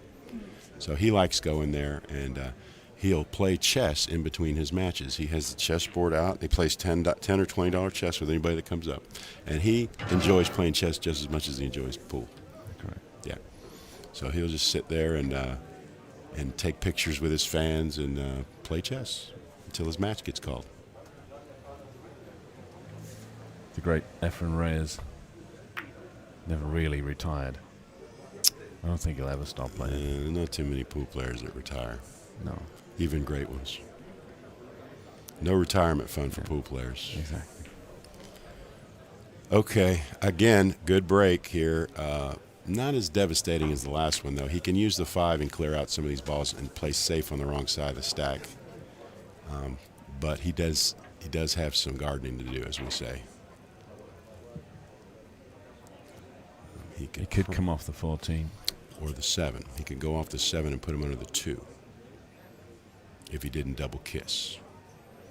Yeah, that looks on. A double shave. kiss looks on. Well, he can shave the edge of the 7. That's what he's looking at right now. And then just let it slide over there under the 2. Tiggy, Jeremy Jones would say. That's right. That's what they like to say. Okay, he's going to kick at it. He's going to kick at the 2 instead of sliding off the 7. He's worried about the double kiss that you warned. And so he's looking at maybe doing a little spin kick here. The angle looks a little higher from this camera. It does. Than it does on the other angle. He could also shoot the 14 and draw his ball under the 2, which is what he's opting to do here. Yeah. Those tend to be your main options after the break. You either draw it in off the high ball, or you tiggy off one of the low balls. Well, that's traditional one pocket. The new one pocket is to find something that's comboed to your pocket and hit something aggressive and jiggle the balls away, as he's done here. Yes, as he's done here. Look at this, and it's diving down here, and he's made it. Okay. Oh, well, you said it, Joe. Yeah, he went. He didn't get anything good out of it other than he cleared some balls, and he made a ball, but he still has the same fundamental problem here. Yeah, and that is the problem is colored in blue. Okay. He's got a deuce on his head. This is an interesting shot here. He's going to go off the 7, spin his cue ball into the bottom of the deuce here. You have to shoot the 7 hard enough so that you don't sell out the short rail bank. But you don't want to scratch off the bottom of the 2. So, okay, so he's looking to see if he can bank the 7 up toward the stack, but the gold in the shot is to come off the rail. He wants to see the left side of the 7, which is why he was checking if he could see it. So he'll spin it into the bottom of the deuce. You just don't want to sell out the 7 ball for a bank here. Bit touchy, this. Yeah. He did well because the 2 ball now has him eclipsed. He cannot directly shoot at the 7 ball. But what he could do is kick the 7 ball and put the cue in the stack. And that's what he's looking at right now. If he kicks the 7 ball and gets it going to his hole, but the gold in the shot of Ken is you want to bury the cue ball in the stack. So he's looking and saying, okay, if I hit it, how aggressively can I hit the 7 and still maintain the cue ball? So probably you would want to shoot the 7 and it goes into the stripe toward your hole instead of trying to directly kick it at your hole. Because if you directly kick it at your hole, the angle, the cue ball will escape. If and Nick you won't does have to decide to take that shot, he would be expecting a scratch. You mean no rail after contact? No rail, no. I don't think he'd be looking to get a rail. Let's see what he may just graze off the 7 and try to put him in the stack. Okay, he shoots my shot. He does get a rail, but he's left a lot of shots here. He's left the 7, he's left the 11, he's left the 3, he's left the world. So a good player is going to cut the 7 in here. He may be sleeping in the streets, is what Danny would say. That's what Danny would say. He's spitting it outside English here. Okay, so he made the ball, he got shape. So Lely has the opportunity to turn the break around here and take command of this set. If we could perhaps bring up the other angle. Oh, The 6 and 10. Jimmy's too good, right? You just mention it and it happens. Just off straight. He's like the Wizard of Oz. You just want something and you just automatically get it. Got a couple of martinis there, Joe. Martinis? Man, this is Sunday. Don't you know we keep the Sabbath holy around here? What's wrong with you? Not drinking any alcohol on Sunday. Not at least until 4 anyway. We did most of that before breakfast, didn't we? Yeah. It's 15:30 right now, so we're at least 30 minutes before the bar is open for you, George. I may partake of 1 or 2 tasty beverages here at Hague 5. Well, if I'm a gambling man, and I am, I'm not betting that you are going to abstain from alcohol. What I made today, as a Greek friend of mine always used to say, never on a Sunday, man. Never on a Sunday. Never on a Sunday. You know, normally our church, this time of year is the NFL, and it just started week 1. And so I'm over here 7 hours ahead, but tonight there'll be a bunch of professional football games. And that's a lot of people's religion in America nowadays is football, not going to church. You go down to New Orleans for Saints games? No, of course not. No, I mean I have a lot of guns, but I don't want to have to bring them to there. You know, New Orleans is a dangerous town, man. Is it? Yeah, it's a dangerous town. So we leave the city to the city dwellers. You know, I live in Baton Rouge, which is the capital city of Louisiana. It's pretty dangerous. Parts of it are dangerous too, but New Orleans, I mean, you park your car and come back and it's been burglarized. And it's not even like, you know, you expect that somebody's going to do something like that, break your window in and go rummage through your car. So I'm not going into New Orleans for any reason. I mean, I sometimes have to go there to do business, but Buffalo's is not really in New Orleans. It's in Jefferson, Louisiana, which is in a suburb. So when I go into the New Orleans area, it's usually I go to Buffalo's or the airport, and so I'm trying to stay away from New Orleans other than that. Yeah. And I know the Europeans think America is the Wild West, and we usually say, "Come on, it's not the Wild West," but New Orleans is kind of the Wild West. It is. Okay? Yeah. I mean, it's kind of tough. Ooh, Nick might scratch. Nick just went right in the sewer on that shot. Okay, so unforced error by Nick.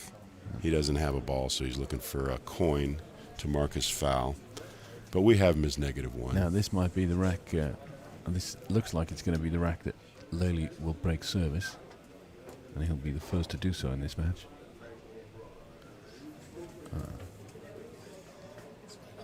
At which point I'll hand over to Niels van der Horst, who'll be coming in the booth.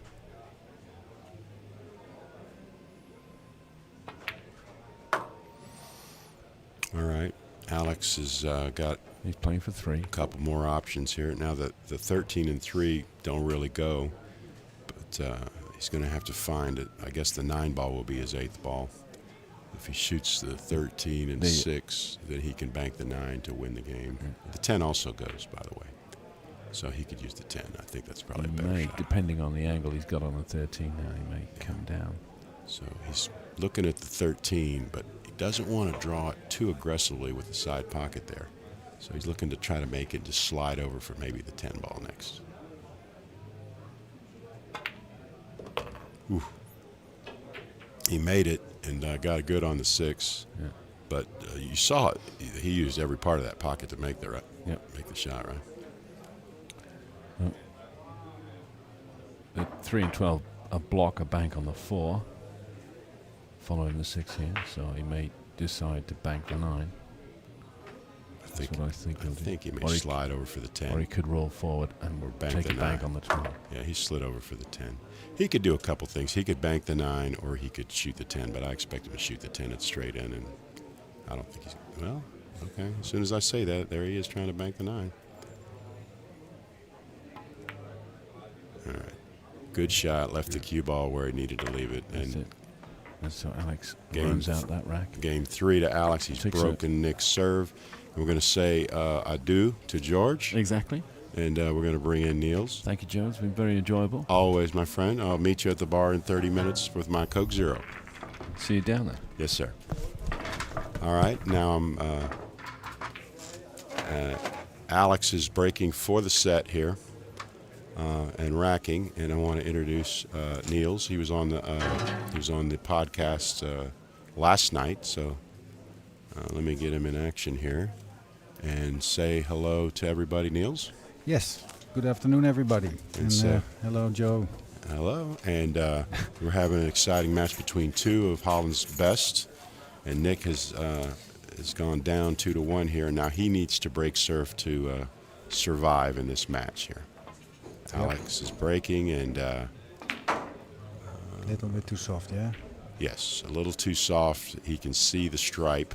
He can see the red ball, and so, you know, he can do some things to try to reverse this break. So how are you shooting here? I'm gonna probably bank this ball if I can see the left side of the 5 ball. If I can, I'm gonna jiggle the 12 ball, bank it into the 5. But he can see the 5, and you see the table is very, very soft for these short rail banks, so you can be very aggressive. I don't see a shot here. I think he's obscured. He could do 2 things here. He could cut the stripe in, which is an extreme cut, or he could 2-rail the 1 ball. That looks a little flat, so I imagine he was going to cut the stripe. If he's going offense, he may decide to shoot a containing shot and just protect his positional advantage. You like him to shoot a little inside to land on the 10? No, he's going to shoot with outside to the 1 and to block the 1, and then do play to miss it, yeah. So this is what we call a containing shot, because he wasn't really aggressively shooting it. He was playing all cue ball there. He moved the ball over to be close to a scoring position, but he wasn't really aggressively trying to make the ball, because even if he made it, he didn't have another shot. No. So the cue ball was more important than making the ball. Right. Maybe he would have liked the stripe a little bit closer to the pocket, but still nothing going on yet for Alex in this one. Alex is in a real bind here. Yeah. Yeah, because he can't get under these balls to knock them away. So he can either go off the 1 and dare him, put the cue ball way up table and just dare him to shoot, or he can kick at the ball. He doesn't really have anything else here. But I think if you're smart here, you just feather the 1 ball and put the white ball like straight in, right? So he can't easily remove the 1 ball without leaving you a shot. I don't like kicking because he can just do the same thing. You know, he can just go off a ball and put you in the stack, go off a ball and put you in the stack. But if you go up table, he can't do any of that, and he has to remove the 1 ball. He has no other choice. And then it makes a big difference if you're on the rail with the white, right? Yeah, because all you can do is shoot top. You can't you mean shoot like where the chalk is? They're up there, yeah? That's where I would put him, but Alex has opted to try to kick here. Yeah. And two railing. or 3. No, 2 rail, right. 2 rail into the stripe on the bottom rail there. He's going to go to the side rail and then just try to edge it. But as I said, it doesn't really help you because you just go off a ball and put him in the stack, you know. You survive. First of all, you got to shoot a very difficult kick shot to try to make a good hit or take a foul, and you don't get out of the problem, right? Okay, so he's going to spin and put his cue ball to the right side of the table. You like that? No, I don't like that because the yellow ball is going to go to the right side of the table as well. All right, he didn't even get a rail, and so he kind of did what I said, but he did get a rail. He got the rail on the 1 ball, but he didn't get the cue on the top rail, which is the money in the shot is to leave him on the top rail so he can't get aggressive at this 15 ball. Now you've left a pro a full bridge. Now, granted, it is 8.5 feet or 8 feet shot, but if he makes it, you know, he's got another ball and he can. He can stun it over, no? He can run some balls. I don't think he can make it either. He's going to shoot it any way he can make it. You know what I mean? He doesn't really need to stun anything because the ball is he's going to have the bottom ball. And, you know, if he makes I meant running into the one next to the 12, I think it is. Yeah. The reason why we can't 13. call out the number like we're supposed to is because the pink one and the red one and the maroon one all kind of look the same on the monitor to us because we have bad eyes. But yeah, he's cutting it, and now he's. Oh, he might have a shot on the. Well, he's got a combo 13. here. Yeah, he's got a combo. 12 right it is. He's got the combo on the 9 that looks good. The 11-9, yeah. Yeah, so he's got a couple options here. Let's see what he decides to do. I would do this. I would just shoot it, and if it doesn't go in, it's laying right in the pocket, and I've got you buried, you know? Yeah, because the cue balls are probably going to the left as we look at it. So he has 2 blockers there if the object ball will stay in the pocket, yeah. I mean, you're just playing, okay, he's going to cut this ball in. No, he doesn't like that either. It's too touchy. See, the easiest shot here is the combo, and positionally, that's the right shot. Now, he may want to try to run out. That's the problem. So he says, if I don't make it, you know, I want to make sure that I can run out if I make it. So I'm not going to bury the cue ball. You know, I can't do both things. I can't bury the cue ball and run out. So I got to choose whether I want to play defense here or whether I want to play offense. No, I'm with you. It should be the combo. Yeah. The combo is the easiest shot to execute. It's laying really good for him. Any day of the week, right? Any hour of the day, it's the combo. For him, yeah. For these guys, of course. They don't miss combos like this. Can we have an overview, Jimmy? Just look at the... Yeah, it's a little bit high, so he has to cut the 11 so the white is coming down. Yeah, I mean, they don't. He did miss it. Boy, we put the jinx on him, don't we? Oh, how could he miss this? He's a pro, and boom, he misses it, right? They call it the commentator's jinx. Yes, well, I think we didn't execute that shot, so... We didn't execute it? That shot, no, he did. He jinxed himself. Oh, okay. He was taking too long. So Niels is like, it's not our fault. No, it's his fault. You know what we always say, it's bad luck to be superstitious, right? Can't believe in jinx. If you're not superstitious, you don't believe in jinx, right? Exactly. That's right. Okay, so this ball will twist back, I think, but you have to know the shot. You have to shoot it with a lot of spin, but you can't shoot it hard. And so it's very touchy shot with the 6 ball. How about stunning into the right side of the 6? Doing that. Oh, he's going to go under the 9. Yeah, I mean, that's straight defense. He has balls on his side, right? So yeah, he's got balls on his side. He doesn't need to develop just yet. I mean, if he... Do you think that's a good shot, by the way? Or maybe the 13-9 is so let's just combo, right? Let's just play it forward. Let's play it forward. If he did shoot the 6 and put him under the 9, what would you're right. What would Nick do? Yeah. Okay, his cue ball's got to go into the 6 for this to be any good, I think. And it's just too tough. It's just too tough to get 1 ball. You know what I mean? He's got the shot with the 6, and he'll execute that pretty easily. But let's How just about say, these 2 in the corner here at the Nick's pocket? What about him? If you put the whites thin of the, 13, you put the 9. You know what I'm saying? Oh, you mean give him the 9? No, the carry him in between those balls towards that pocket. You mean for Nick? With the white in between the 13 and the 9. No, not between the 13 and the 9. Between the pocket and the 9 is where you want the cue ball. No, Alex now, but the next shot, I mean. Does he need to take into account that this is a carom? Well, if the cue ball's on the right side of the 9, I don't care if it's a carom or not, you can't shoot it. In fact, you'll have to hit the 9 to make a legal hit. Right? He's going to bury him under the 9. You'll have to actually hit the 9 to make a legal hit here. Well, he's very good at these shots. Let's see if I jinx as well. No. No. See? Perfect. So now he's messed up the combo, right? So the billiard's off. Yeah. And now Nick has to hit something to just get a legal hit. He could hit the 4 ball and go to the rail and then try to get him on the 8, but that's not an easy shot. That's not an easy shot. You're moving a lot there on that shot. So he did well. That is, Alex did well there. He moved the 6 up table. He put it on his side. He messed up the combination for Nick, and he's put him in a spot where he's going to be in a better place now than he was in the last inning, and that's what you want to do when you're trying to get out of a bad situation. Yeah. If it's possible, thinning off the 4 and landing between the 7 and 8, is that something? The problem is if you overdo it and you go past the 8, the 8 is straight in the pocket. So it's not an easy shot. And if you underdo it, you may leave the 4, right? If you underdo it, you could leave the 4, or you could, you can let him kick the 9. In other words, it's hard to get a real good lock-up safety from here. You have to really be able to execute it. I see him shooting at the 8, if he can see it, right? Shoot at the 8, and then use the 11 as cover, if he can. Yeah, I think the 11 is in the way, but I'm not sure.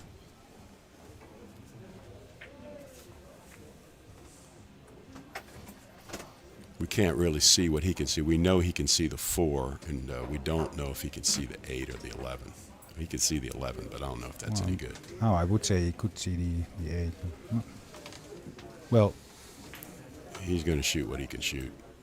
He's got a much better angle than we do. But this may end up being an up-table game. The way the balls are laying right now, I see the balls going up school here. Depending on this shot, right? No, I think just the way they're laying right now, the balls are going up table. You see, he shot that shot. He didn't lock him on the 8. So now you got the 14, But a good shot still. No? I mean, what's a good shot? A legal shot? Yeah. Is it effective? No. Lawyer talking. No, I'm talking about one pocket. Right? Of course. It's not effective because it didn't put him in a bad place. He shoots the 14 off the bottom of the red ball and it goes toward his pocket and he locks him on the deuce. Or he just does something simple, but the point is the balls are going to open up to Alex's side and you don't have a shot. So yeah, you did make a legal shot, but it didn't advance your cause at all. But it was a difficult situation. He wasn't in an easy spot. Maybe you have to take that then, yeah, right? Correct. Yeah. Correct. Sometimes you just got to survive to the next day. Right, right. Yeah. And it's not definitely not a giveaway, this one, so. He's looking at the 3 ball, I think. I think he's going to bank the 3 and hit some right-hand spin and put the cue ball up in the right corner and bank the 3 at his pocket. And if he doesn't do that, he'll do the 14 and do something with that. Yeah, we're not completely sure what's possible here. If we had an overhead view, it would be probably easier to see what he sees. Okay, so the 14 cannot bank because the 2's got him blocked. He can't see the 3. So a lot of those possibilities we talked about really aren't available. But he can shoot the 14 into the red ball and then send the 14 toward his pocket off the red. Yeah, I'm also not sure about that one actually because of the top of the 8. But we'll see what happens now. Is he aiming for shooting the 14 off the 2? That would be not possible because of the white is there. No, he's going to bank the 14 into the right edge of the red ball. Yeah, if he's able to, he will definitely shoot that. Right. Because then the white is safe as well. Oh, he gave up the ghost there.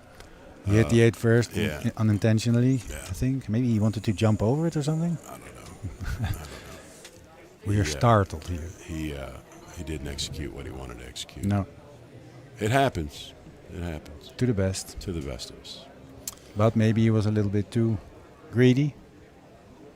I don't know. We'll ask him about it after. He'll remember it because he remembers all those shots. Alex will remember why he did something in Game 5. or game 4, sorry. He'll remember it. But now Nick is off to the races here. These balls are not laying particularly really perfect for running out. This is a little work here. But he's got a straight pool background as well, so he'll get what he can get. That's for sure. So straight back for the 11 now, and then probably wants an angle to land on the 8 or something if the stripe next to the 8 passes the 2 at the bottom rail, but otherwise he goes up to the 4. Or this one goes as well. Ah. Yeah, he has a choice here, what he wants. I think if he hits the 2, he's going to hit the edge of the 11, and so he thinks if he shoots the 11, he can shoot it clean and maybe lay on something else. But here's the 2, and he's going to draw it straight back. Take what he can get here. There might be even the 1-7 combo might be able to shoot that one. Well, let's first see this one. That was a good controlled shot there. Now he's got a full bridge. So if this stripe at the bottom next to the 8, if that passes the 2 on the bottom rail, then he wants to land on the 8. Well, if it passes, he may be able to shoot it straight in. Or a combo. He's looking at your combo there. That's what he looking at. Okay. But, I mean, if he's only got half a pocket anyway, the combo makes it more difficult, right? But if it's a combo, maybe he can even squeeze the white between the 14 and 8 lower, below the 8, and then shoot that shot. Okay. And go up for the 4. Oh. It's impossible. It's guessing, right? This is guessing. Well, we just watch it. We'll just watch what he does. I think he has a little bit too much angle to land on the 8 properly to leave the other one. But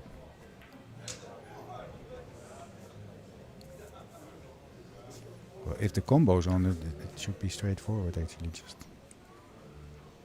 play a little draw and look at it. He's playing it off the 13, open these balls up. Yeah. So that's being very confident in your ability to shoot the combo or shoot the billiard shot here to open the balls up. Yeah, right? I would only do that when I can hide the white.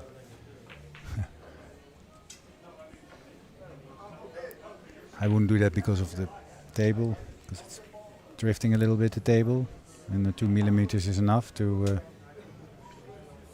right?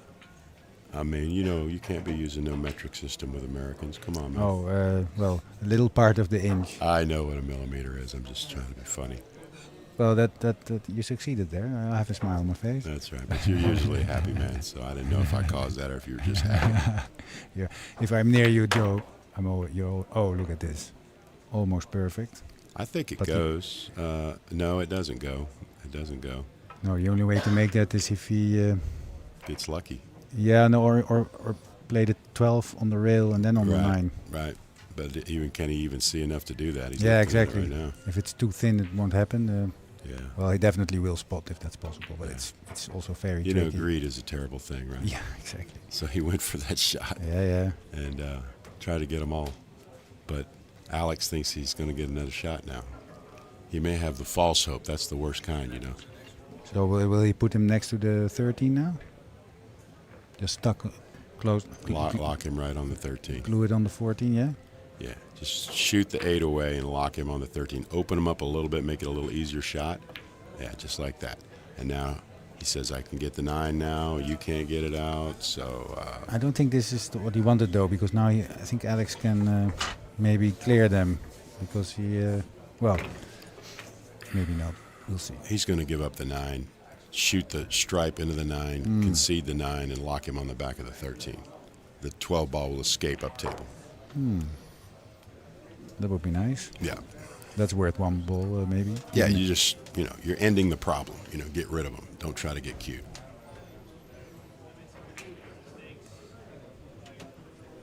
If we had an overhead view, we could see if he has the ability to do that. Okay, so the problem is the 13's got him a little obscured, so he can definitely make the 9 ball for him, but can he get the 12 ball away? Yeah, he can. Okay, if you just stand up straight through. Yeah. So straight shot, full hit, then that will happen, I think. Yeah. Not sure about the gluing on the 13, but... you know what I always say? I haven't missed a ball from the rail since the 80s. It's always easy from over here in the commentator's booth. Right? Oh, right. Yeah. I'm also a world champion. You're a Yeah. champion on the rail too. Yeah, we all kind of are, aren't we? Well, in all sorts of pool, actually. Not just pool. If I'm commentating, I'm world champion. Yes, Yeah. of course, of course. But I think there's a factor because you're sitting here, you're talking about it. Even that it makes it even easier to see the right thing, discussing it, and have the luxury sitting back and stuff like that. If you're up there, it's completely different.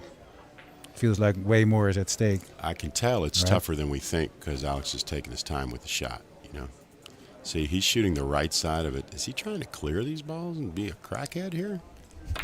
He sure is. But where's Whitey going? Oh my God! What a shot! What a shot by Alex Lely. It's not crack. It's just genius, isn't it? It's genius. It's not a substance abuse. Especially the right-hand side on the white. You were asking the question. Unbelievable. And you Look. see, at the last point, he hit the other one, but Listen, otherwise it would have he stayed just there. turned the as well. whole game around here. Yeah. Just turned the whole game around where we thought he was going to give the 9 up, you know? Yeah. And now he just turned the whole game around, and now Nick is in a bind here because most of the balls favor He's in a nickel. Alex. He's in a what? A nickel. No, he's in a pickle. Yeah, but he's Nick. Oh, he's a nickel?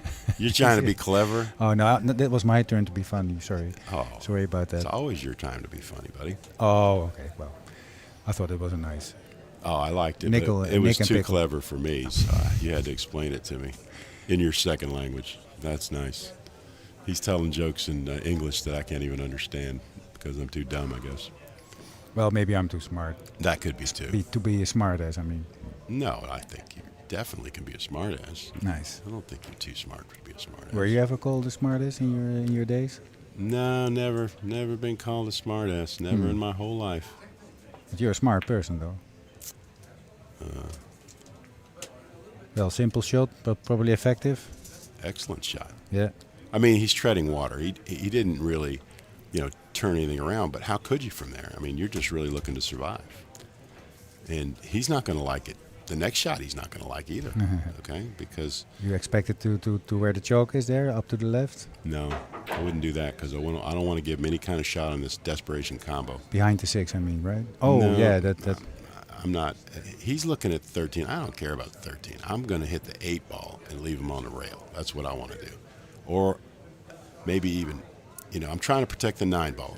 That's my primary focus, right? Exactly. So whatever I can do to protect the 9 ball. Now he may go off the left side of the 8. Yeah, behind the 6. I mean. Keep him real steep, but you're inviting a world champion to just shoot a desperation 10 ball on you. If you leave him over there, he gets to cut the 10 in, clear balls, and all that kind of stuff. Can he go behind the 6? You think of the 8? He can, but if you don't get it exactly right, you leave him straight in on the 6 or the stripe. So that's a tough execution from there. If you don't get him exactly perfect, you leave him straight in and he escapes. I'll bet 10 cents he will play it. 10 cents. Are you going to top that? It's a little too much for Joe, I think. He's just going to do something. Just try to maintain his positional advantage here. Yeah, it's probably too aggressive. But he's behind, right? So, yeah, he might choose it. I mean, but definitely. So what would you do again, sorry? I'm going to go off the 8 here, but he wants to. Okay, this is an interesting little shot. This is like a 2-rail bank toward your pocket. Cue ball slides up table. Okay, so he eliminates the problem. He protects the 9 ball. Now nothing goes. Percentage-wise, this was much better, right? Because he can execute it. Yeah. It's all about what you're comfortable executing. Yeah. Okay. He can execute what looked like a very difficult shot and make it look easy. But I promise you, the viewers are like, "Oh, I just learned something there." Yeah. Right? No, me too. By the way, we just learned a shot. It was a great shot, great control of the cue ball. Definitely. He's got the distance he needs. Everything's on his side. Especially of the that cue ball up there is the difficult part because you're not used to shoot it. It's inside, right, or outside, and then you have to not double kiss it along the way. Yeah. So he's got a 5-0 ball lead, but he's not the favorite in this game. Believe it or not, he's not. At the this favorite. moment, no. At this moment, Absolutely he is not. He's right. not the favorite. He's not the favorite because 8 balls go to Lely's pocket. He's one mistake away from losing the game here. Maybe not even a mistake, just one good shot. Yeah, at the pro level, these guys are going to get all these balls if they get so a there's shot. 6 balls laying over there. He should take and See, the 8, he's so trying 7. to bank the 8 ball here, and I think the 1 ball's got him. Yeah. Okay, so he put him over there where you wanted him to put him, right? It was an inviting little space there, but he took advantage of it. He did, and now he's got a ball on his side. So now you can't just So good shot, yeah? Well, yeah, because you can't just roll the ball up table now because the 8 ball is a threat now, right? Yeah. So now Alex has to figure out what he wants to do. All these balls are tied up from that angle, right? And so he can't shoot anything real aggressive. He might just play a little shot here. Yeah, containing shot, I would think. Some kind of a containing shot. Pinch at the 6. You can't really put the cue ball down table because Nick could bank one of these balls, right? So I expect him to try to lock him off on the stripe here. Shoot the 6, 1 rail to his hole, but mostly use the stripe as cover. Yeah. For the 8. And he's elevating, so don't try this at home, kids. This could hurt you, okay?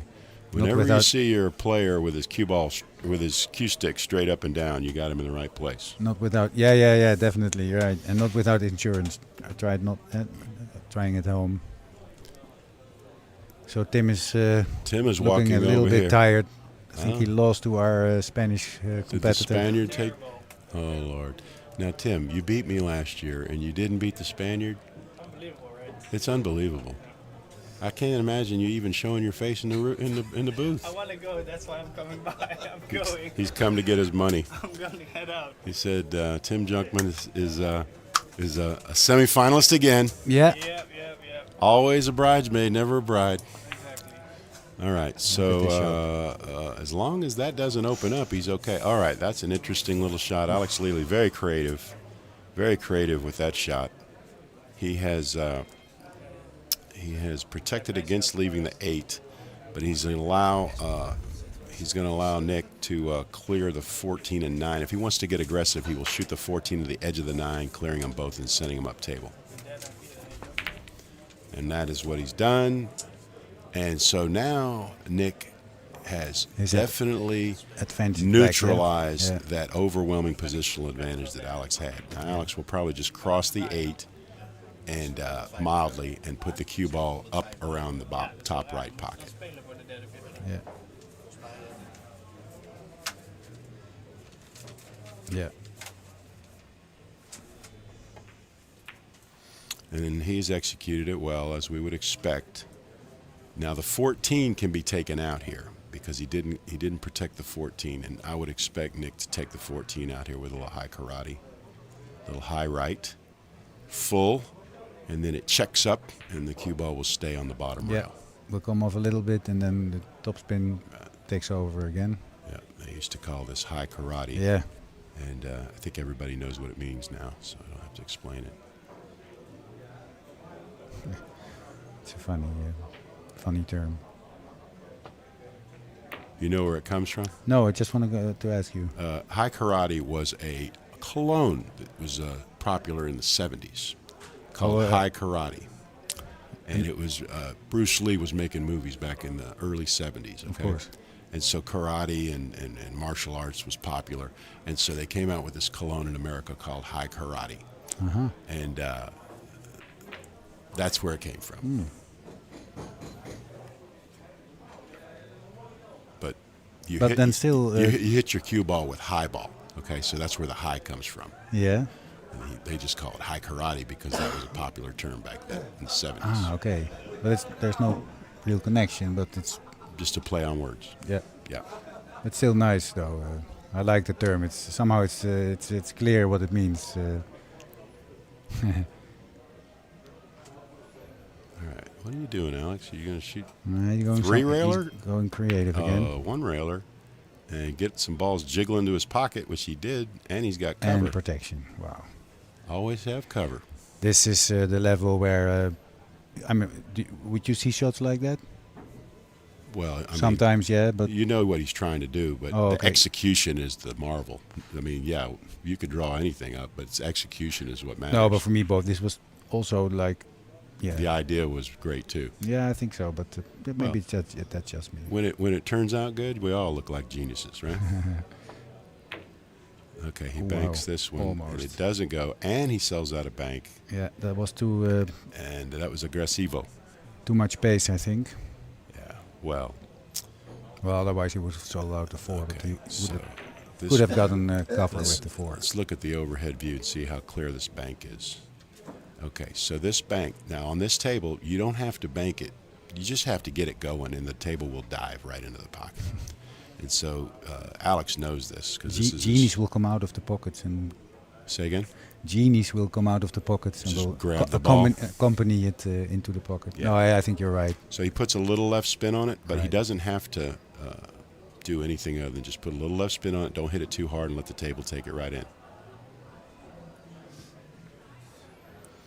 And this is Lily's home room, so he certainly should know the table. And he's thinking about where to put the white for position on the 7 or 10. I'm not sure if the 7 goes. No, it doesn't. The 10 does, I think. Might be. Oh my God, he shot the 3-railer just for position. Okay, so he didn't think it could go, and so he shot the 3-railer knowing it wouldn't go, but he just wanted to keep the 13 around his pocket and use that clump of balls as cover. That's what he was shooting there. The 3-railer, where So you shoot it out, back, and it comes back. But is this because he wants to go out in one turn? He didn't think he could make it, and so what he wanted to do is just shoot it, and he was really playing the cue ball. So why not just make the bank and then shoot He the couldn't 4? make the bank. Why not? He didn't think he could make it. Ah, all right. He didn't think that he could make it. He was worried that he would either double kiss it or it wouldn't go in. So he just maintaining his positional advantage here and wait for a better chance, like right now. Like right now. Okay, that's going in off the 13. Yeah. Yeah, for sure. Is he playing that? Of course he is. He's behind 5-0. What do you think? I think he's playing it. It's time to go, isn't it? Yeah. All right, and not only that, but he has a bonus here. Seems to be a theme, by the way. Time to go. It's time to go. He can shoot this, go 2 rails into that clump of balls and open them up too. Depending maybe on if the 10 goes, right? Then he will play for the 10, no? Or maybe first for the... He's trying to make the ball. That's the primary, is to make the pink. He has the 13 And then as well, anything of course. after that is a bonus. Well, he has the 13, of course. Right. Right. That depends on how hard he has to hit it. Yeah, well, let's see. I mean, the ball's close to the pocket. If it hits any edge of the right-hand side of the 13, the pink cannot stay out, in my opinion. If he hits the edge of the 13. Now, if he hits it thick, maybe. Yeah, and he hits it low because he wants to... No, he Like that, doesn't it want can't to. stay out. See, so that's what I was saying is Whitey was going to go down there. If the 10 goes, he's all right because he can get the 13. If the 10 doesn't go, he may have to bank this stripe. The 10 goes, yeah. He might even roll up. He doesn't Not think, making he it, doesn't right? think the 10 goes. He's looking to bank this ball and use the 9 as cover.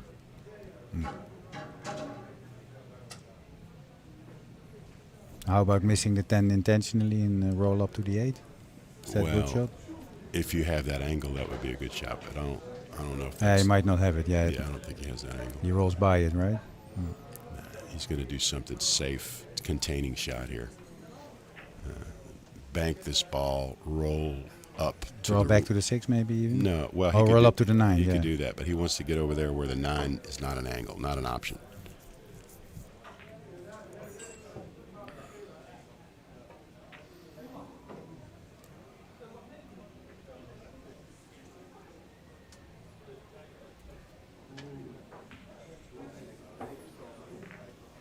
Yeah, these situations you can learn a lot from because there's so many possibilities. Right. Yeah, Right, shooting so he's forward gonna, behind he's the gonna 9. bank this. I don't know if it goes with 13, but it'll get close. But the key is the cue. You want to hide your 2 balls around your pocket with the 9 ball. Or he didn't even shoot the 9 ball. And that's not going to go. It's going to go on the bottom. And it's going to block the other balls. Mess So up the other. that actually helped Nick because those balls don't go now. So Nick is going to probably take a whip at this one ball, I would think.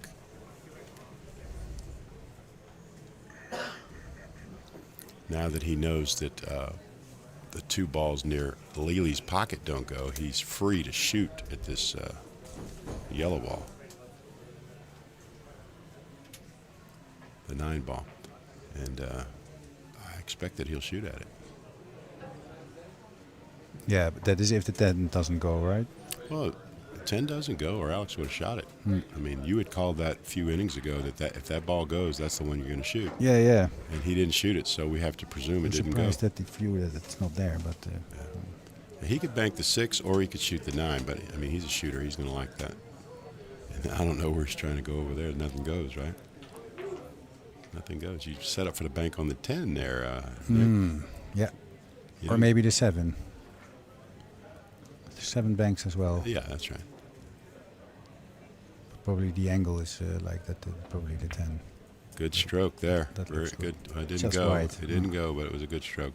Now, this is where he's going to open these balls up on this bank here. Yeah. The 9 ball. Might even make it, right? Off Yeah, the rail. he's trying to bank it, overbank it to the bottom rail, and then scrape it in off the back of the 12. Yeah, like that word scraping. Will you come close? No, not really. But Man, he opened him up. It's all right. Look at Whitey though. That's the gold in the shot. Is not just that he opened the balls up, but he also protects them with what's left of the balls in the middle of the table. although the 9 is not protected, I think. It's not, but you can't get too aggressive on it because you know, your cue ball might come out and sell out one of these stripes. So I mean, how many times do we practice this shot? Never, right? And so you got a lot of moving parts to it. Yeah, yeah. The only shot, the 9 into the 12 finish. Maybe it will take the 13 away with it, and the 9 will go to your pocket. That's it. Well, I'll let you shoot it 10 times, and you're only going to get a favorable result 5 out of 10 times. Yeah, maybe even less. Yeah. Maybe less, yeah. No, it's might be not the best or worst of shots if he kicks it. So it's 5-1, and as I said before, you know, Nick's not a favorite the way the balls were laying, even though it's 5-1, because he's in a desert. He's looking for water and he can't find it. You know, he's dying of thirst right now. All right, so that was a good shot right there. That was definitely one of the 5 of 10 where it was a good result. He hit that really well. I expect that Alex is going to have to move this 13. That's the only ball that favors Nick right now. I would move the 13, but he has something else in mind. Boy, is this a bank? Really? If he can turn it. I mean, but what about the 6? Oh, he's going to bank 6. the 6. All right, I like that better. I thought he was banking at the stripe. I said, do you know something I don't know? Oh, yeah. That's also true, probably. What's that? You don't think he knows something you don't know? A million things I don't know. If not 10 million. Would be nice to know how many things we don't know. Well, the more you know you don't know. Yeah. It's only the fool that thinks he knows everything. And a true fool knows nothing. Yep. What did Socrates say at his trial? Yeah, you have to.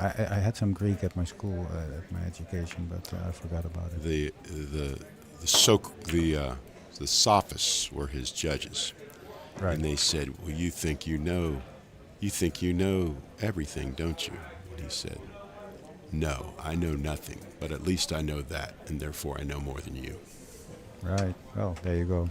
And that's what he told him. And then they made him drink the hemlock. But he had the last word. Yeah, and somebody recorded it. That's right. and I think Plato recorded it in the trial of Socrates. So,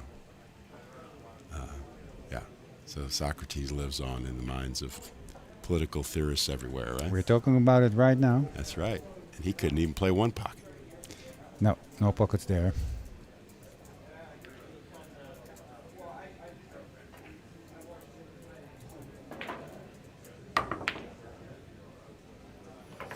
Yeah, that was a little ambitious from my man Lely there. Yes.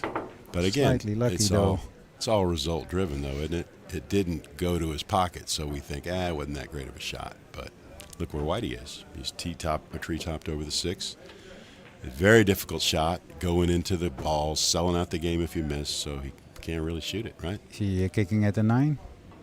He could. Just he leave could it go simple, get rid of the stuff over there. Yeah. If he comes out of this situation 5-1, he's only lost one shot, Nick.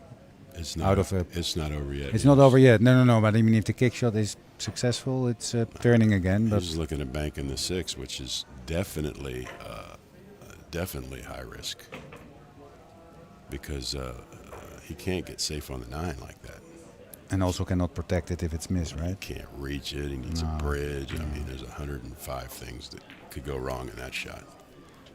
I like your shot here. That little kick and stick off the side rail, get rid of the 9 ball, and just play the game from there. You know. Yeah.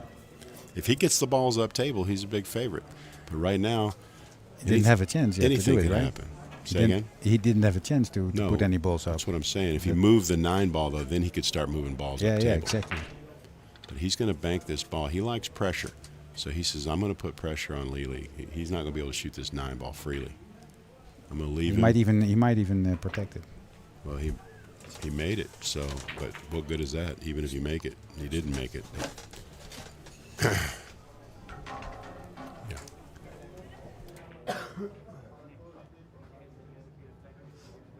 All right, I think Lili has to shoot the 9 and bank the 6 here. So I think the 9 is free. Roll it in, pocket speed, bank the 6, and then play the game from there. Yeah, even if he misses the 9, he won't sell out the 6. No. As long as you shoot this pocket speed, the worst that can happen is you leave it in the jaws, and he has to give it to you. But he's going to, don't get too crazy, Just make it and bank the 6. If you roll to the bottom rail, you have the best angle on the 6 to bank it. So you just slow roll this in. Well, looks like he's going to use some speed. Yeah, that's a great way to shoot it. He went for the... You light your bankroll on fire, shoot a ball like that. You know what I mean? He tried the first one a few shots ago, right? Listen. On the short Okay, let's say he made it, okay? What's he got now? Nothing. I mean, that's just... Is he doing it for us? No, certainly not. Does he want likes? I don't know. He want to have likes on Facebook or something? I don't know. Or was it maybe just a complete mishit, which is also possible? He shot it at the speed of light. It's not a mishit. Okay, not a mishit, but not a great execution. Bad idea.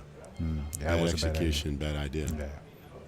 I didn't understand that and one. He's our buddy, but he would be the first one to admit that was wrong. Okay. He might have just tried to pocket the ball with some idea. I don't know. Well, Nick, this is no gimme either, but he could bank the 13 here if he wanted to. He could bank the 13, draw it back a little bit. He just needs 2, so he's looking at it. But this is the kind of situation here where, look, your man just shot an off-the-air shot, right? and you got 6-1 lead. Yeah. And you got some tough shots. You're wanting to shoot, of course, right? But what if you miss here? Yeah. After having this big lead and all that, and you let Lili back in after he just shot an off-the-air Exactly. shot. Nobody's not going to do it. No, he's going to shoot. He's banking. Is the 7 not even better, maybe? No. Okay. Yeah. He's going to cross the 13, and he almost had the car crash. He almost had the car crash, but he left the bank. Did he? Questionable. I don't think it goes. I think he can 2-rail it out, but Lili has to open these balls up, and so maybe he can use this, get over there, and he's lucky he's still shooting, really. Alex is lucky he's shooting in this game because after missing that 9 ball, he should have lost by Yeah, and Nick should put balls up, right? Up table. That's every game I talked about. I said he has a big lead. He refuses to move the balls. So obviously he thinks his best chance of winning is keeping the balls in play. But that's playing with fire when you're playing a guy that can also run out, Exactly, because Nick has... lots of guns firing at banks and stuff like that, so he shouldn't be worried about it if there are 4 balls in the table, right? Or up table. He has possibilities enough. It also creates more space. I'm still trying to figure out what Alex had in mind when he shot that ball. Table's pockets are less than 4 inches, and he shot it like that. I just have no idea. I'm going to have to ask him after the match. So yeah, it was 5-1 when he was 5-1 down in the 4th game.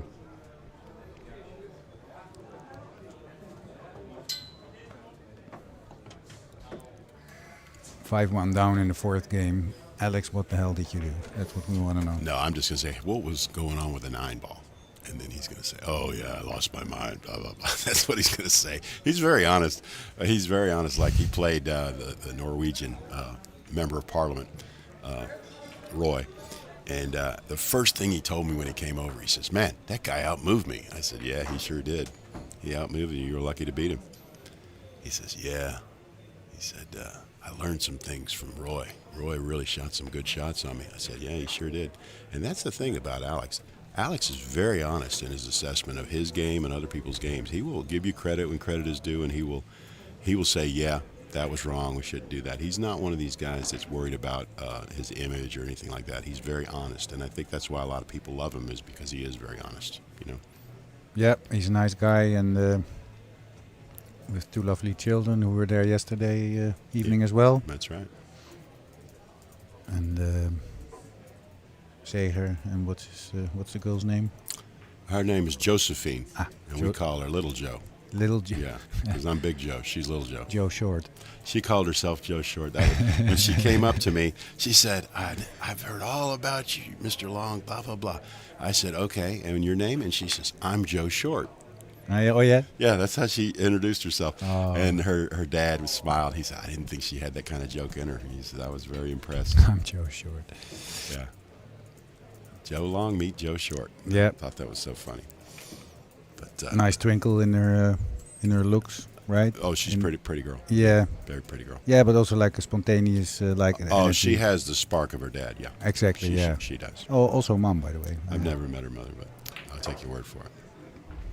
She had maybe not similar, but also a remarkable, or how do you call it, a pair of eyes, like a bigger eyes. They have both sparkling eyes. Yeah, I think they do. Yeah.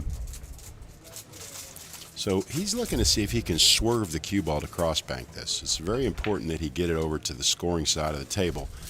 But if you do that, he may not be able to do that, and so he may just two-rail it over to his side. Yeah.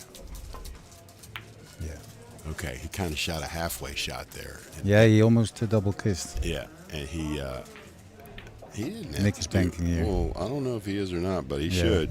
With lots of left-hand side if he doesn't trust it, but I think so. Oh, you would use left-hand spin here? Well, if I'm not leaking out to the right of the 10, that's where the left helps a lot. But if it's not possible, you don't shoot, or you just leave it at your side, right? Just as I think the 7 goes, so the only one you're worried about is leaving him a shot on either the 7 or the 12. When you bank this ball. Yeah. So whatever he can do to prevent leaving a shot on the 7, or if he does leave a shot on the 7, it's going to be the cue ball will be way up in the right corner where the chalk is. Yeah, exactly. So, or he just misses it and puts it on his side and gets cover with the cluster. Yeah, he wants cover, but I think he's trying to make it. You know, he's one of these guys that's trying to kill you. He's not just trying to, wing you. He drew the ball here to get that cover, right? Because he knew he got the right cover for sure. So good shot there. Absolutely. And forcing Alex into defense. Although you never know with him. He might double knuckle it towards his pocket here. No. But that is a shot, right? No, not from that angle. Not from that angle, no.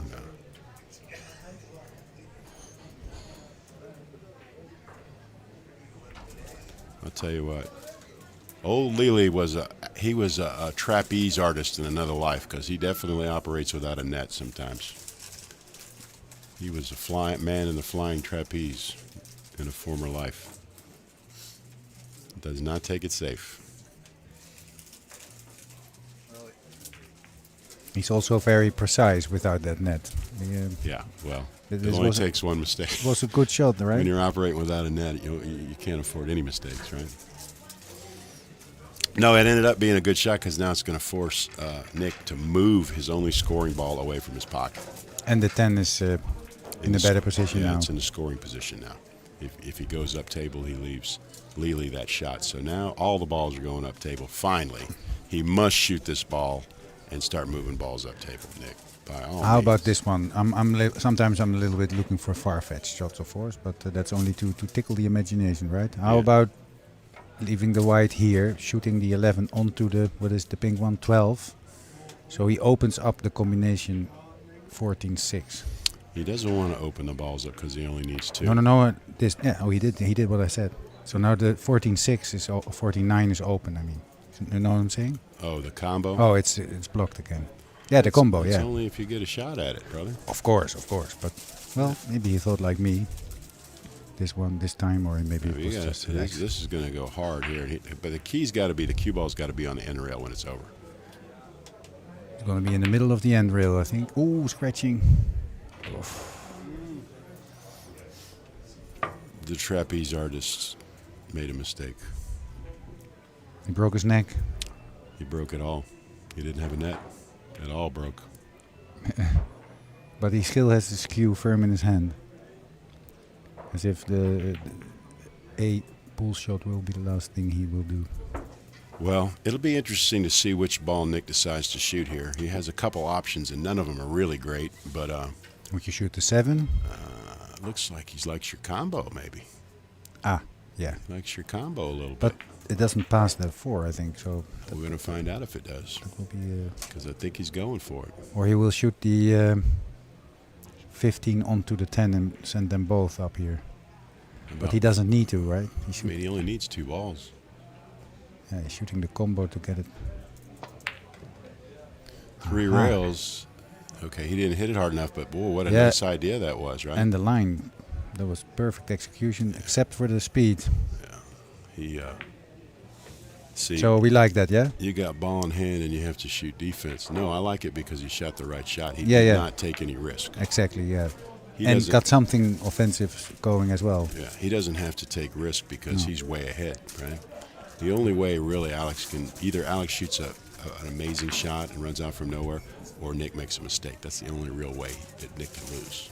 But still he shoots put balls up, yeah? He still is. I've been lobbying him for moving balls up table for 4 games, you know. At least the games that he broke on anyway. Yeah, and where you have a lead, of course, right? Yeah. But this is still, like you said, I think 1 chance away of losing this one.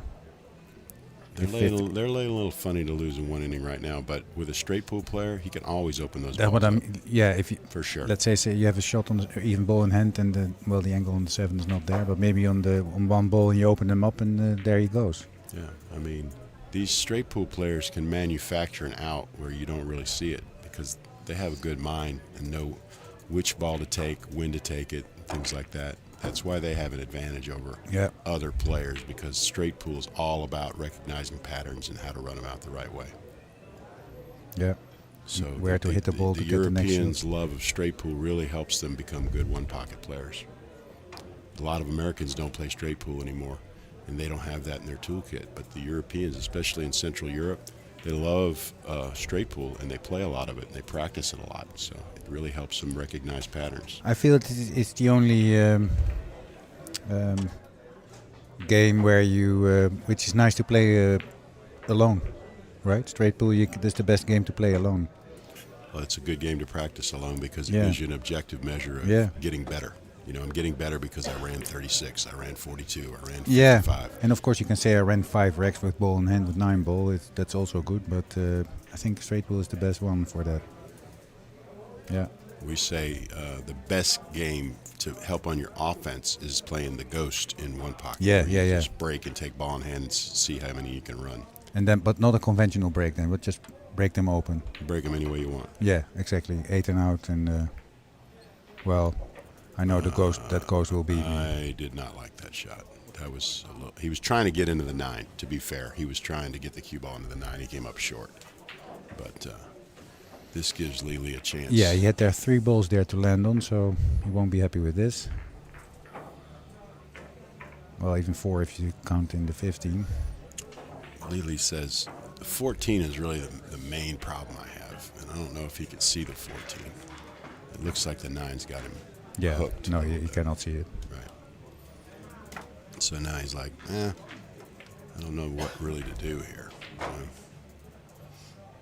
If I bank the 13 ball and whip my cue ball all the way up table, but then that gives him the 14. See, so he's like figuring out this game of controlled aggression, as Tom Worth says. That's what this is all about here. He's like, I'm way behind. I got to do something. I got to figure out some kind of offense to turn this game around, or else it's slow death. Yeah, a simple solution for at least 2 balls, which give Nick the possibility to run this game out, are just getting rid of the 15 and 4, right? He's looking at banking the 13 3 rails to his pocket. And he says, I got to put the cue ball on the top rail with that shot too. But the table is banking so difficult on multi-rail banks. I don't know if I do that. Yeah, I'm doing this. Just open them up and put the cue ball in a spot where Nick doesn't have an easy He's looking at the, I'm not sure the word, skimming or skinning of the... He's looking at the billiard, the 9 ball into the edge of the 7, banking it to his pocket. Right. Yeah, that's a little too much, I think. Just, okay. All right, so he just, like a scaredy cat, like the rest of us, he just played something simple, containing shot. Yeah. And Nick now has to figure out what he wants to do. Alex doesn't want to move these balls away from his scoring pocket because he needs them all but one. And he doesn't need to open them up because there's the 7 and the, 13, I think, next to him, and the 10 to open them up, yeah? He'd like to open them up, but that was not the time to do it. You know, there'll be a time when he can do that. He's got a couple balls that he can make them and open them up with the cue ball. Exactly, yeah. As a straight pool breakout. He knows how to do that. So he's like, okay, I know how to do that. I don't need to open them up like an American does because I know how to open them up while I'm shooting. And by the way, Nick may make a mistake, shooting something a little bit off and then maybe open the ball to himself. But he should. Okay, what ball would you shoot upstairs now? I'm shooting the pink ball and trying to shoot it into the clump, and I'm going to put him on the bottom rail. Like this. Like this, okay. Yeah, But exactly. it's still not really upstairs, right? Well, how do you eat an elephant? Well, with disgust, probably. One bite at a time. Okay. When you got a big job to do, don't try to do it all at one time. Okay. You eat it one bite at a time. Well, I think maybe Nick feels that it's like more than one elephant. So now he opens it up. Cue ball's in a great spot. And now look at that. One bite at a time, right? There's a time to do things. There's a time to wait. And he figured out how to open all the balls to his side and leave Nick nothing. He waited for the right opportunity. That's right. And he's one mistake away from running 8 and out. Now he is, yeah. And no balls in the kitchen. That's right. After all these innings, we are advising Nick with all Move our the hope. ball. Move Please. him up table. Move him up table. Move him up table. But you know the only way he's going to learn is to get beat in a game like this, right? That's the only way you learn is when somebody punishes you, then you learn. Because you can't learn from other people's mistakes. You got to learn from your own mistakes. Even this shot, he could have played it with a little bit of right-hand side, a little bit firmer. Would have been the white ball would have been one ball to the right, and the other one would have been in the kitchen. I like Nick's shot. Nick's got him on the rail. That's big. You know? No, it's not a bad result, but it could have played a little bit firmer. But all right, let's give him a... Because this is easy to get to if Alex needs it. Well, I mean, he can make a defensive shot, but, you know, whenever you got a guy where it's very hard for him to score a ball in the pocket, you did well. And so, you know. Also on the rail, very nice. On the rail, on the ball, behind the ball. That's what you want in one pocket. You don't want to give him an open shot. No. So this is just... So you're supposed to start clumping up the balls on the side rail that will prevent a long rail bank, okay? And so you only need 2. If you can't get the balls in the kitchen, you start moving them all to one side where none of them go, all right? They're all jumbled up. So the 7 now? Yeah. You're going to edge the 7 and put the cue ball probably... Behind the 1-8. In the first quadrant over there. Exactly. You know, between the first 2 diamonds. Yeah. You just edge it and put it over there. That's going to require him to thin the 9, and that's the game then, right? So, so Alex keeps moving the balls to the side rail and putting you right over there, and that's the game. But you only need to bank 1 or get a combo, make another one, and then Nick wins. So, I think he should aim for hitting the 9 with the 7 half ball. So the 9 goes to the 8 and the 7 goes to the 1. This is a bit too slow. Okay, so a bit thinner. He's banking this stripe now, see? I'm banking this stripe firm. What is it, the 12 ball? I'm banking that ball into like the 10 ball and get these balls moving to my pocket. But the key is to put 10 the ball, cue. yeah, all right. Whatever this ball is here. What is that ball? No, I mean the 10 ball's on the left. There you would play it. Yeah, I'm banking this firm, and I'm just trying to get some positive action toward my pocket. But Whitey is the key. Put Whitey on the rail. Don't leave him a shot. So you should play this with quite a lot of right-hand side, so the white stays squared, like this. He got a real good roll there. He did, a little bit. He could have kissed that. That was slightly too thick, but operating without a net again, right there. That was high risk. He threw his balanced stick away there. Yeah, he threw the stick away. He didn't need it. But now look at this now. So now all these balls go right, except the 10 ball, and if you make the 12, it goes too. So he's got 8 balls in play to win the game. How about thick on the 7, landing on the 12, and push the 9 towards your pocket? I don't like any of it. This is dicey right here. If you can see the 1, you're supposed to move the 1. He's moving the 1 then. Yeah, you got to move the 1. And shoot it in the kitchen, right? You can't get it in the kitchen. If he can see the right, if he can see the right side of the 1, you can. But I think he can. Okay, then that's what you do. There you go. Again, well, it's to the side, right? It's getting banked right back at him because he didn't get it down there enough. He didn't get it up table enough. Yeah. So this is getting too railed into the 13 right here. Same shot, yeah, sort of. No, this is a 2-railer. Yeah, sorry, I mean Cue ball is going to end up on the top rail though. Yeah. And again, another hole in the net. The trapeze artist likes to live dangerously, doesn't he?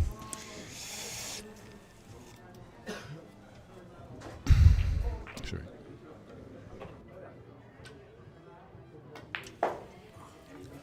So it doesn't get any better for Nick here. He's trying to figure out a way to get these balls out of play. I'm going to bank the 9 ball hard into the balls and just roll my cue ball to the bottom rail here.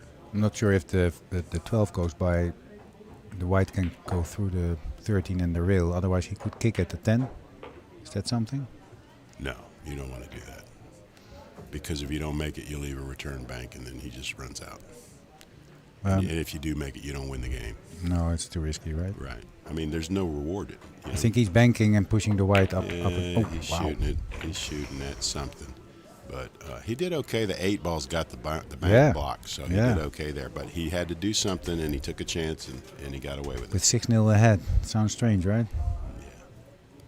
Well, that means that he was in a pickle for quite a while. He was maybe fed up with it also. Just, okay, I'm going now. He was in a nickel, wasn't he? Yeah, and a dime.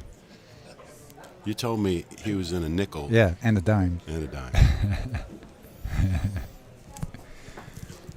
Niels is too sharp for us. He's a little too sharp for pool players. Yeah, except for himself. Well, I'm a pool player. I was a pool player before I became an attorney. Don't define yourself by what you do for a living, right? No. That's right. I'm not a journalist. You're a human being. Exactly. Allegedly, yes. Said the lawyer. Said the lawyer, correct. No comment, said the journalist. That's right. That's right. No, the journalist and the lawyer are both on the same side of justice. We're both there to try to make sure that people get a fair shake in life. Yeah. So I like journalists. Yeah, I'm not that kind of. I'm not an investigative journalist. So. You're not a real journalist. Is that what you're saying? Yeah. No, I'm a real journalist. But that looked good. It didn't turn for him. You have different kinds of journalists. Well, investigative is a pillar of democracy. Yes, I'm not. Yes. I'm not a part of a pillar of democracy. I'm just informing on energy and stuff. It's interesting, by the way. But There's no problem with it. But I don't know. I think you sell yourself a little short, because if you're informing the population on energy is a very important part of our economy and a very important part of our life, and so people need to be informed, and you're doing your job informing them, and whether it's informing somebody on government corruption or informing them on energy corruption or something like that. I mean, if you well, that wouldn't be it. It would be like innovation or shortage in employees, technical employees, stuff like that. All kinds of stuff with What if you found out that they had a safe way of using nuclear power, and it would give you unlimited energy, and the government Like cold fusion? Like cold fusion, and the government decided that they just wanted to get rid of it. You'd have to report on that, wouldn't you? No. You wouldn't? I would just talk about cold fusion. No, I don't know what I would do actually, but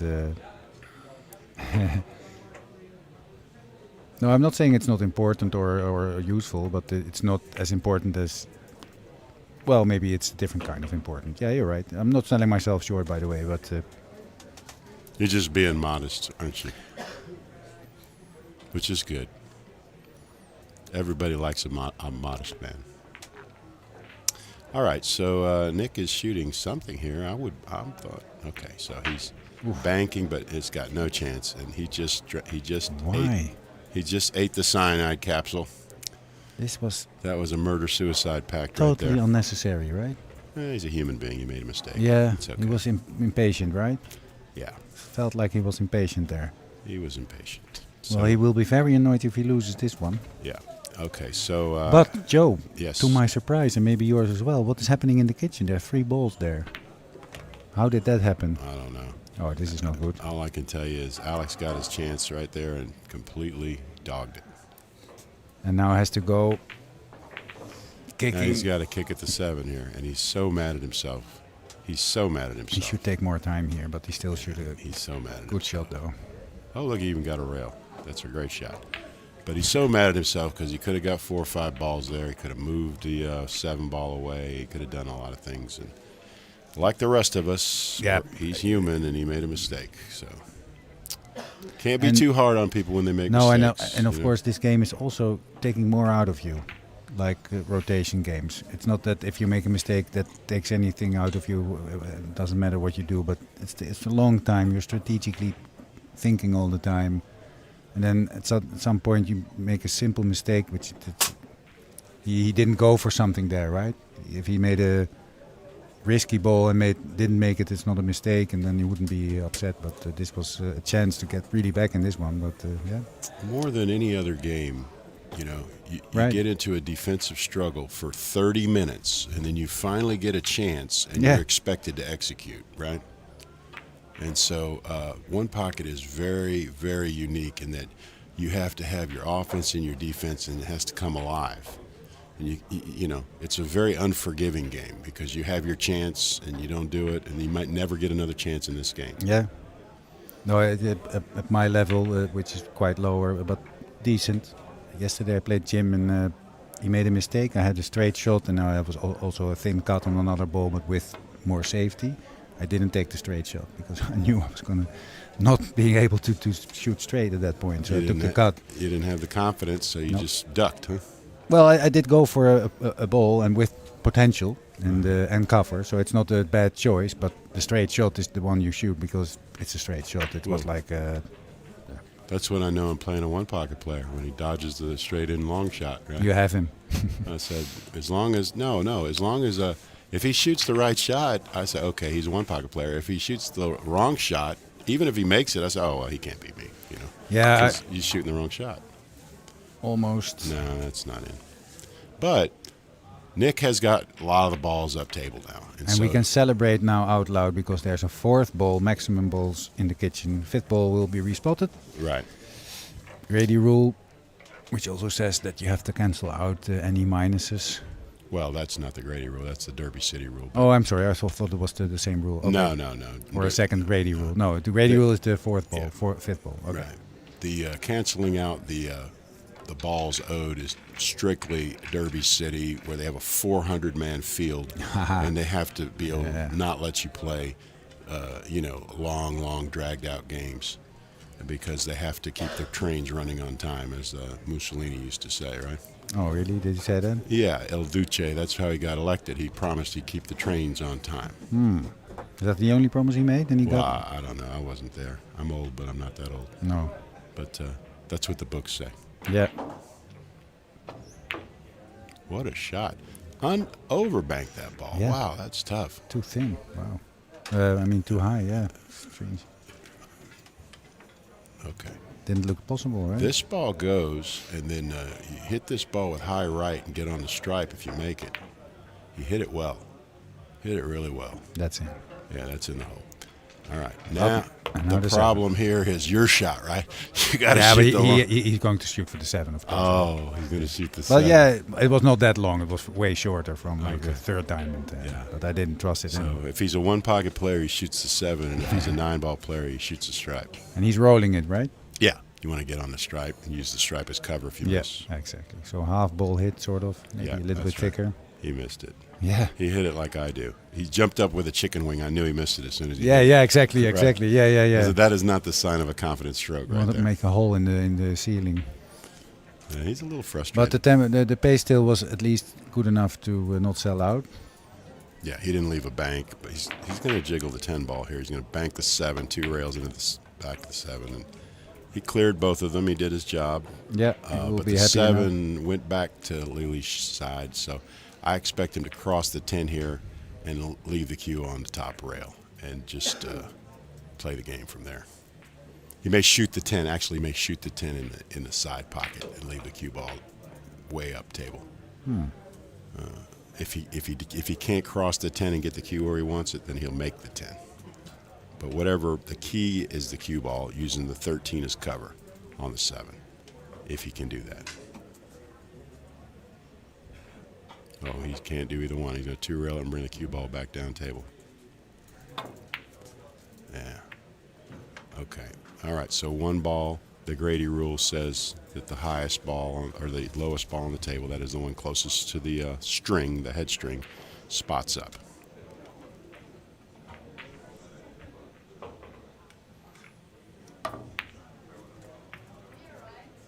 So that will be the 1 now. Nick forgot almost. We got 7 balls on the table, and it's 6-2. Yeah. All right. The 7 ball goes here. I believe he can bank the 7. Now, it's not free unless you have a really good cue ball, because they got a ball in the middle of the table that can be back cut unless you really put it on him. So he's going to bank this stripe. Shouldn't be a problem though. He's I think, going to right? bank the stripe here. Yeah. I think the white will go to like the 10, around the 10 ball. Yeah, around the 10 or towards like the 2nd diamond and 1st diamond, 2-1. Well, he's banking to make this ball. All right. So yeah, and this yeah. You put a little high ball with a hair of right on it. And get over there on the 10 if he can. Oh, he shot a completely different shot. He shot it. But He made it anyway. But he sold out if he missed. So he's very fortunate that it went, because he did give up the 7 ball if he would have missed. But now he's going to bank the 7. Yeah. So, you know. Maybe it was a calculated risk. He thought this is not a complete gimme, right? No, it's not. And even if he didn't make it, that ball would have been around his pocket. Yeah. And for Nick, this is not 10 out of 10, of course. But yeah. So Alex is banking either the 10 or the 7, whichever one he likes. I think the 10 is the better shot here, I believe, if he can see it. But it might be easier to get position for the next one if it goes in, right? If you takes the 7. I'm not worried about trying to get either one. I'm trying to just shoot one, get it at my pocket here, and play the game. I'm not trying to run Yeah, with the 10, and you're right. With the 10, he can play whitey behind the pink. The stripe. Pink stripe, yeah. Yeah, that's right. Yeah, that's true.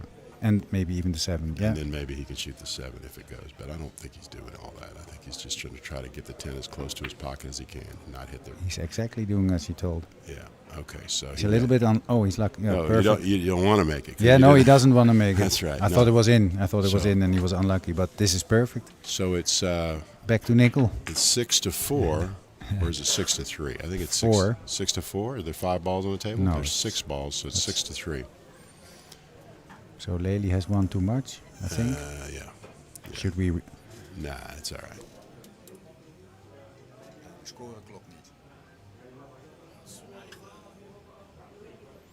They're checking on the score.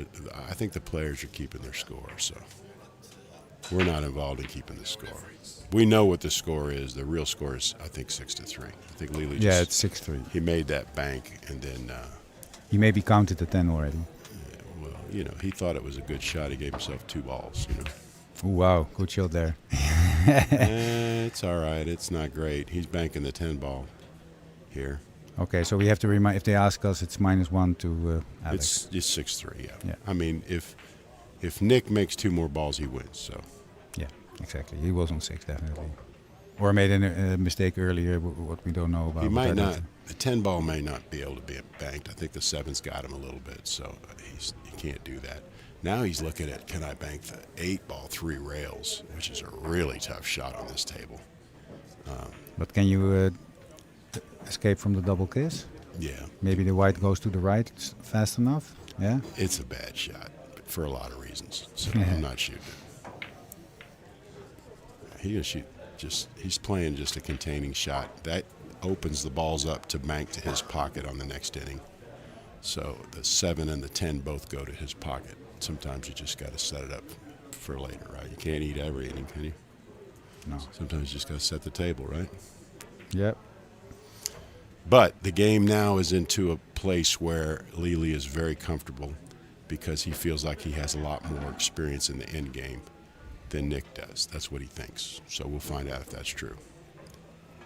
Look at this. He's going to shoot the 7 into the edge of the 10 and try to send it. No, he's not doing that. So what if Lely gets the next turn and makes 4 and thinks he's won? And we all know it's not true. Well, I would feel a little bit... It can't be that way because if there's 2 balls on the table, then that means Vandenberg could also win. So they would know the score was wrong. Mm-hmm. And then they'll poke their head in here and they'll say, hey, what's the score? And then we'll tell them. But until they tell us, we're just spectators, all right? Yeah, no, of course. Yeah. Yeah, we solve problems. That's what we do, Jimmy. We get paid to solve problems.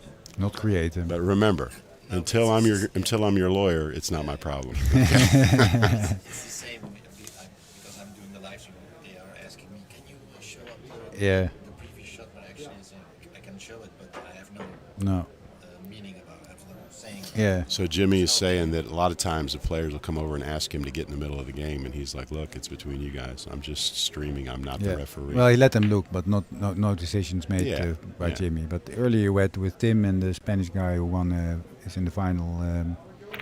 They looked back. So Alex shot an interesting shot there. He put one back in play, and it spots, and he's got the 7 over there. Nick now has a choice. He's looking to see if he can bank the 7. It doesn't go. Because of the 10, which just got 10 just stopped it from going. He's supposed to just 2-rail it to the side pocket, but I don't know how much one pocket he's played lately. You mean getting it on his side with cover? Yeah, that's all you're supposed to do. You only need 2. So if you try to bank this and open the balls up, you're doing Lely a favor. Oh, definitely, because he gets to bank at 4 balls then, whichever one he can make. Yeah. Oh, they corrected the score, by the way. Yeah, they figured it out. You know, we don't need the police on I was worrying there. I know, you were very distraught, it seemed like. Very worrisome person. But it's all cleared up now. It's why you're so thin, man. It's that nervous energy, you know. You always worry you think about it's nervous? Okay, if it's nervous energy, I should eat. No. Who says, well, why do people, look at that, it did go. It did go. How about that? He says, you don't know what you're talking about, Long. That ball goes. Yes. I said, yep. He's very happy about this one. Now he needs one to get the money. Well, at least to get this game anyway, and to be breaking for the money.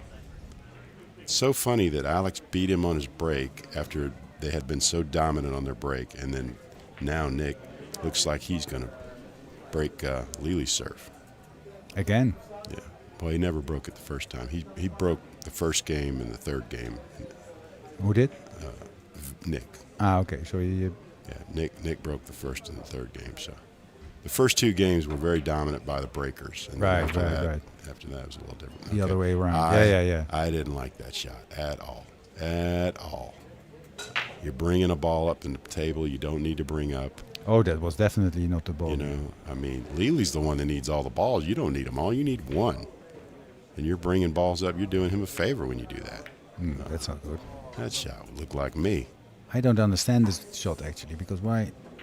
He was just trying to get it over there, and he got a double kiss and made him look like a donkey, like all of us. You know, we've all shot that shot. But he can go with inside and then for shape on the purple stripe upstairs. He could have. Well, I mean, you don't want to do that because if you miss it, you might leave him straight in. Anyway, so Nick has a shot here. It's a 1-railer or a 2-railer, depending on what you like. But he's going to shoot 1 rail, and that's going to get close, but it's not going to get in. No burning cigar. You like cigars? No, sir. Do not like tobacco products at all. Me neither. I'm waiting for it to become illegal so that I can make money on smokers. You know, illegal smoking. I can get a nice retainer for that. You know. Yeah, of course. Explain, please. Once they make smoking illegal, if you're smoking, you get arrested, and then you'll need a lawyer. Of course. Aha. Yeah. One man's problem is another man's opportunity. But then they rightfully arrested. I thought you were with the unrightfully arrested people. I said once they make it illegal, he's going to need to be defended, isn't it? Oh, okay. So you don't only do unjustified. Okay. It's only in the movies where everybody's innocent, Niels. I got news for you, okay? Only in the movies everybody's wrongfully accused. I would like to see you in a movie. No. Wouldn't mind. No? You want to see me on the radio, not in a movie, okay? Mm. I got a face built for radio, not movie. I think you're tempting Jimmy now to put us on the small box. No, on the screen. He's There, not, there we go. Oh Lord, there he is. Lord, listen, you cannot get paid for negligent infliction of emotional distress by having to look at us on TV here. So. No, we waived all our rights, right? Yeah, you waive your rights when you tune when in. you look at this. It's a free stream, so you waive all your rights. Isn't that right, Jimmy? I'm not that cynic. Yeah. There's no copyright. There's no trademarks. There's no patents. Jimmy just informed us that we belong to him now. We are slave chattel. So. Are we your bitches? Ooh, wow. Well, it's a normal term. I'm not that good in bed, Jimmy, so you better stick with the skinny guy over here. Yeah, as if I'm the pleasure of your life. Alrighty. Well, nice detour there. Nick still only needs one. He shouldn't go for this because he can only sell out, but he is going for it. Well, he did go. He did go at it the right way, right? No, there is no right way. Bringing another ball into play that doesn't need to be brought into play. Well, I mean, he didn't. He put. I think he putting pressure on it, but no, you're right. I'm trying to help you guys with the principles of one pocket here, and the principles of one pocket is play the score. I'm playing bad cop. Don't play the score. Are you playing devil's advocate? That's what we call that. The guy so that always if is you're contrarian. If you're the lawyer, I'm the devil now. No, the devil's advocate is the one that always has a contrary opinion. No, I know, but the advocate of the devil, right? So if one is the advocate, the other is the devil, no? I don't know. Ah. I don't know. Well, a smiling one. A smiling devil? Yeah. As if that's any better? Yeah. It's a good disguise. Is he trying to bank this to make it? Or just open balls up? All right, he got it to his side, and the key was he got Whitey all the way to the bottom rail. Excellent shot by Alex Lely there. I think you're right. He did try to clip the 10 there. Yeah, he got all the balls in play, right? And that's what he has to do when he's way behind. So now Nick is in a bind. He's either can start over and start shooting the balls back up table, or he can try to figure out a way to get him in the stack here. Yeah, he might roll up to the 10 or something, no? Is that a good shot? You mean take a foul? No. No. I mean after hitting the... he's just going to keep the cue ball on the bottom rail and get the... Okay, so he So got are we proud of Nick now? Yes, he got the ball out of play. He needs to start getting more of them out of play. All right. Lely's going to two-rail this stripe at his hole. He might not make it, but he has to keep him in place. So he's going to be relentlessly attacking his pocket at every shot. If he gets shape, he might even get covered behind the 8 ball. So that will be, I think, a ball without any sight, just aiming, shooting for a two-railer. I don't think the angle favors that. If he's going to two-rail the stripe, I don't think he can get the cue ball all the way over to the side rail. But he might be able to with the left-hand spin. But I think the key here is just pressure. Yeah. Keep shooting it. Hope Nick makes a mistake. Are they taking a break, by the way? I think so. It looks like they've stepped away. So we're going to get a small break here. We'll be right back.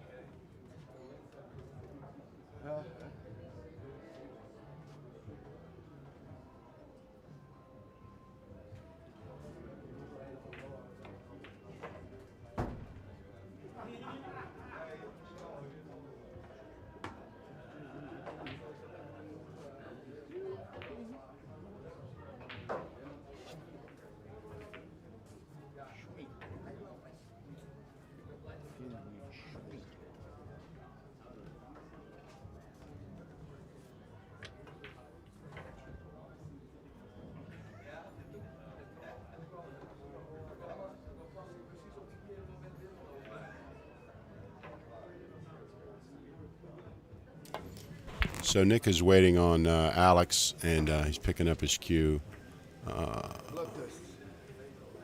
What happened here? Did we? Okay, we're on another table, I guess.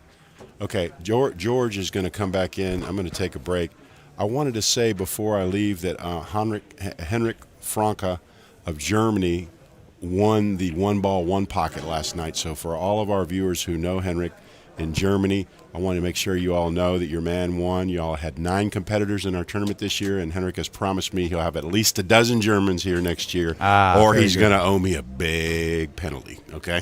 So congratulations to Henrik, and I'm going to have George tap in, and we will talk to you all later. Thank you. Bye-bye. So happy to sit with Mr. Joe Long there. It was a pleasure. By being replaced now by George Goodham. We all know him. And always a pleasure to commentate with either Joe or George. George, we are quite a pair, aren't we? Afternoon, Niels. Yes, afternoon, George. I'm sure that's the general opinion. Yeah. It's a bit of a tussle, this one, isn't it? It's a very, it's a good fight. So at points, the last bit of this game, Nick was able to get balls upstream a little bit more, but lots of during this game he didn't, and that kept Alex in and dangerous, because then one chance, could be enough. I think he just should give this game or give this ball, and the only good thing here is that the 4 balls all go into Nick's pockets and none of them go into Alex's, or maybe the 8 of course, but and the 10 but that strange position. So that's the only thing which favors Nick here. He really has to get those balls up or to the side clustered. He's probably reasonably desperate to reel this one in and get us to a hill.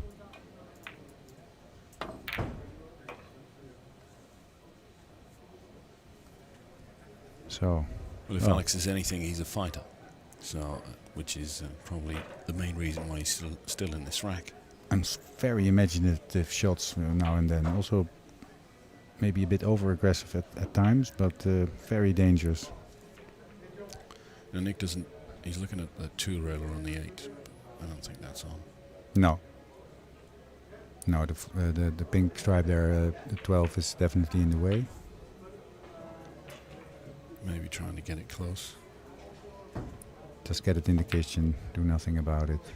This is fine. Yeah, that's not too bad.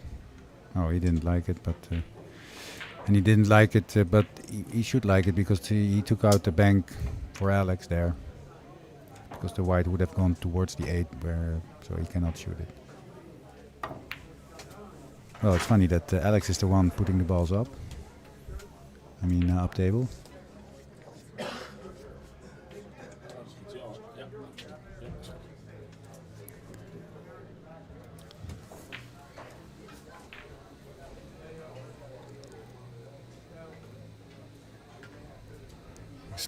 Nick still with nothing to shoot at his pocket with.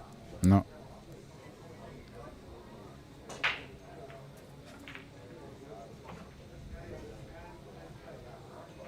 He wants to be careful of leaving Alex a straight back on the 12. He could just thin the 1 and go up and down, or if he wants to, he could also just play the 1 to the kitchen and leave the white to the left side. Just distance. And snug on the rail would be good. Quite a good shot actually, because the 1 railers are really tight. Alex could just play it forward, maybe make it, and otherwise get it close, but it's probably still makeable, but no. He didn't make it, but like we said before, this forces your opponent to do something defensive. Oh no, he's shooting the 8, of course. I'm sorry. Shooting the 8, Whitey will be safe. So that's this is a It's game ball. first real chance, big chance, direct chance for Nick.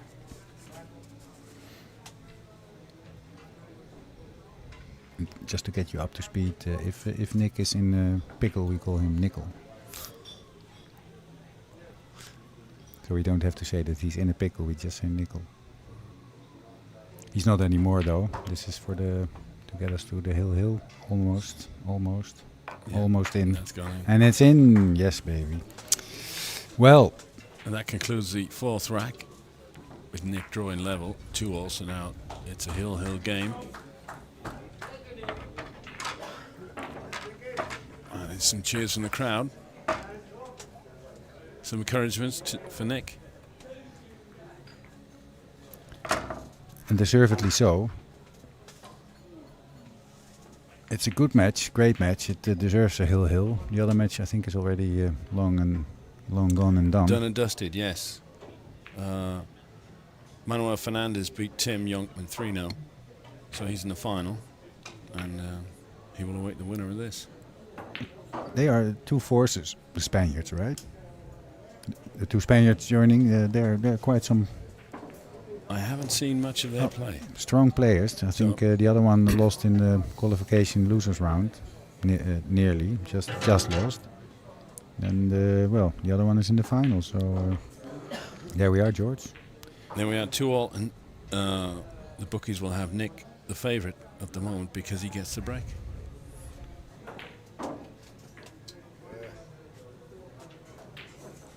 Good fight. Yeah. We have Alex in the boot. Oh, well, that was Alex somewhat making deflated. that sound. Yeah. Somewhat deflated, Alex. It's a tough game, he said. It's a tough game. We made him realize it. Well, you'll now have to reset and focus on this rack. He's checking the rack. He needs his glasses again. If he Nick's racked the balls, but he's taking a timeout. Bit of a toilet break, I would imagine. What's the time now? This match has been going for 2 hours plus, hasn't it, Jimmy? 2.5? Yeah, 2.5 hours. Yeah, but even with the score, it's quite surprising actually, right? It's 8-0 and 0-8, 8-1. Yeah, and the last one was the longest, I think, but. Yeah, well, over half an hour a game is not that idiot. That's not that crazy. No. But if it's every game, it's a little bit crazy. But that means the level is quite okay. So not a lot of sell-out mistakes.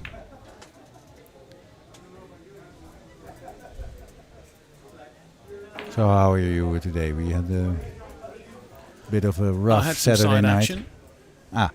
With Sven and played Henrik, the 1-ball 1-pocket champion. I played him this morning and got absolutely murdered. And you still got out of the grave. Yeah. It was all right. It's a good game. Henry's he's a very easy player, very easy shooter. You know. Yeah. Effortless at pocketing balls. Yeah, I will get envy. Yeah. He doesn't get too flustered about anything, really. Or at least it doesn't look like he is. Yeah, exactly, yeah. Like a Viking. That 1-ball 1-pocket finished the Silky Viking this morning. Shall we call him the Silky Viking? We could, yeah. Well, here we go. Nick's back. Like the baby-faced assassin, right? The Silky Viking. It's a little bit similar. Baby-faced assassin. Yeah. Was that Takahashi, wasn't it? Or Chang. Or Chang, maybe. No, maybe you're right. I don't know. We have to look that up. I always thought it was Kunihiko. Yeah, you're probably right.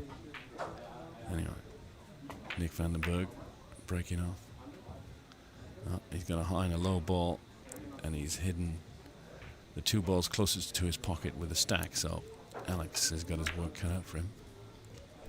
Yeah, big advantage, of course. He can clip off the 9-ball and in behind the 10 and 12. Yeah, he could. A little bit dangerous because of the double kiss possibility. Doesn't look like he can remove those 2. But he's probably shooting it, like you said. He has to be very precise, not scratch off the 10. He'll be wary. He doesn't really like it, but no, there's a double kiss here, which he'll be looking to avoid. He might even play it a little bit firmer than we expect, so he's not to bump into the 10. He's going to kick at the 10. Yeah. But he also, Or yeah, he could scratch also, not saying easily, but it's one or the other. Oh, with he's side kicking of at the 10. Side of the 9. Oh, wow. Did he play that? Oh, did he really play that? Well, he may well have, yeah. Very creative shot, clipping off the 13. Completely insane. And the 9. I'm denying this shot, and I pretend I didn't see that one. Because otherwise I have to quit. Somebody's been watching some of the Efren tapes. It certainly was Efren-esque. Yeah. Mixed with a little bit of Johan. Nick in behind, sticking him to the stack. It's very effective, right? Advantage Nick Vandenberg at the moment. Yeah, very with effective. Those 2 threats near his hole. So this is a little bit like a boxing fight. You get hit and you hit, and Alex is probably trying the same now, kicking at the 10 or behind it, taking a foul. Yeah, at the moment, Alex is already on survival mode. He can't do anything aggressive. He can't create a great deal of threats towards his hole. He can't create any threats there. Yeah, and why this is a good shot, because main principle is that Nick should put him back in the same spot, but how do you do that, right? So the path of the white was 3 rails, I think, and so you can only go 3 rails back to the same spot, which is very difficult queuing over the 10. Yeah. So that's where Alex, with making a really good scratch, took a really good foul, has got his advantage. You see the 10 9 is blocking Nick's path to, exactly. to the back of the stack. Yeah, and also the 9-4 is really on, I think, for Alex. So he may has be dead, yeah. He has to take that into account as well. He might. Perhaps if we could bring up the other camera angle, we could see whether the 9-4 is dead. It does indeed look dead.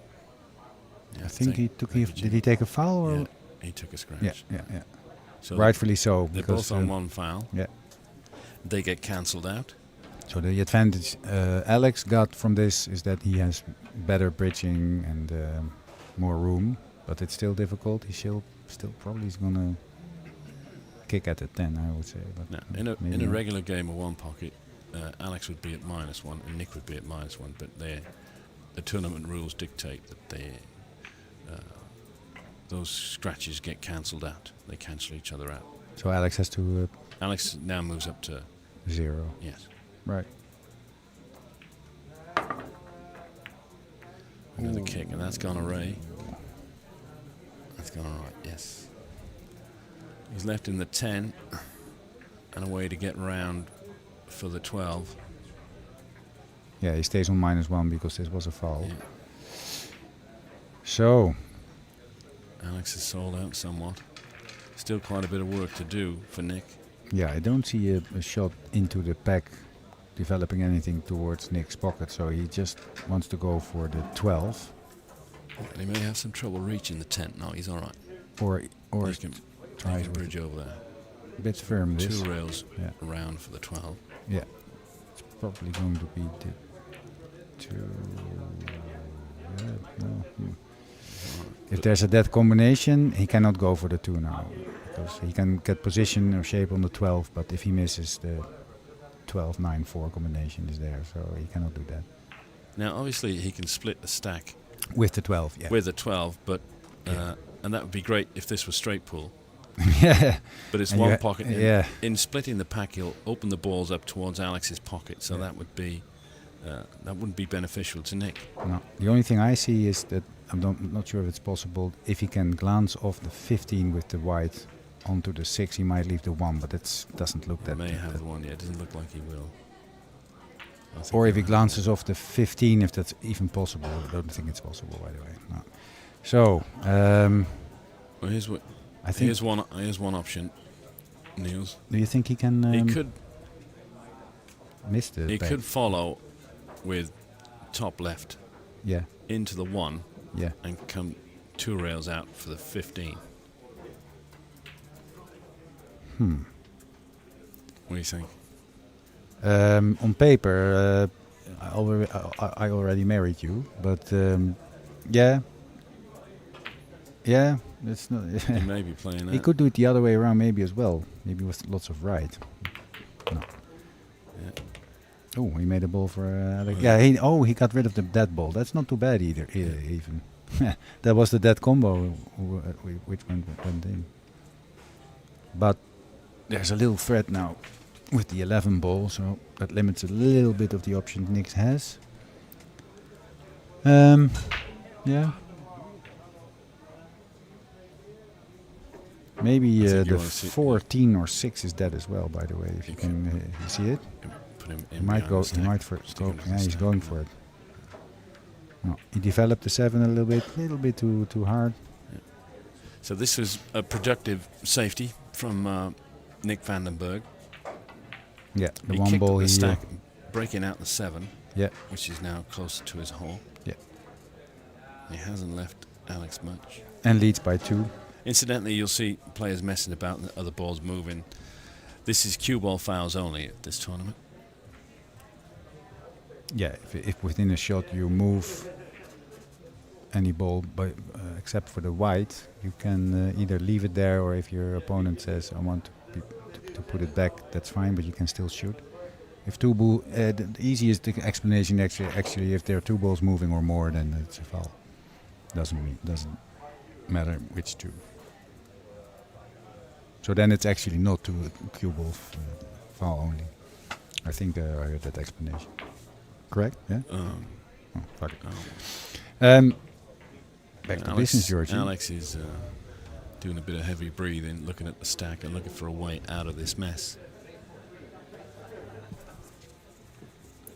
He may try and draw off the 11 and come 2 rails in behind 7 or down towards the middle diamond on the bottom rail.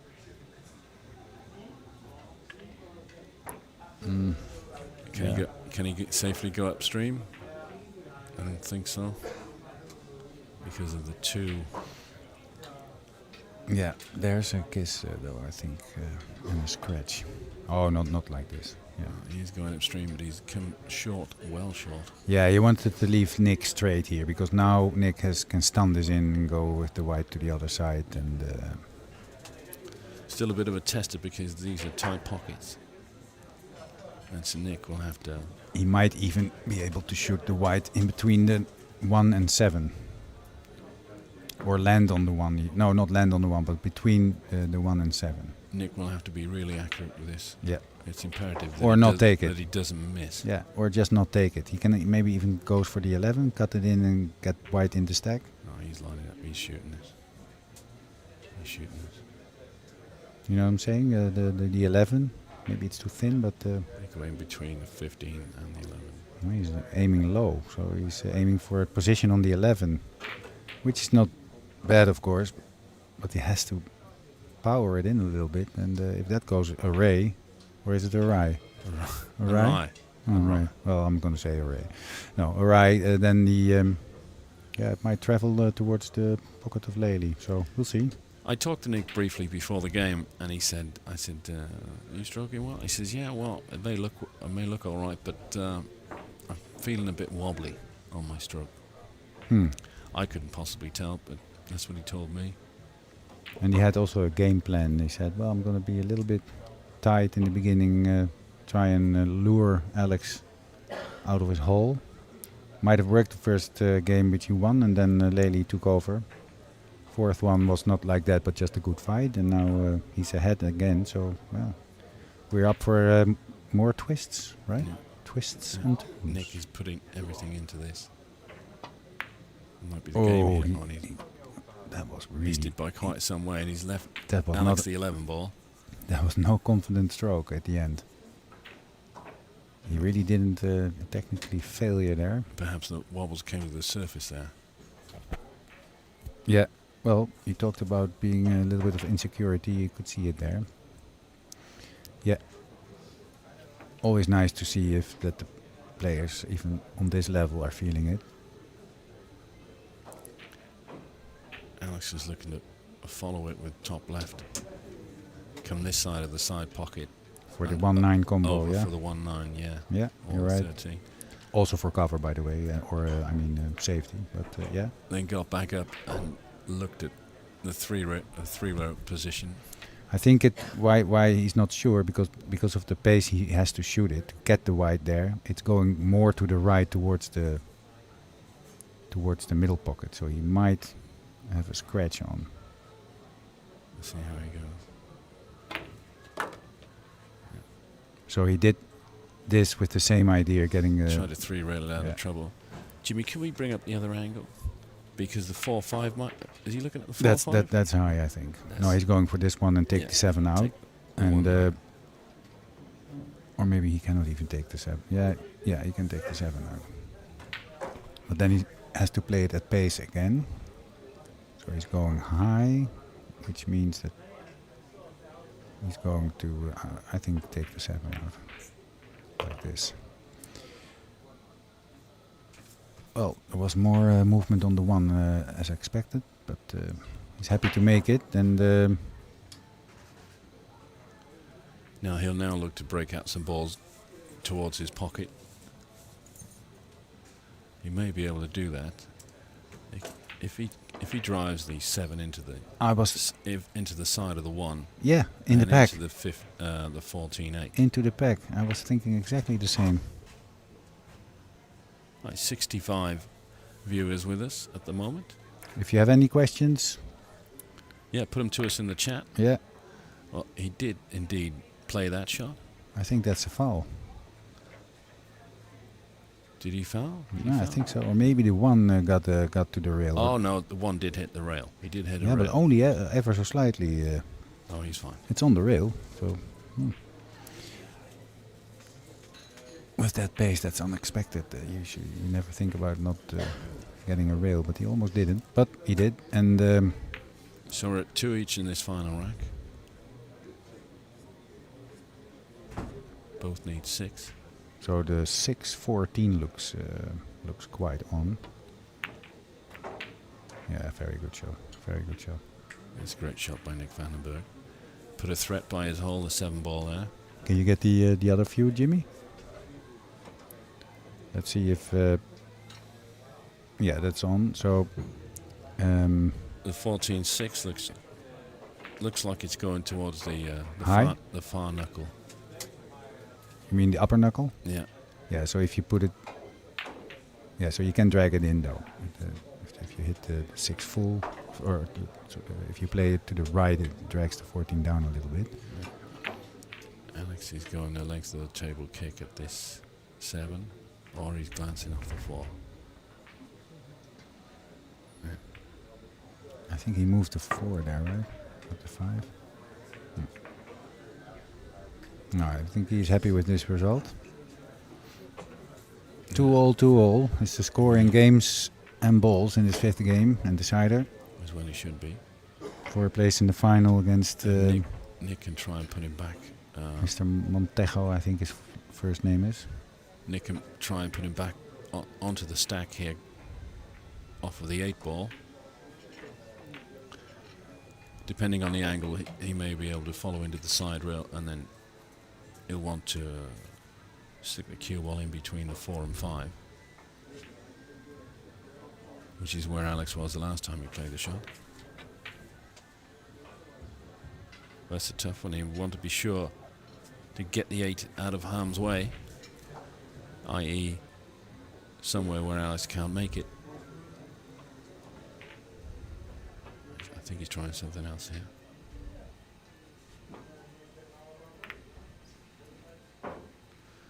Now, has he left a bank? I don't think Alex can see the 7 or all the 7. No, but he might.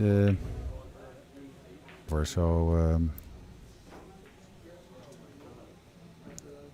Yeah, no, he can't get to the 7.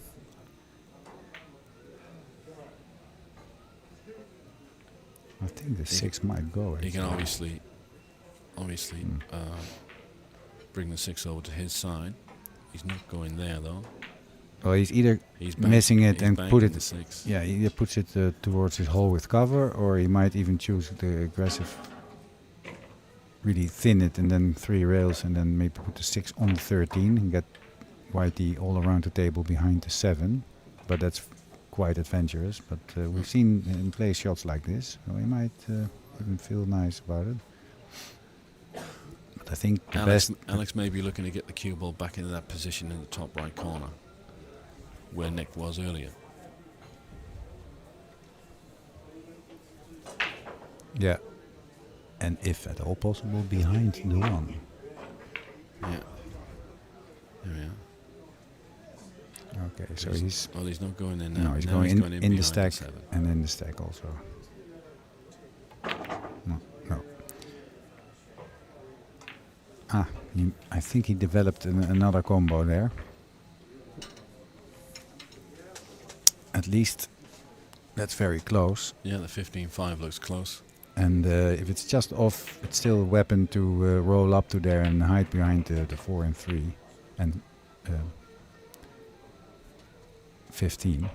Now Nick can glance off the 7, come to the hit the bottom rail near this first diamond on the right, and then come in between the 13 and 8, and he won't leave Alex a shot because the 13 will block the banking lane of the 7.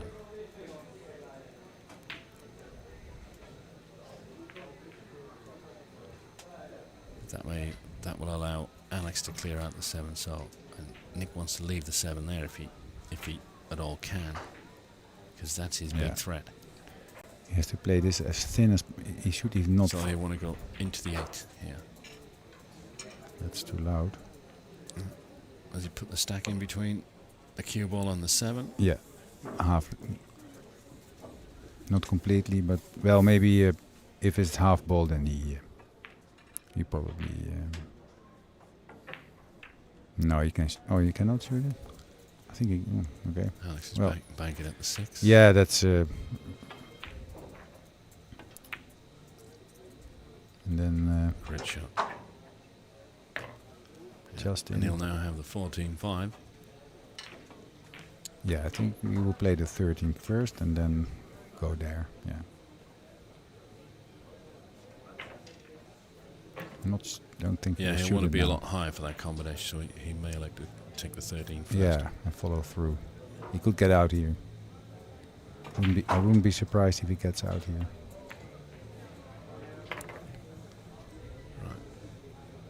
Not ideal, but that was because of the angle.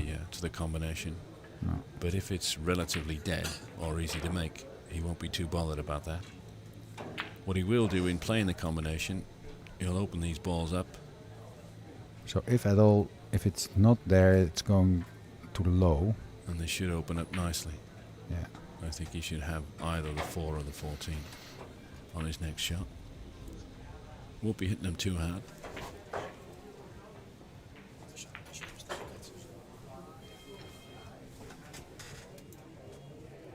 Now, from our camera position, we can see that the 15 and 5 are indeed dead to Alex's pocket.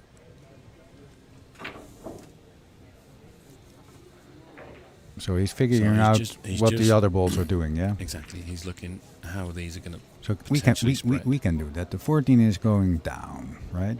The 3 will probably stay there, and he might. Oh, he's not going for it, so it must not be dead.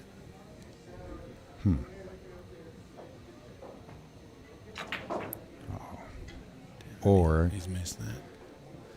Well, but he has covered it with a stack. I'm a little bit surprised, but the 3 might have been in the way. Actually, it might have, maybe it lays a little bit too high. So it's probably the reason that he didn't take it on. He didn't. So now Nick is looking at it. So why didn't he take that shot? Exactly. It's probably the 3. The 3 would be in the way. Well. Yeah, so the 15 is blocked by the 3, which makes the 5 go low. It doesn't look. No. It doesn't look like it is from here. But so. Well, then he thought I have this threat as well, which he has to take care of, and I have 2 threats. So maybe, I don't know.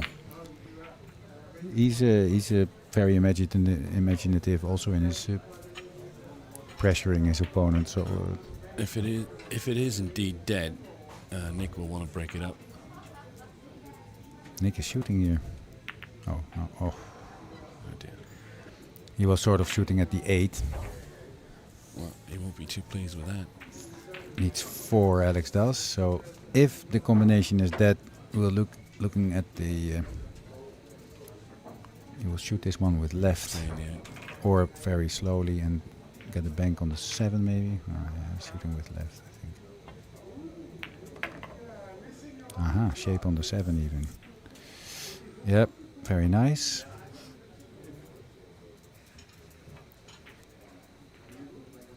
Well, So Alex would be very happy to get rid of the 7. That's Nick's threat. Yeah, definitely. Yeah, the right choice there. So he's probably going up and down a little bit. Yeah, it's almost impossible for him to leave Nick a shot should he miss it. No. Yeah, he's a little. Yeah, I think he says that he tied it up there. A little bit snappy. Even short strokes, you can still stroke. And he just, snapped that a little bit. So Nick Vandenberg still alive, and well.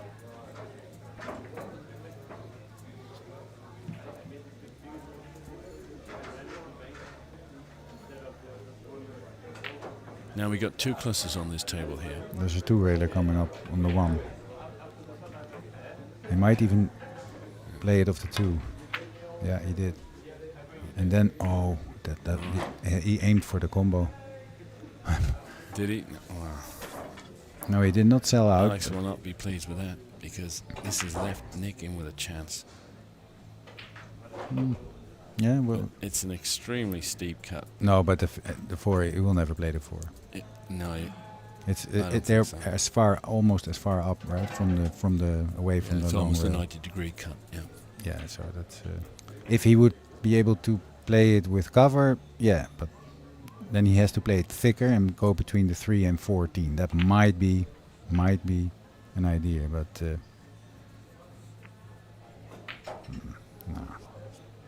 no. Let's see what he does. He will snap at this as well for a 2-railer. Yeah. He shouldn't get rid of his own balls, which sounds a bit ominous, but. Well, he's covered the 2, so Alex can't get. Yeah, that's the the good news. Yeah, definitely. And he can't bank the 14.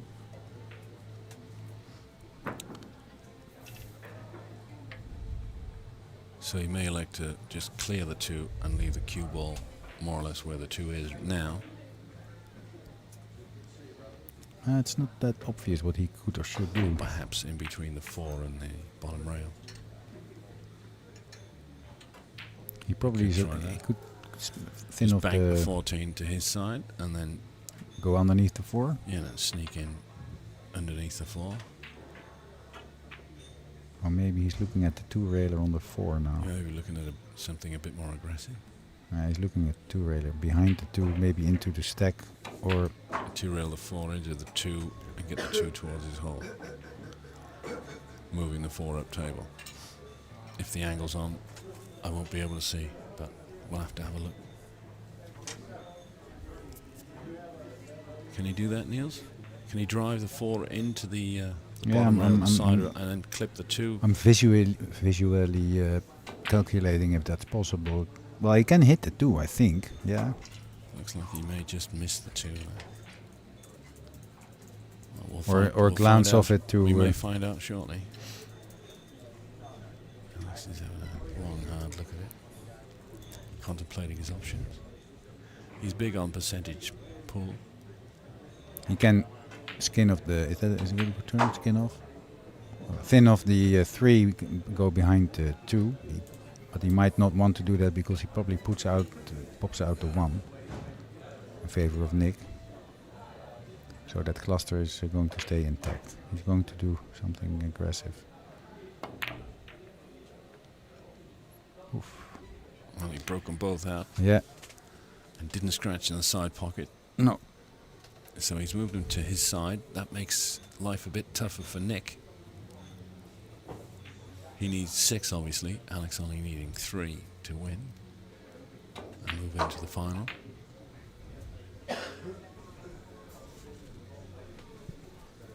Nick now has no threats to near his hole. He's Nothing contemplating. really to shoot at. Yeah, he's contemplating the 2-railer, but that's only a good shot if it's thinner and you can get the cue ball down to the left bottom side of the table, like between well, so that you get cover. At this point, that's not possible. He can't shoot the 1 in off the 3 because I don't think he can get the cue ball safe. Correct.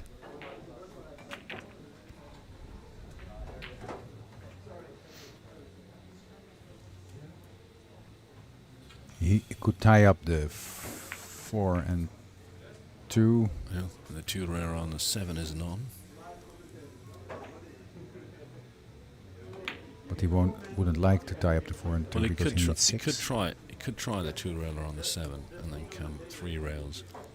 Yeah, that's what I talked about, and with white to the left. But I think he has to hit it too thick and therefore too hard.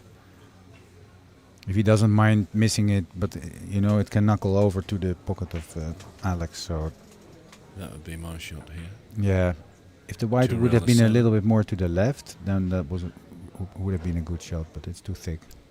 He has to hit too much of the 7 there for too much speed into the white to get it there, and then the 7 is flying. It doesn't look like Nick is fancying that. He's looking at something else. He's thinning off the 14. Yeah, 2 rails towards the 14. Ooh, yeah, he's fine. Well, he's left Alex a straight back on the 14. Might be, yeah. Maybe there's room between the 4 and 7 lane-wise, but I don't think it's free though. Yeah, the 4 might be blocking that bank.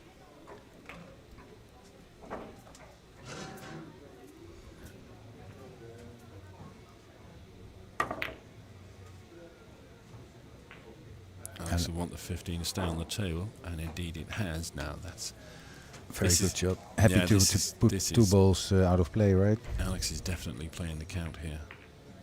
5-2 up puts another 2 balls out of commission for Nick. Yeah, the simple explanation why that is a good strategy is that the less chance on the run of more balls, more value each point has. So that's why you want balls upstairs. So you have to battle out for every point, and then of course you're way in front with 5-2.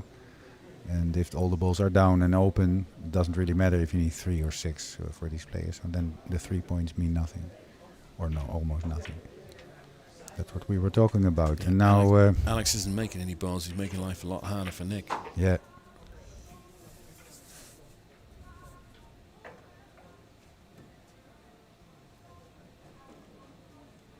I think the shot here is he should, if it's possible, to bank the 3 towards his pocket, and with the white to the short rail, with a little bit of left-hand side towards the 5, land on the 5. He's looked at the 2-railer on the 7. Not even sure the 3 will go to his pocket, but thought better of it. I would go with the white underneath. No, I don't think he can bank the 3, which he's looking at now, because I think the 5 is in the way. No, not to his pocket, just to the between the first and second diamond, above the chalk there. And then with white, I think he should go with the white underneath the 5 and 14. Just left-hand side, 3. He's not going to bank his ball to his side, by the way. That's too thin. But just put the white underneath the 5, 14, and yeah, you're fine. Alex cannot do anything. Well, it could leave him.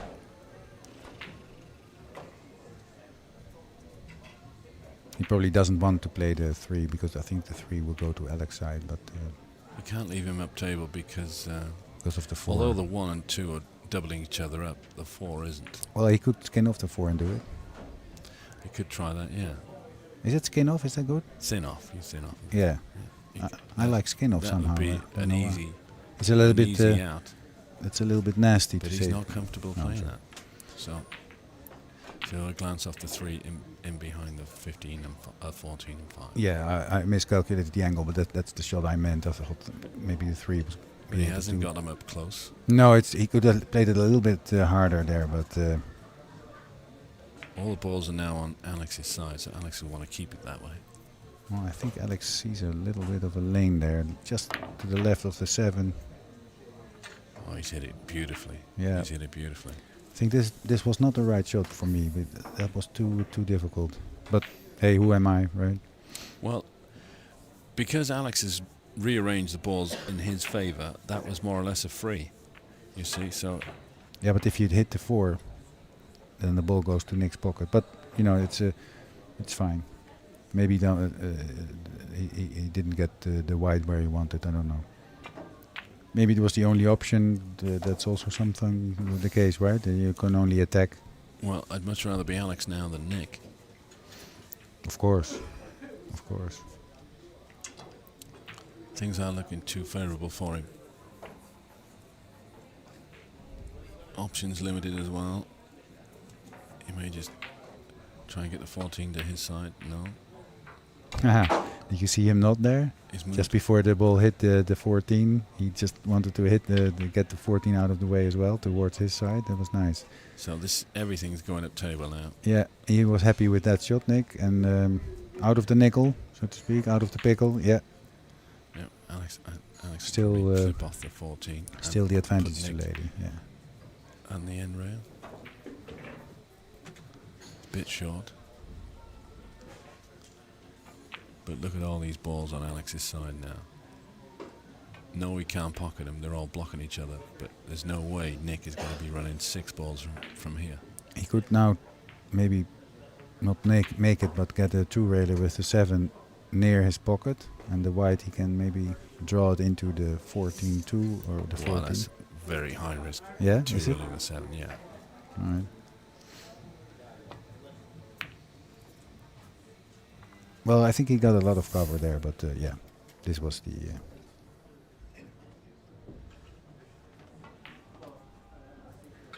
Are you nodding off, George? I'm fine, yes, I'm fine. Ooh. That's close, I think. Yeah.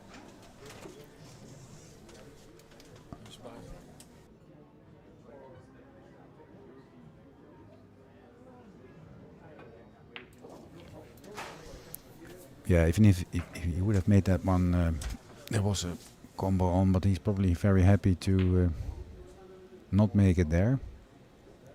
Needing 3. Yeah. If this were golf, Nick would find himself in the long grass at the moment. Nick is contemplating if he wants to shoot. I'm not sure if he can. He's going for the. He's broken 3 balls out, so that was productive. Mm. And Yeah, well. Alex doubled up on the. Yeah, that was the good part. And if he wants to get rid of the 1, he has to hit over the 14. It hasn't come out too favourably for him because the 5 and 4 have moved towards Alex's pocket. Can you reach the button for the other view, or I think I'm not sure if it's possible that the 2 passes the 3 here.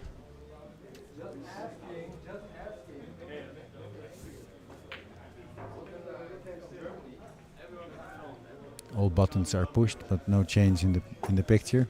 No. Yeah, you see? There's one that says self-destruct. Should I press that? Well, as long as I don't hear any beeps, I'm sitting there right here.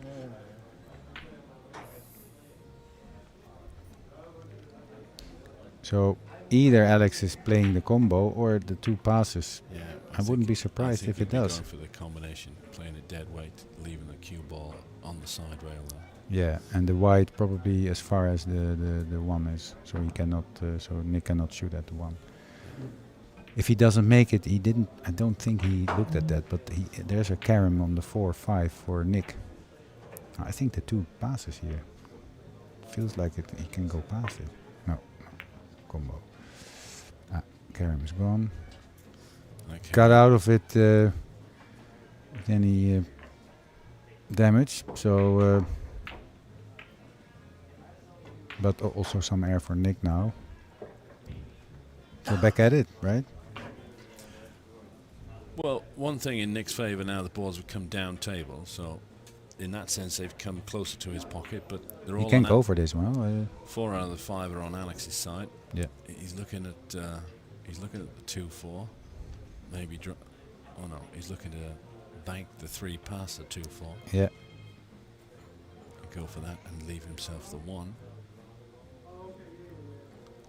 If he's sure to make it, he will maybe spin. That looks good. Closer. He has indeed made that. Okay, so the angle decides here, or if he can get the 1 and stun over towards the left of the 2, of the long rail, by the way, probably, or directly. But there's he's also not playing the 1. No. There's also a bank on, so he likes the bank better. He's playing a 14 cross corner. Do you think That's what he's looking at. It's possible for him to get cover behind the 7? This tells you how thick he has to hit it. So. Well, he can't leave Alex straight back on the 7 should he miss the 14. I think he will get it close. He will try and get cover for the 7. Yeah. Look at that shot. If he misses it, it's beautiful. Exactly. Oh, he's not happy about that. Well, he got both parts right there. Yep. You can hardly expect to get both parts right all the time. And he's made the ball and now left himself in behind the 7. So Nick's clawing 1 back. Yeah, he might. He probably will, or shoot 15 with a little shot, get cover on it on the 1. If there's not a scratch on, just push the 15 out, so it's blocking the 1 and not. He's getting a second ball towards his pocket here. Now, only a minute ago it was 5-2 with. Oh, this is almost in. Nick oh not man! Look at this. Wow. Oh, that sum was up for him there. That's almost as good as in. And covered. That's crazy shot. That is a crazy shot. For Alex and 4 for Nick. Wow. That was a little bit of a table turner there. This there. game is completely turned around. Wow. Alex is wanting to pot with the 7, first the long rail and then the 1 and then the 7 out. Oh no, he missed it. He hates himself for this.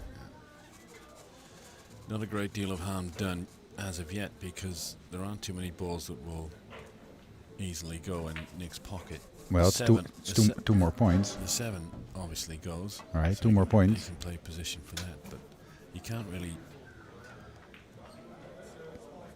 expect to break out the 5-4-2 with a 1 here. That'd be crazy. Yeah, that's very unlikely to get a shot then. Yeah. Now he's going for the 7 and from 5-2 down to 6-5 up. Well, playing rail first. Rail first, yeah.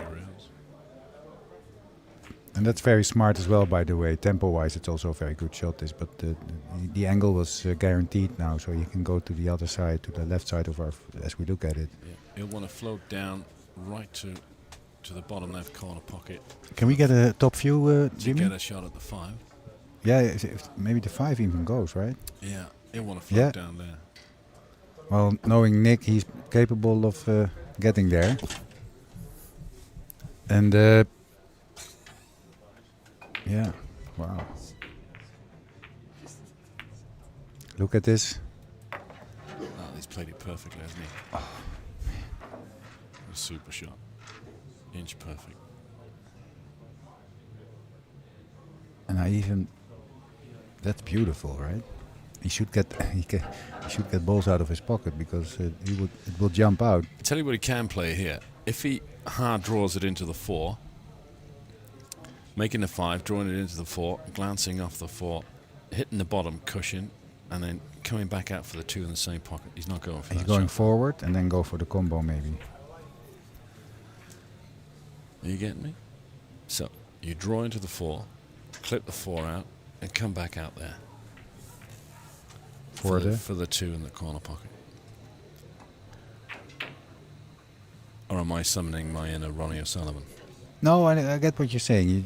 You draw it, thin off the 4, then go back a little bit. Yeah. You cannot scratch then, and then you have a clear 2. Yeah, might do that. But it's a power draw shot. Yeah. He's also looking to go forward with outside and maybe get the combo, but that doesn't lay well for being a top side of that combo. He has to be at this spot for the combo. So then I don't think the 4 passes the 5, right? No, I think you're right. Because the natural thought is to miss the 4 and hit the 2. Yeah, if you hit the 2, then you can scratch. Well, if you hit the 4 thick enough, you can't scratch. No, you can. If you hit the 4, you won't scratch. Never. That's impossible for me. I'm not allowing to. I will jump in front of the pocket then.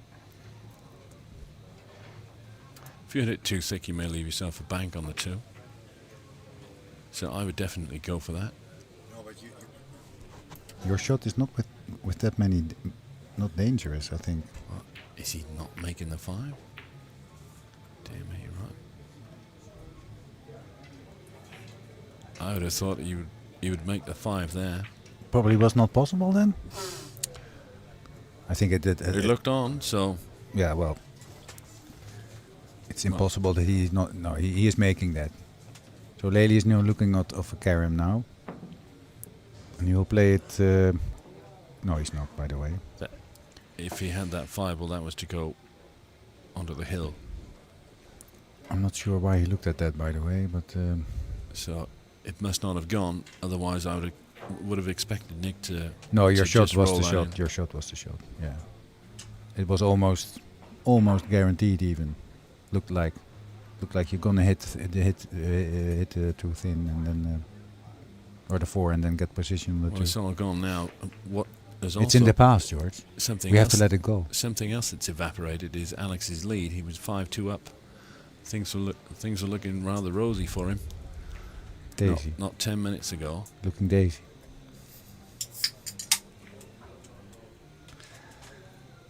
But now things are turned on him, and he's 6-5 down, needing 3 from here. Is he playing the cue ball into the 5?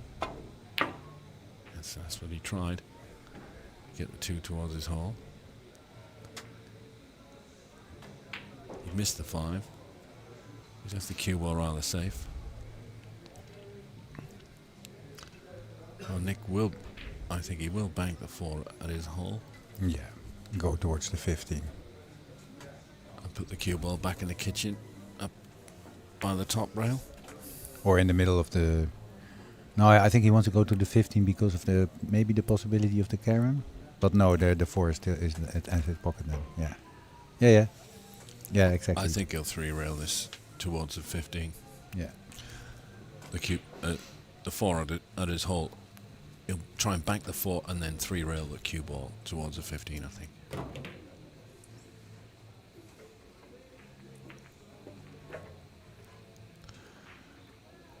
Taking a cut is far too risky. You'll leave Alex a 5-2 combination.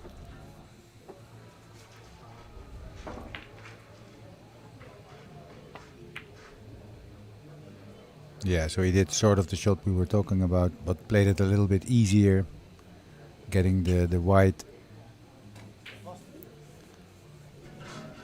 Well, this is where you, if the angle's there, Alex can play it with the proverbial high karate and leave the cue ball where the 4 is. I still think the Just checking to see if it's stuck on the rail or not. Not sure why though, because it's not. Yeah, if he wants to lay it up there. Yeah, the double kiss might be on. Yeah, it's in case of the kick. Yeah, in case of the kick shot. So, but looks like he's high karateing it out. Joe Long just told me where that term stems from. Just in high karate it. He has cleared it from Nick's pocket. Nick's Karen, by the way, is without that much danger except for leaving the 5. But if he sees it, he can play it, but he probably won't because that's an amateur shot.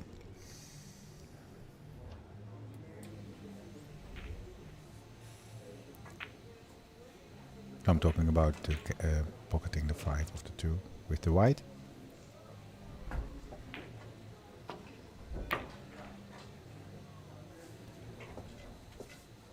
So that 2 ball needs to roll.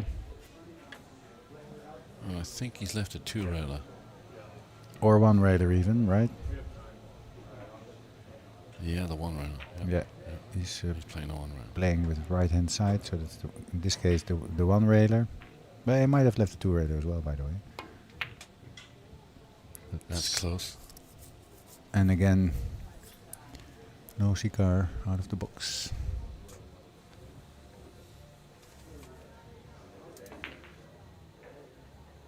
What it does though, if you do get your ball close and don't make it, it forces your opponent to deal with that problem before he can get anything else productive for himself.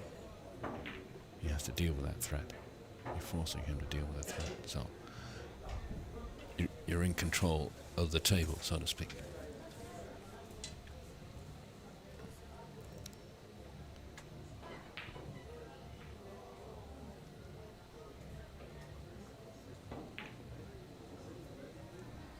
There's probably a slight risk of a double kiss.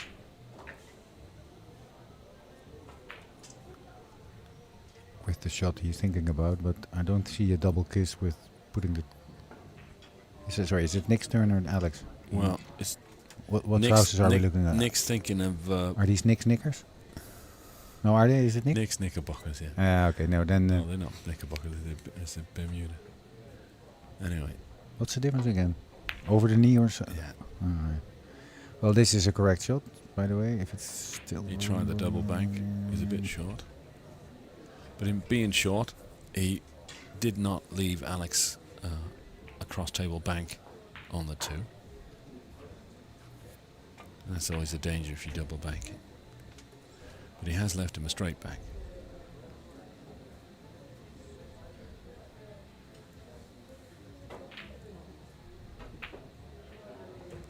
This is going in. I'll tell you this is going in. No, it's not.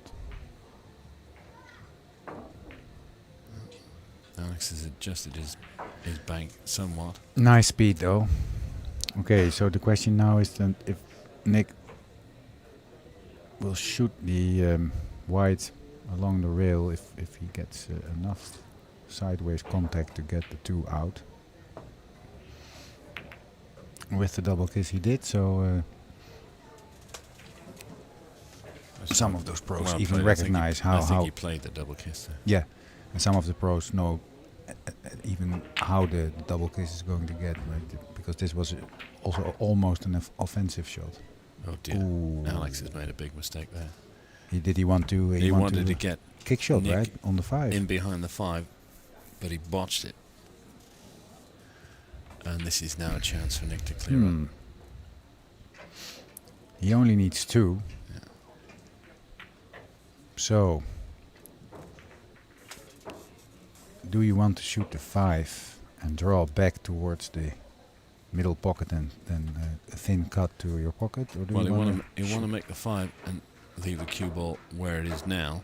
Yeah, I don't think that's possible. We'll be higher, right? I'll have to go up and down the table for that. Ooh, that was a little bit of an anxious shot there. Well, it wobbled. Nick's on the hill now. He just needs 1. Yeah, he didn't miss it. Double bank, says Jimmy. Jimmy wakes up. He was sleeping all the time here. No, ladies and gentlemen. Jimmy of Orange Forks is putting in some effort to get all these streams. Well, the thing is, from the booth, we never miss, do we? No, because it's too far. In the booth, the tables are too far. No, we don't. More people have joined the stream here. 93 people watching us live. Any questions or any remarks?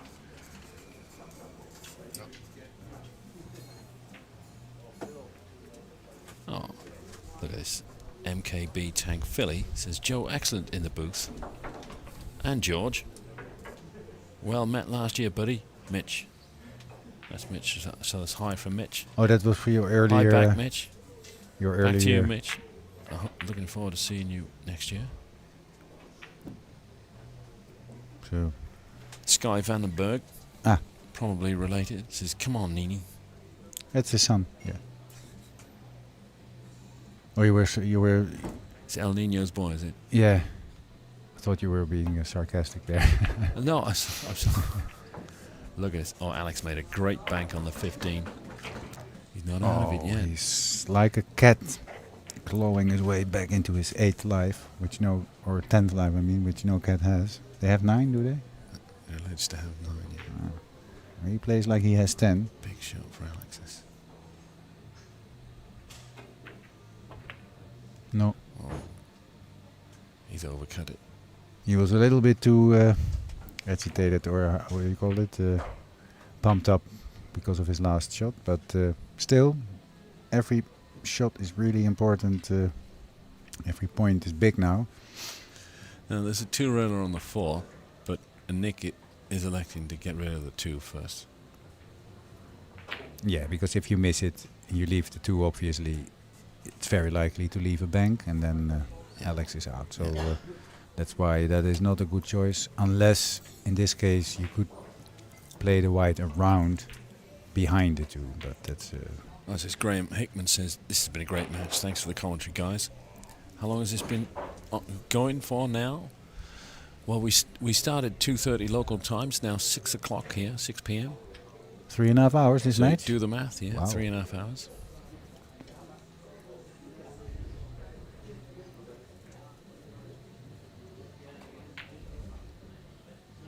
Well, there you go.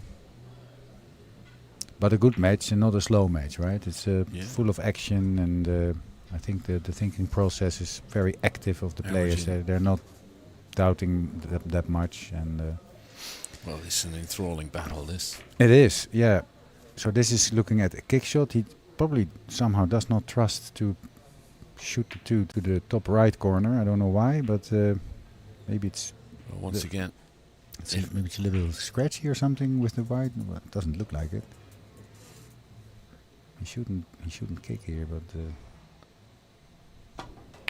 They try the double bank. That'll have to straighten up. It did. Not entirely. Not sure it's the right choice, but the result is pretty good. Although Alex has a shot at the bank here. And doesn't need to apply any side. Alex will bank this at his hole and come 3 rails towards the top right corner.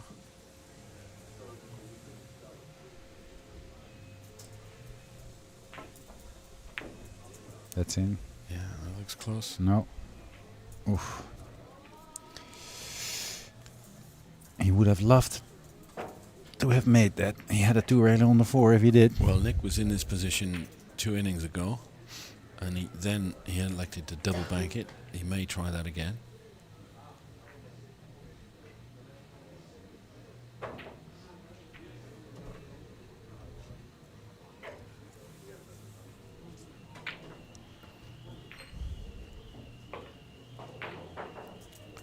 You have to hit it quite hard, though. It's a bit of a power shot, that double bank.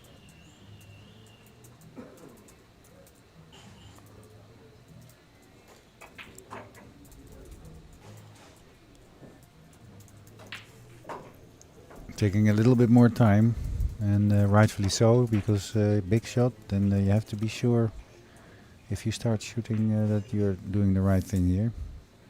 I think it will do the same, yeah. Ooh. Oh, he's lucky there. Spots. He's sort of lucky there. If that didn't go in, if that hadn't go in, he would have spun back 2 rails back to may well have, yeah. Alex's side. Nick's made his intentions clear, though. He's shooting in his hole. He's shooting for the game. I think I said Joe, I think told earlier, or you that no, you told us earlier that Nick is not trusting his stroke that much anymore, or a little bit. He's a little bit off. He said he felt a bit wobbly. Yeah, but you could see it there because he has a little bit of trouble with a power shot. So again, it's the double bank, and he's a bit of a wry smile. No, he's from- not going to do from that now. Nick. No. He's looking at this. Am I double banking this for a third time now? What he should do now is not making it, but put the two towards his hole with the thickness of getting the white He's 3 looking rails at the behind the 4. Yeah. He's looking at the 4. Can I make the 4 and leave the cue ball safe? I can't really. No. He can. If he no, but like I said, if Alex makes it and he leaves behind the bank. No, he should. Yeah, that's where his cue is now. He wants to come off the 3rd rail behind the 4. That's what he wants. He's weighing his options. There's something about the 2 he doesn't like, which is why. Yeah, but maybe it's because he's thinking about why he's shooting turning it. away from it. He shouldn't think about shooting it.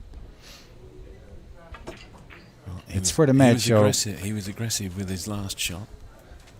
he shouldn't. But I can understand that he wants to shoot it because Lay's quite good, right? The thing with these champion pool players is they err on the aggressive side. So if they have an aggressive option available to them, they'll elect it quite often. Yeah, he may not see a possibility to get the 2 save or the 4 even before. Yes. Ooh, that was close. Ah, this is what he had in mind. Well, you see. Now I understand what he was thinking. He was going to draw back anyway. Okay. Well, wow. On this table, that was almost in. On any other table, he would have won now, right? 2 railer with the white to the top left. Almost double kissy. I think he glanced the 4 and missed the scratch in doing so. Really? He may have done. We'll have to watch the action replay. It looked like it. That cue ball looked headed for the drink.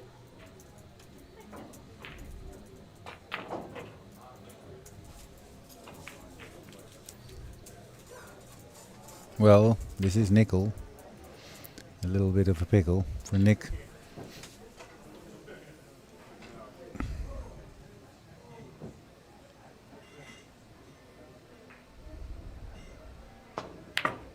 Oh, this looks good. Very good try. And a very good result also. Oh, the 2 there is quite nice for Nick. Because it's not unbankable to Alex's side. So that's why he's pocketing this one. He might have wanted to get the white more up table, but... well, it's an epic tussle, this. Yeah, because he wanted to get the one more up table, because now this is a good chance and not too difficult to get the white up table, or maybe not even a little bit further than the middle pocket, but we'll see. Graham Hickman says it's going to the wire, this one. Still 50-50 for me. Yeah. Anyone's game. This one is going to get close, and the last one was already close, right? This 2nd match point. Can Nick get through the 4 to bank it? Yes. That's And I close. think... Has he made it? Where's the cue? My goodness. 2nd match ball there. Very, very, very nice shot. Oei, oei, oei, oei, oei. High karate there? Yes, I think so.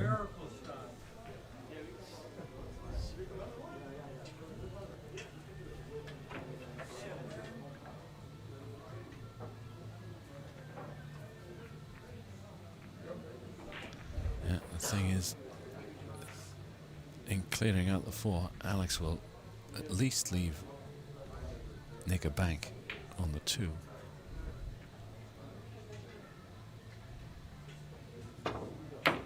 The high karate. But no, he's not selling out. He's not selling out. Look at this. Wow. That was very close. Wow. I think... what are we doing here? He's never in doubt. Never in doubt, Jimmy. Yeah, that's a straight back for Nick. You could try and turn that.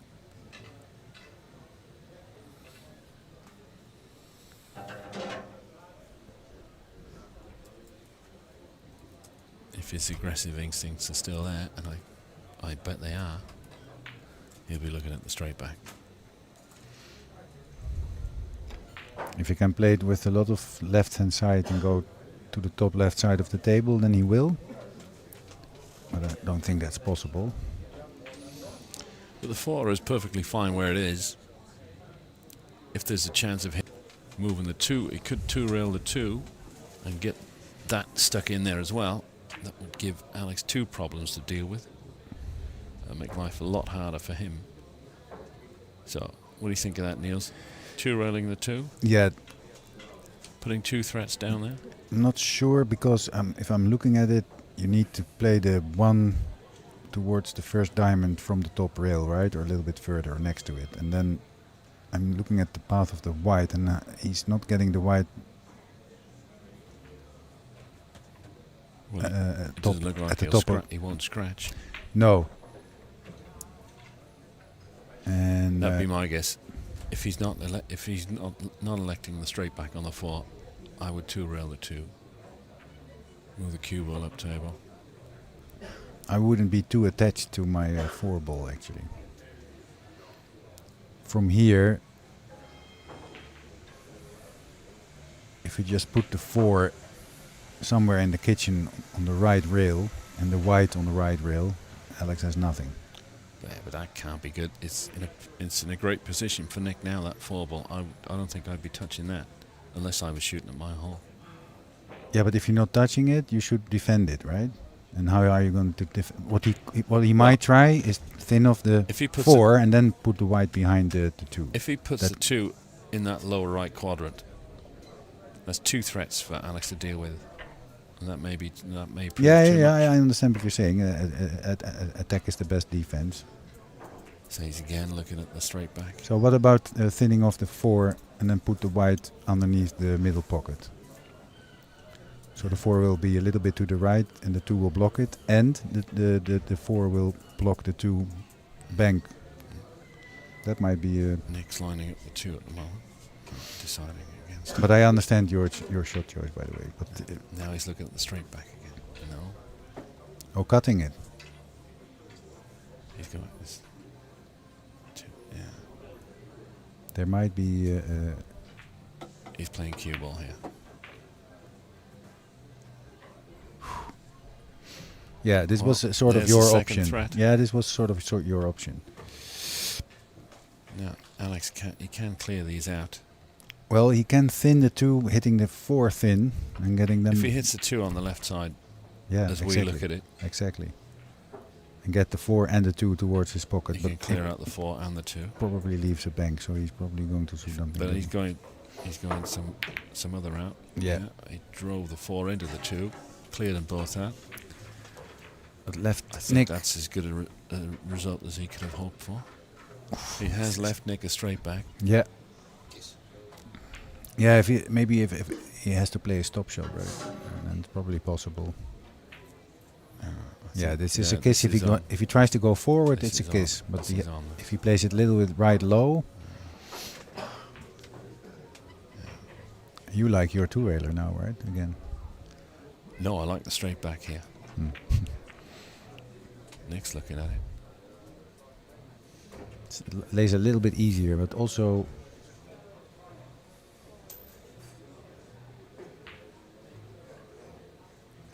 I think I would go for the 2-rail here, but I cannot. Yeah, it's a straight back for all the money, for the girl, the goal watch, and everything. Yeah, but the white is the problem. He cannot go forward, and he can and with low right, he also feels that the white is going a little bit to the right, blocking the 2. So, well, again, it's similar to where he was in his last inning. Yeah, where the balls have effectively changed places. Yeah, with a little bit of difference that he can make it the 4 now, and.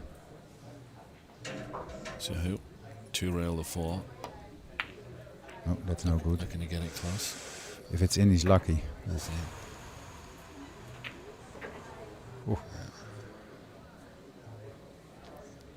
in. He's lucky there. Because I don't think Alex can hold position here.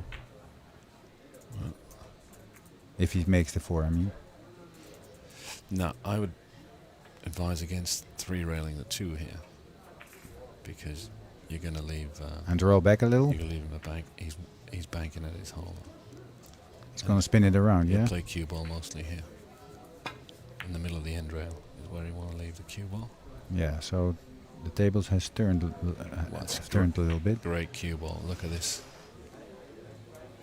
So what Nick definitely must not do is cut in the 4 now and scratch or put in the 2. Well, I'm saying that. Nick's shot at his hole for 3 times now and gotten really close.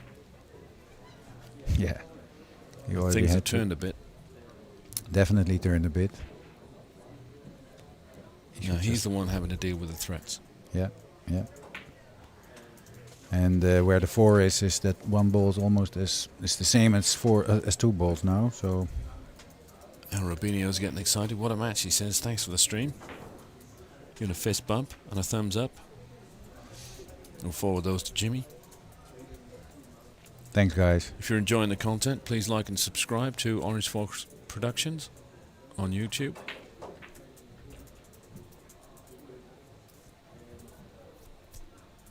If you're enjoying the 1 pocket, come round to Hague 5. There's always 1 pocket action here. Plenty of 1 pocket. And if you're near Hague 5, maybe they'll let you in. No, it's if members you're only, in right? the area, if you're in the area, yeah, you can come in. You can come in and watch the final.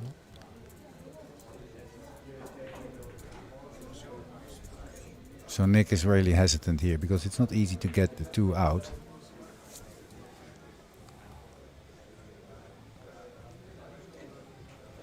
So Jimmy, can you get the other view? The top view? Yeah. So what he can do is land on the 2, but it's probably sticking. Speaking of the final, already in the final is Manuel Fernandez. And he's awaiting the winner of this. He beat Tim Yonkman 3-0. Yeah. Tim was up in the second game, I think. 4 or 5-1, 4-2, something like that. And then lost anyway. He was a little bit deflated. And yeah, last I saw of him was he was crying at the bar, asking for another bottle of whiskey. Oh, and calling his mom, yeah? And calling his mom. But it wasn't quite that bad. I think he took it well. Nice guy, Tim is. Good spirit. Yeah, he enjoys the 1 pocket. He's a great shooter. He's got a great rotation player. Someone told me he plays on the World Tour. Yeah, he's doing fine. I don't know his results, but... he likes the extra dimensions. Okay, so he's going to get the bottom rail first. Well, he shot at his hole again. He can't Nicky, what are you doing? Well, he can't help himself. He wants to win, man. and he wants to get there. He should have, if he wants to give the ball... Left Alex the bank for the match. Yeah, that's in. No. Oh, you got him. Well, you can't go giving him the commentator's curse nails yes, every I can. time. This match deserves a deciding ball, right? I'm gonna call it as I see them. No, a little bit quick, maybe, right? A little bit quick. He played, maybe, right? Maybe he wanted to be ahead of his nerves. Everything's hill. 2-all, 7-all. In this, the last rack for a place in the final.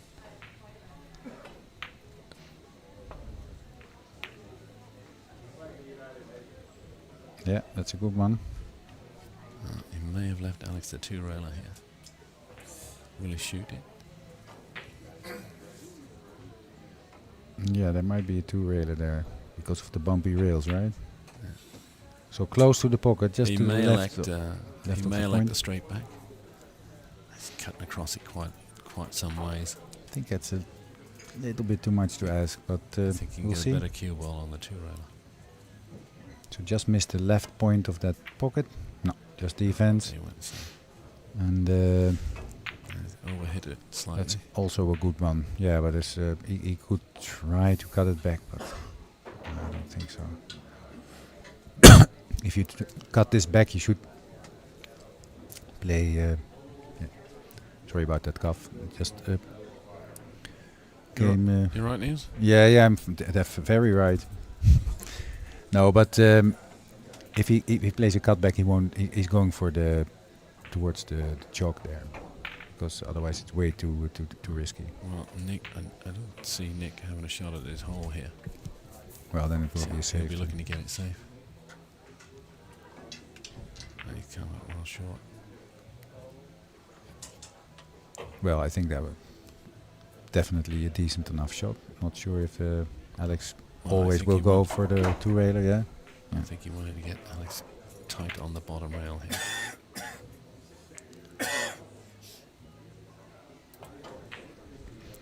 Alex decided against it also. It needs to travel. He now. This is a two-railer. He has left Nick the two-railer here. And up till now, even though Alex had the easiest chance, it feels a little bit like Nick's match to lose, but Alex won't feel it like that. But is a kiss on? No. Well, there's always a kiss on if you're in the booth. Yeah, with Rosie or Daisy, but not with you, mate. No bloody chance. You don't know my lips. I think Nick is slightly worried about the kiss. Well, if he's really worried, then he could also kick at it, but that's also so kick it 2 rails. But yeah, well, he's a pretty good kicker. He could try that, yeah. How about being a good kick kicker? The kick may be the kick may well give you a lot of accuracy, but then there's a scratch involved with a kick. So he's decided against both those options. Well, that's okay. That's a good result anyway. He got a good cue ball. Yeah. But he might be even a better pocketed result. the 4. Yeah. So how about it being a good kicker with high karate? Oh, we saw Alex's high karate just now. That was fabulous. As he was fighting for survival. Now he's looking for the win. Is he going to straight back the 4? No. No. Well, never say never, but I think it's a little bit too risky.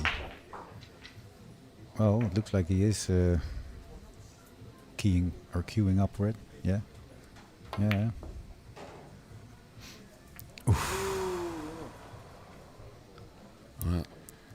Well, whack at it. He couldn't avoid the kiss, and now he's left. I think Nick has a straight whack, right? A bank. I think he can stiff it. Yeah. Towards his hole. Just give it a good old thump, and it's in. Sounds easy enough, doesn't it? Yeah. Always sounds easy when you say it, Niels. Yeah, I'm a smooth talker, right? Yeah. Silky tongue. But the boys out there got to do it. And this is Nick now. Yeah, Nick was looking if it was completely glued or tied to the rail. He's definitely. Yeah, he has stiffened it up. And a fist pump and a cheer. Very happy. And a big yeah from Nick Vandenberg. Also nice that Alex well raised pleased his, at getting through to the final. Look at Nick through the and windows. He's beat Alex Lely 3 racks to 2. Nick is very happy. You see that? He's and he'll play Manuel Fernandez later on this evening. Yeah. For the championship. That will be without me. By the way, I'm going home to the wife and the doggy because I'm already commiserations to Alex. He's fought like a lion in that game. It was a fantastic match. It were 5 really interesting and really well played games, and well, yeah, they both could win and would have deserved to win. Alex had Nick had the first 2 chances, which were a little bit difficult, and Alex had the easier chance after that, and now Nick slammed the last bank in for the win. Well, quite. That was some contest. This was, yeah. This might have been the match Alex of the. trudging off.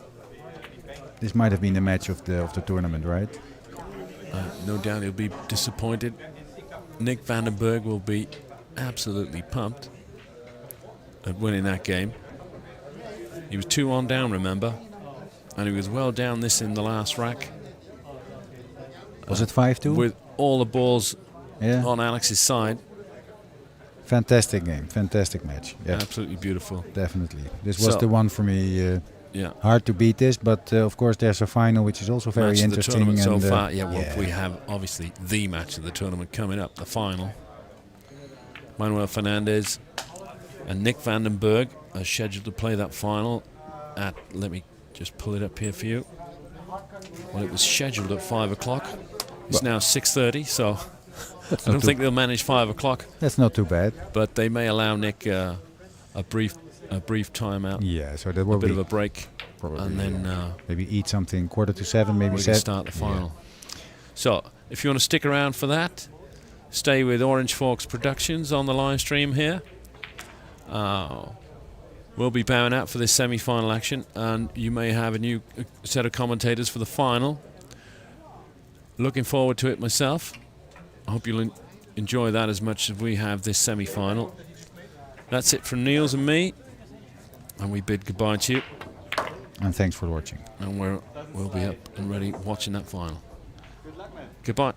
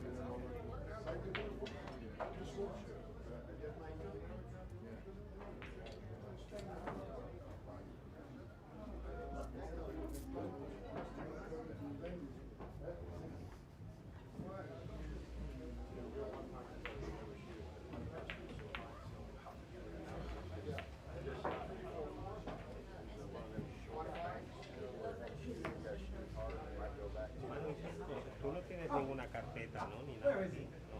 Yo le he pedido esto para marcar arriba. I gave it to Amma. No. Did she tell you about the honey? Bueno, voy a dejar mis cosas. Haz una cosa. I love your money. Amma said, yeah. Oh, I told him, give this to Ethel with a lot of kisses.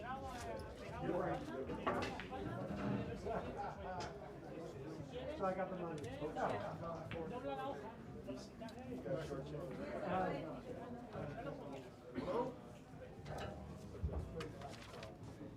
Que si no se te van a arrugar las puntas. Voy a mirar, amigo. Me corto esta parte. Buena suerte. Gracias.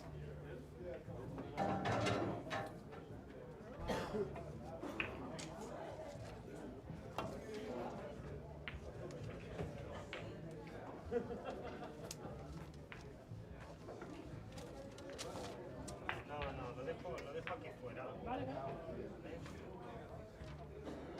Te decía que a lo mejor podías doblar a la hoja o algo.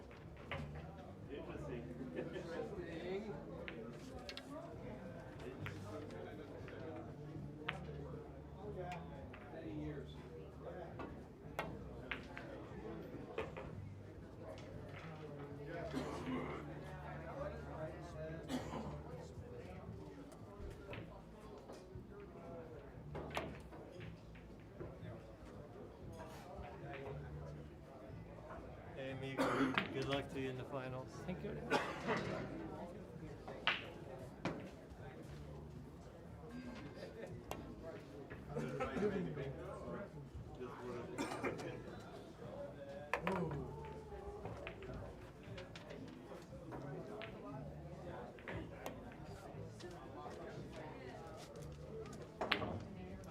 Can you make a photo of the two finalists before they start? Yeah. Just to let you know, I'm not. I need to work on my face. You may do it. I mean, 1-2 for this. La que te explicó el de este. At least a couple of months. I'm intimidated. La blanca sale más muerta. Si le doy más abajo, lo meto. Más arriba sí va para adelante.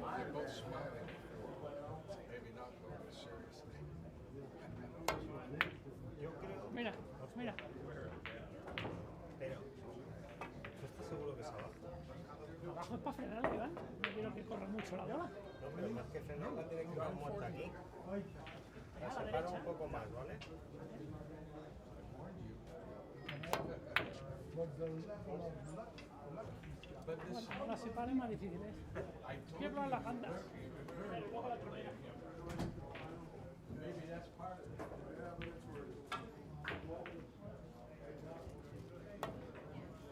Good luck. I think it has. No. Our final. It's they used to work on her.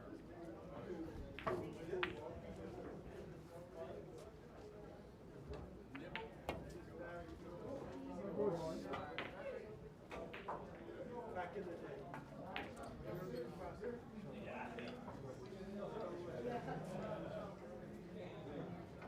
to be damn slow.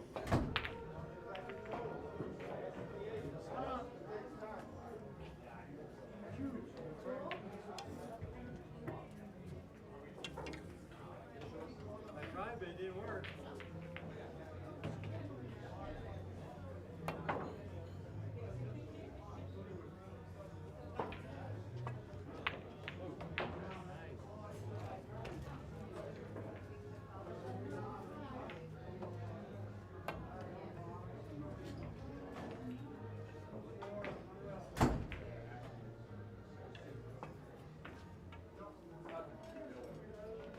At least you could have a scratch. Maybe try that again.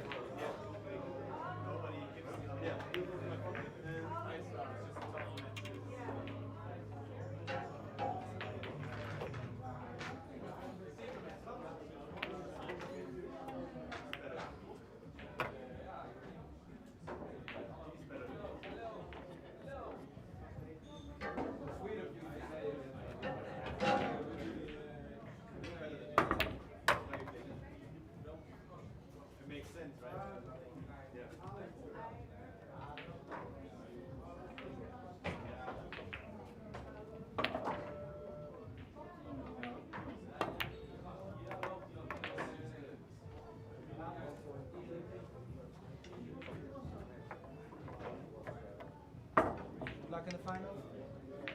Thank you very much. Thank you.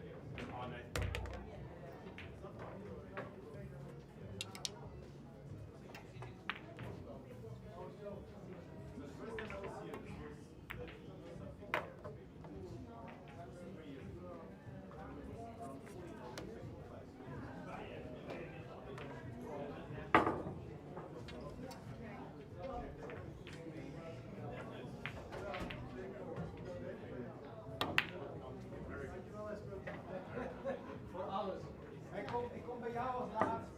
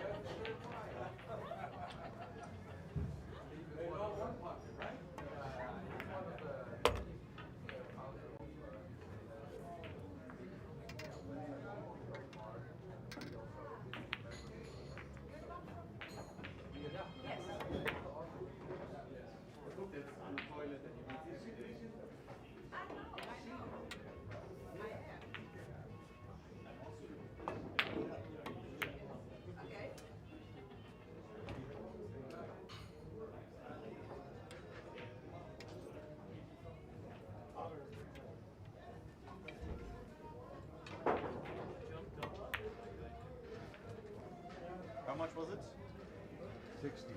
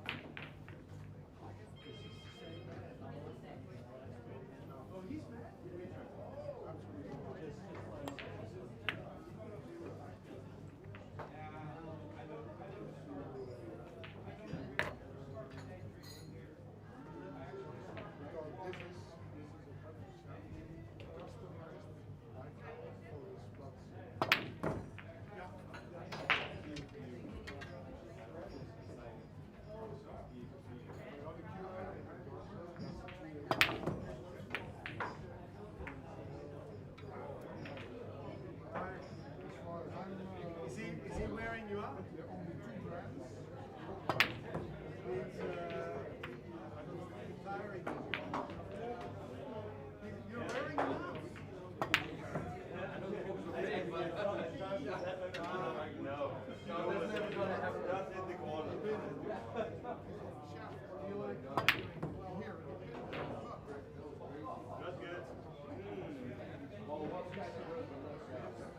The idea was good.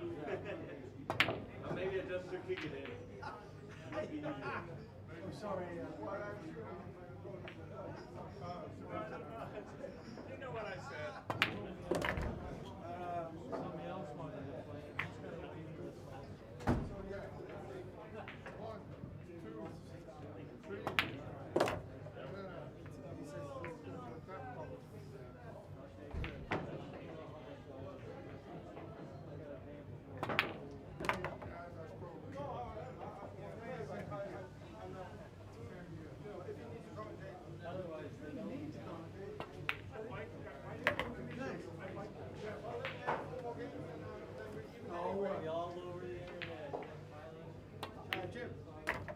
Jim, I got game for you. Come on. You want to play Thomas over here? Play it. No, because Tom is getting in the mood. Oh, all right. Okay. You got game. You're in the boat. Yeah.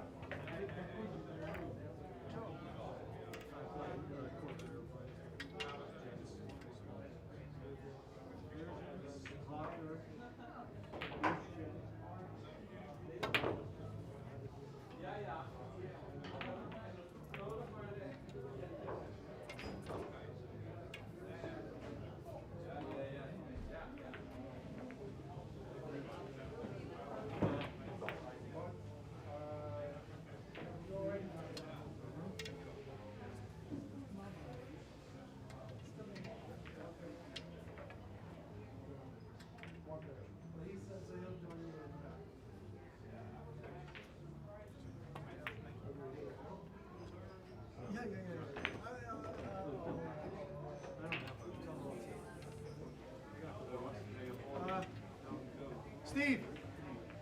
We gaan nog niet beginnen hoor, of niet? Nee, ik wil even een fotootje van jullie twee voor de Hague 5. One let me come. Steve? Mag nog wel. The other one let me take it. You like to play or you want to play Mr. Booth, bring your camera. You have it? no, 7. Bring your camera? Oh, okay, yeah. But you know,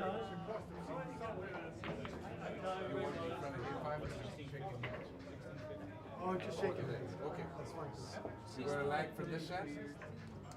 on my second one. You're going to lag from this end? Yeah, but we're not ready yet. We're not ready yet. So You don't have to be ready. Can I have a handshake on that end? As if you're going to lag? Lag?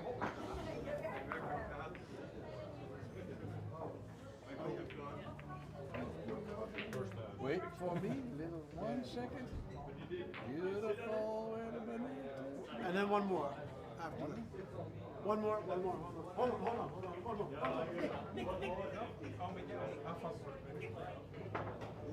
Look at social. Get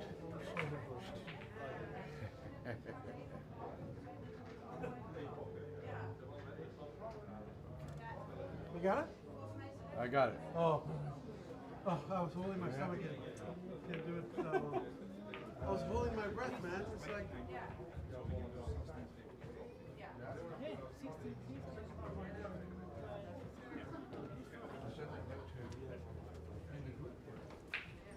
No, send it to me.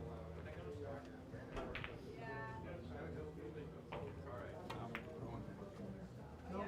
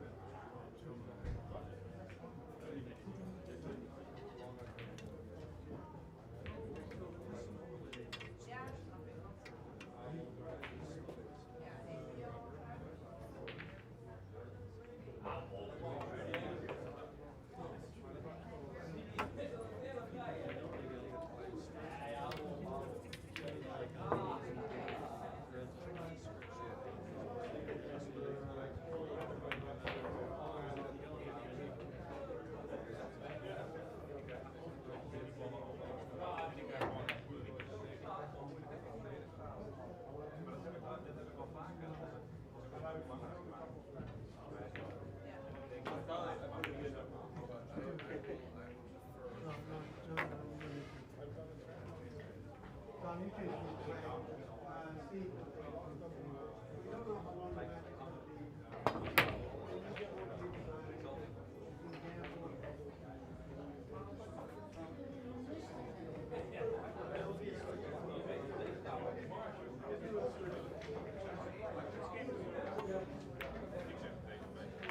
can do a switch at some point. Yeah, absolutely. You'd like to.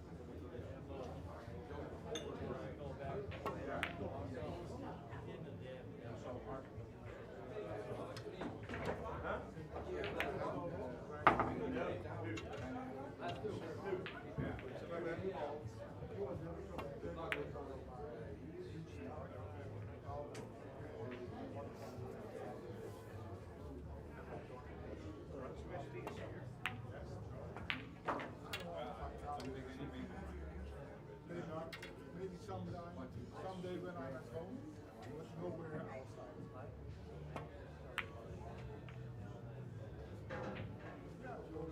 All the race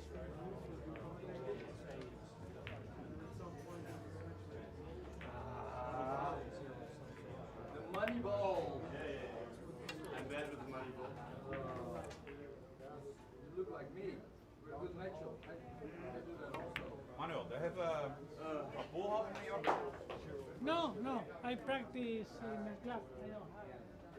No, but is there a club with two tables? Because I've been there a couple of times and never seen it. Yeah, one with 10 tables in the city Palma. Is it in the big square?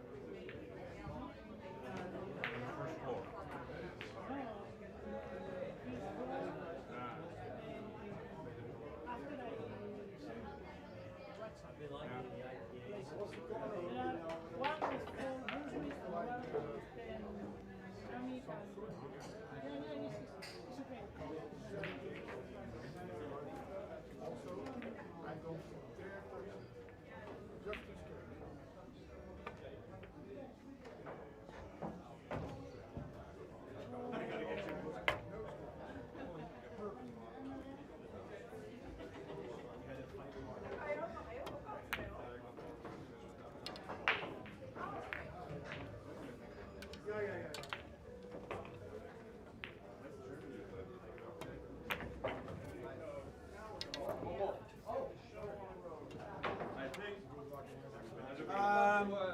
Ladies and gents, mag ik jullie attentie alsjeblieft? Eventjes.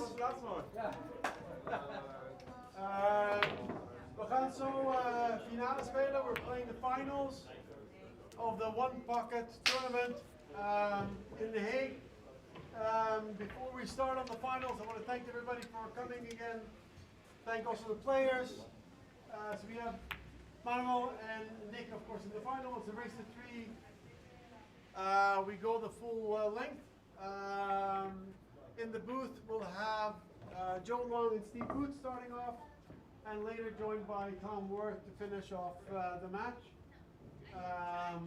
I wish the gentlemen good luck, and whenever you're ready, you can start. Okay. Good luck.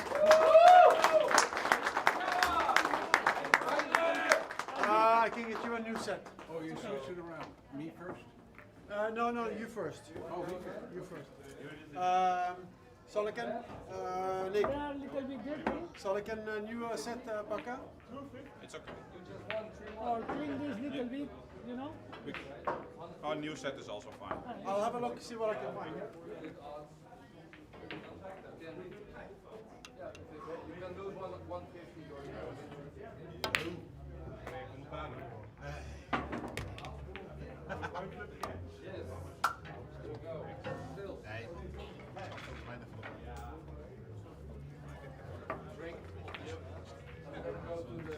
Benieuwd als hij terug gaat luisteren wat ze allemaal zeggen.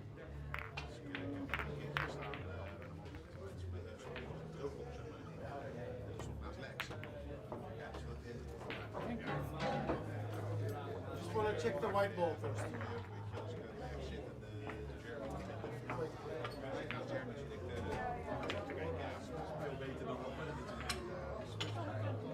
Hold on a second. Yeah, it's fine. Thank you. No worries.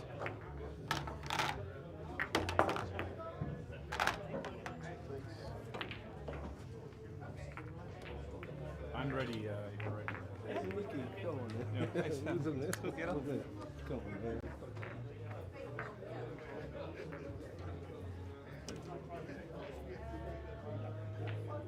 Can we start? Yeah.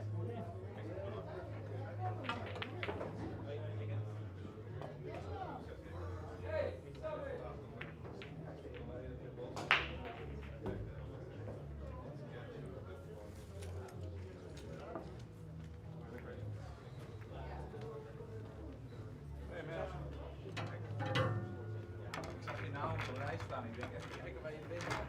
Ik zag je gisteren niet. Ja, ik speel mee met de wij stonden nieuw. Ik ben dit jaar weer een beetje op spelen. Ik ga weer competitie doen. Ik heb zin om te spelen. Geitig. Hey, succes. Dank je.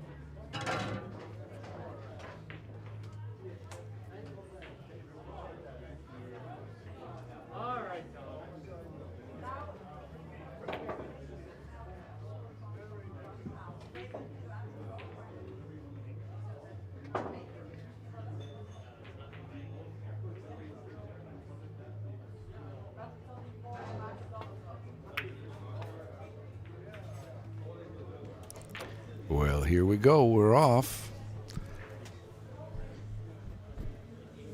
And Fernandez broke. But the balls didn't really open up.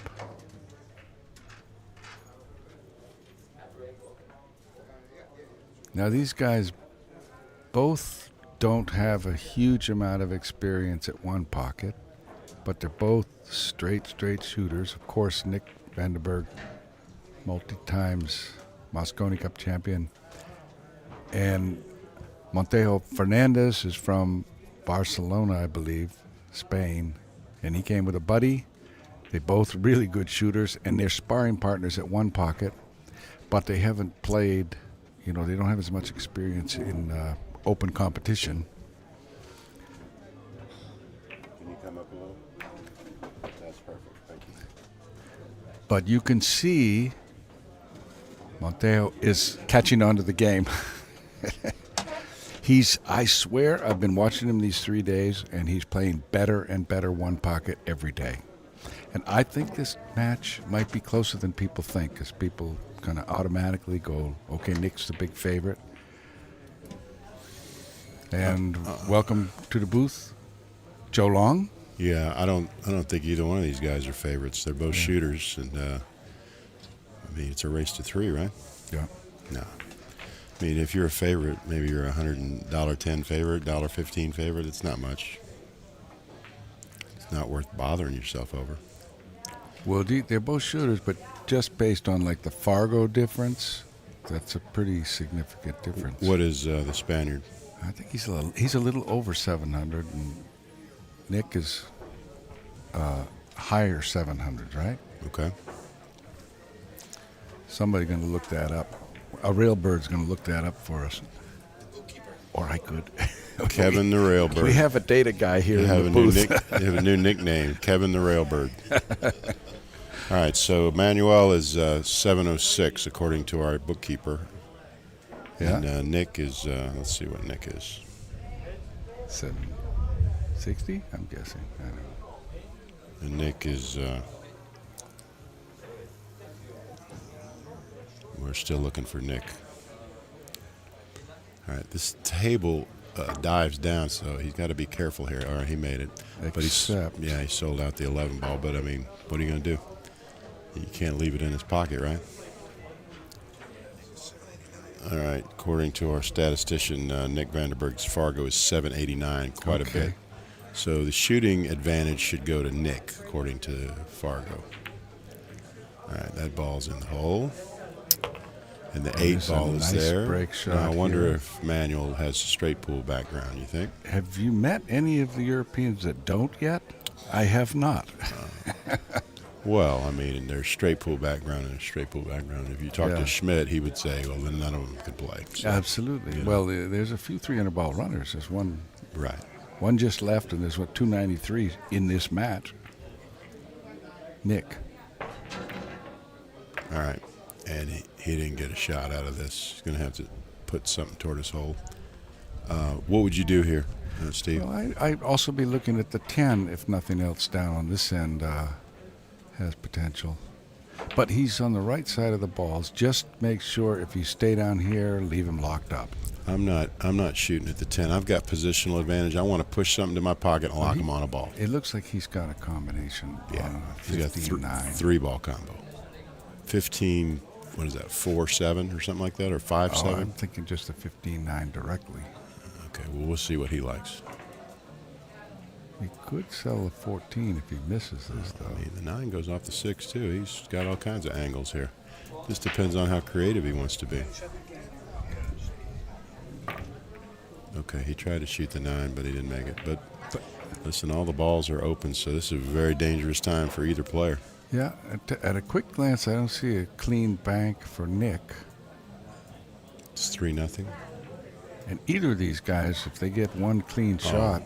Is this who we looked up, Montejo Fernandez? Okay. But he had it somewhere else, Manuel, but this works. Yeah. I talked to him and his friend Ivan, what is it, Belmonte? Yes, Belmonte. So Belmonte they're from Barcelona, and Belmonte owns a pool room there. And the first thing they said is, we want to come to Buffalo's. So they're coming to Buffalo's. Yeah. The Barcelonans are invading Buffalo's. And he said, yeah. And then they started talking about playing in the tournament. And I said, slow down there, boys. This is like the top players in the world you're going to get. $2,000. Well, we entry want to fee. learn. We want to. Yeah. I said, okay. Well, you'd learn. It Yeah. might be a $2,000 pool lesson. Might be a long, expensive tuition for that lesson. But I like their attitude. They love One Pocket, and they're so happy that they were able to come here and have a good showing, and now they want to come to New Orleans to test their skills against the top of the world. And I know they're going back with like a suitcase full of books. They've got mine, they've got Tom's, they've got a handful of books, both. Yeah, like I said, they love One Pocket.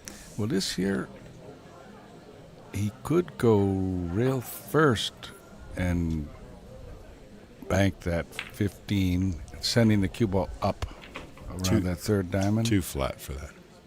You're saying go rail first, and kick bank the 15 back?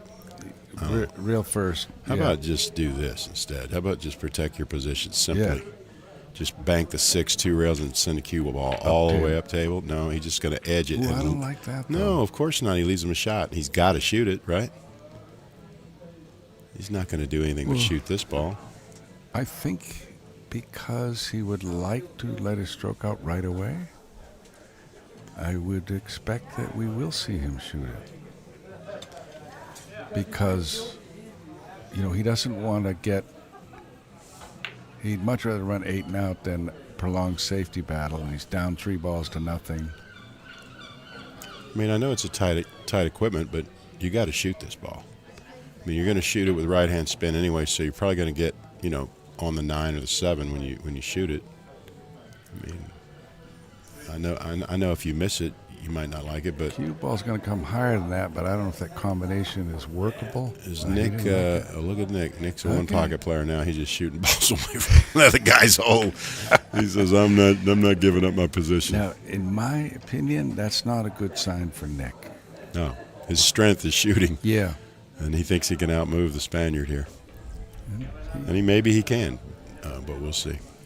But I don't think the moving is the strongest for either of these two players. But like I said, watching Montejo, I don't know if I'm pronouncing that right. Somebody can correct me. But I swear he's improving day by day. And his buddy's a little tiny bit stronger shooter, but you can see he just loves the game and is investing in it. Now this is... No, I don't like that. Just give up the 7 ball here. If you stun your cue ball into the 4, you can shoot the 7 freely. Yeah, I'm not sure what he was doing there. I thought maybe he was just knocking that ball away and, which was going to develop into an up-table game, but he let that cue ball slip up. He probably got a little nerves going on in here. Well, Nick banks really well. I wouldn't shoot the if I'm shooting the 7, I got to drag my cue ball into the 4, or else I sell out. So that's the only way you can safely shoot this 7 ball, is to make sure your cue ball takes out the pink ball. Yeah. Looks like he might be able to.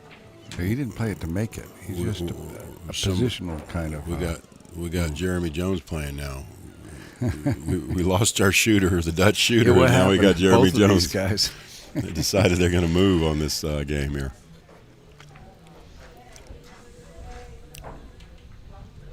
Yeah, it's we're not quite seeing what we expected in terms of out of the gate. Well, considering this is for all the money, and so they're being careful. I get it. It's first game. Considering Nick now has passed up on a pretty nice looking bank. I think it's fairly high percentage, and a cut shot. That one was a little touchier on these 4 1/4 pockets. Oh no, they're much tighter than 4 1/4. He sold out another bank. He drifted up a little bit. No, he's having problems with his speed right now, and I think he's going to get punished on this shot. I don't think Nick's going to pass this. Which one? I mean, 14? 14? No, the pink. 9? No. He's got bank all. This is the deal. I mean, once you get it going on this short rail bank, it just dives into the pocket. I mean, you're like 85% to make this shot. It does that towards the left foot pocket. Does it do it towards the right foot also? Both of them, yeah.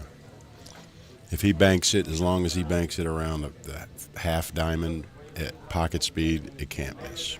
Can he play the bank and roll the cue ball up on the 6 so he's at least not selling out a direct shot? No, he doesn't have the angle for that. He's going to leave it way up table if he shoots it. Or he could draw it into the 9. He could do that. And then if the 3 doesn't go directly, he could roll up a little above those 3 balls without a sellout. As long as he doesn't roll all the way up to sell out the 4. It's a little hard to judge from the monitor how much of a cut he's got. It looks like he's got, something like 2/3 of the ball.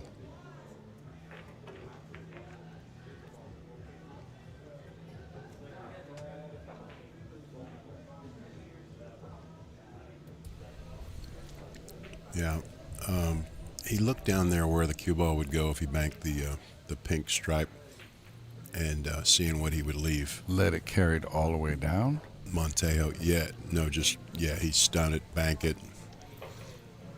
What is he doing here? I mean, he's not even looking at that. The fans here are very impatient for Nick to kill something here. He's like, come on, Nick, kill something. We want to see some action. So he's looking at just banking the deuce and then force following with right hand spin and get under the 10 if he's looking at that shot. Or he could bank this one. I like this one better. I really do. Yeah, I like this one better too because it looks like, pocket speed. We know it carries really nicely. Right. And it hugs the rail a little bit. The old He's saying. Looking at how far up he can go and be safe. There's an old cartoon about there's an eagle and a little eagle, and the eagles are up on the line and they're looking down, and the little eagle says, "Patience held. I want to go kill something, Dad." The dad is urging him to be patient. That's what we're seeing today here. The fans want to see some action. All right, watch. You'll see how the ball dives down. You see how it dives down? Yeah, you couldn't really miss that shot. So once you know the table plays like that, you can get real aggressive. Just on those low cross corner banks. Right. All right, now he's got the 7, and he can come up for the 5. That combo looks a little off, but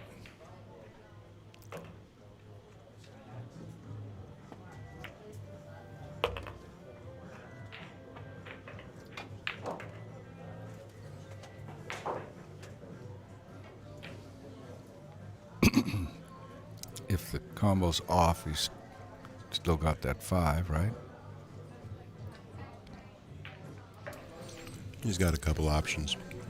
I would shoot the 5. I think that gives me the best chance of continuing the run. Yeah, he could even send the cue ball all the way up to where the 1 ball is and have the 4 next without opening anything up. And that's what he's done. He's decided to take your advice here and play for the 4. Must be the a smart 6 guy. Looks like it's a little low on the monitor, but it's doable.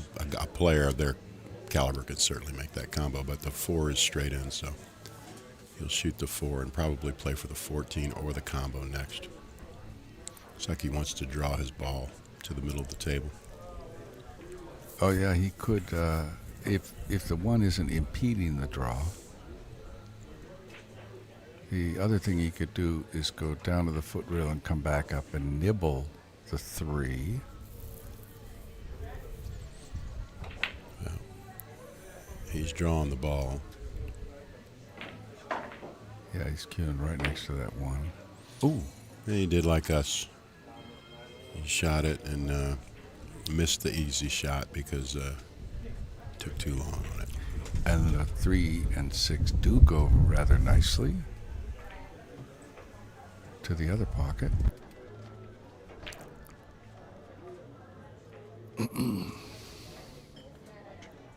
Well, man, right now, 3-3.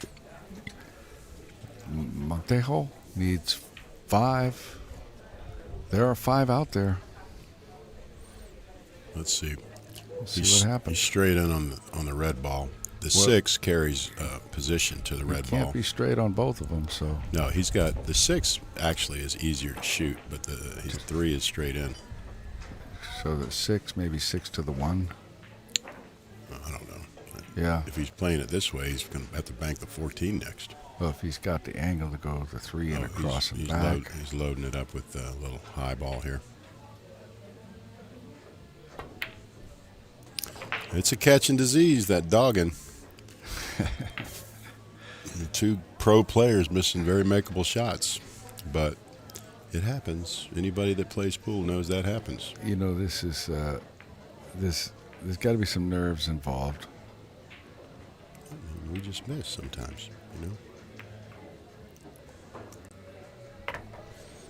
And Nick got right back to where he played position to get before.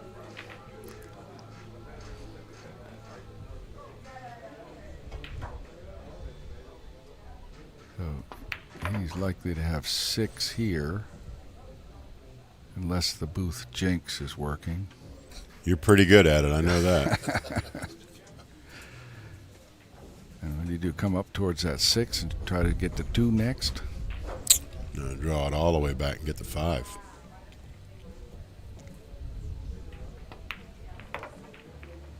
Ooh, he might get behind the 6, Wow. which might get nothing. He's all right. He's all right. Oh, E.M.O.P.A died beautifully. So the ball count with 6 left on the table is Nick has 6 and is still shooting. So now you want to get greedy, you shoot the 2 and go into the 1 and send it to your pocket, but I don't recommend that. I mean, just cinch the 2, get on the hill and play 1 pocket from there. You know, every time he tries to do something a little advanced, he misses the shot. To get where you need 1 ball is pretty powerful. Yeah, I mean, look, anybody who needs 1 and the other guy needs 5, and so most what of them you're are out of saying play. is just roll it in. Make the ball. Just And, make it. Anyway, the best way to make it. Don't worry about anything else. Just make it. Cue ball just goes down a little below the 1. Nope. Well, you know, a little charity never hurt a man, did it? 6 ball may bank. Looks like it banks without a kiss. Listen, Right just get the balls out of play. Goodness gracious, you're Are you up. kidding me? They're going to shoot. Come on. Get the balls out of play. You make 1 mistake and the guy steals the game and you want to kill yourself, okay? Just move the balls out of play. Play the score, gentlemen. Nibble off the right side of the pink. Exactly. Exactly. Put him in a position where he has no offense and make him beat you 1 ball at a time. Don't ever give him a chance to run out on you.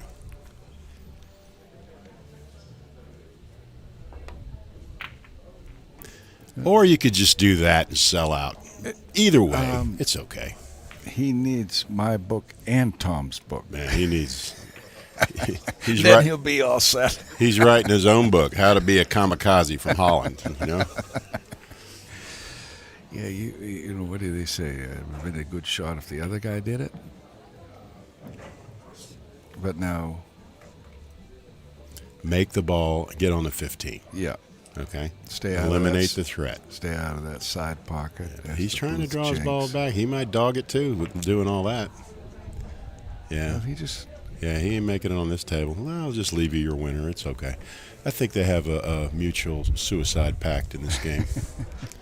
They've decided, all right, let's just not play any defense. Let's just shoot at our hole.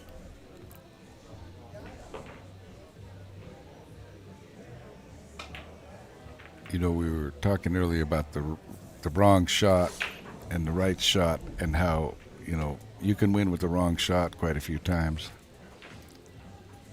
if it goes,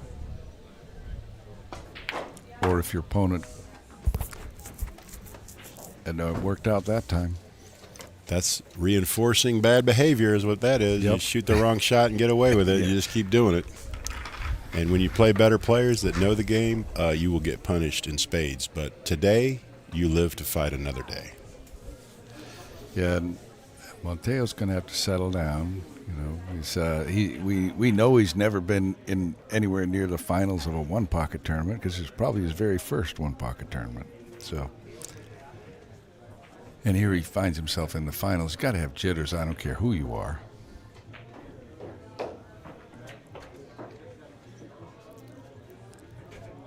That's his buddy Ivan, his corner man. I think Ivan was hoping that it would be the other way around because they're very competitive. They drew each other earlier in the tournament. Boy, you could see that was a hard fought match. I asked him. I said, "Whose plays better?" And they looked at each other and said, Yeah. "We play close." Yes. You know, that was the diplomatic answer. I got that answer too. Yeah, we play close. And they play very tough. They want to win. It's like brother, sibling rivalry. Meanwhile, It's that tough. they drove together and they're splitting all the money. Yeah. So you know it was only about pride, right? Because whoever wins, they're going to chop the money. They already told me they're in together on the case, as most people are when they travel to a tournament together. You know, they have a partner. Well, given that they're going to draw each other, you might as well do that. Well, that's the old saying. You know, you go 3,000 miles to a tournament and then you draw your partner on the first round. Yeah. You know? In this case, it was they were both in the winner's side, like about 3 matches in, but still.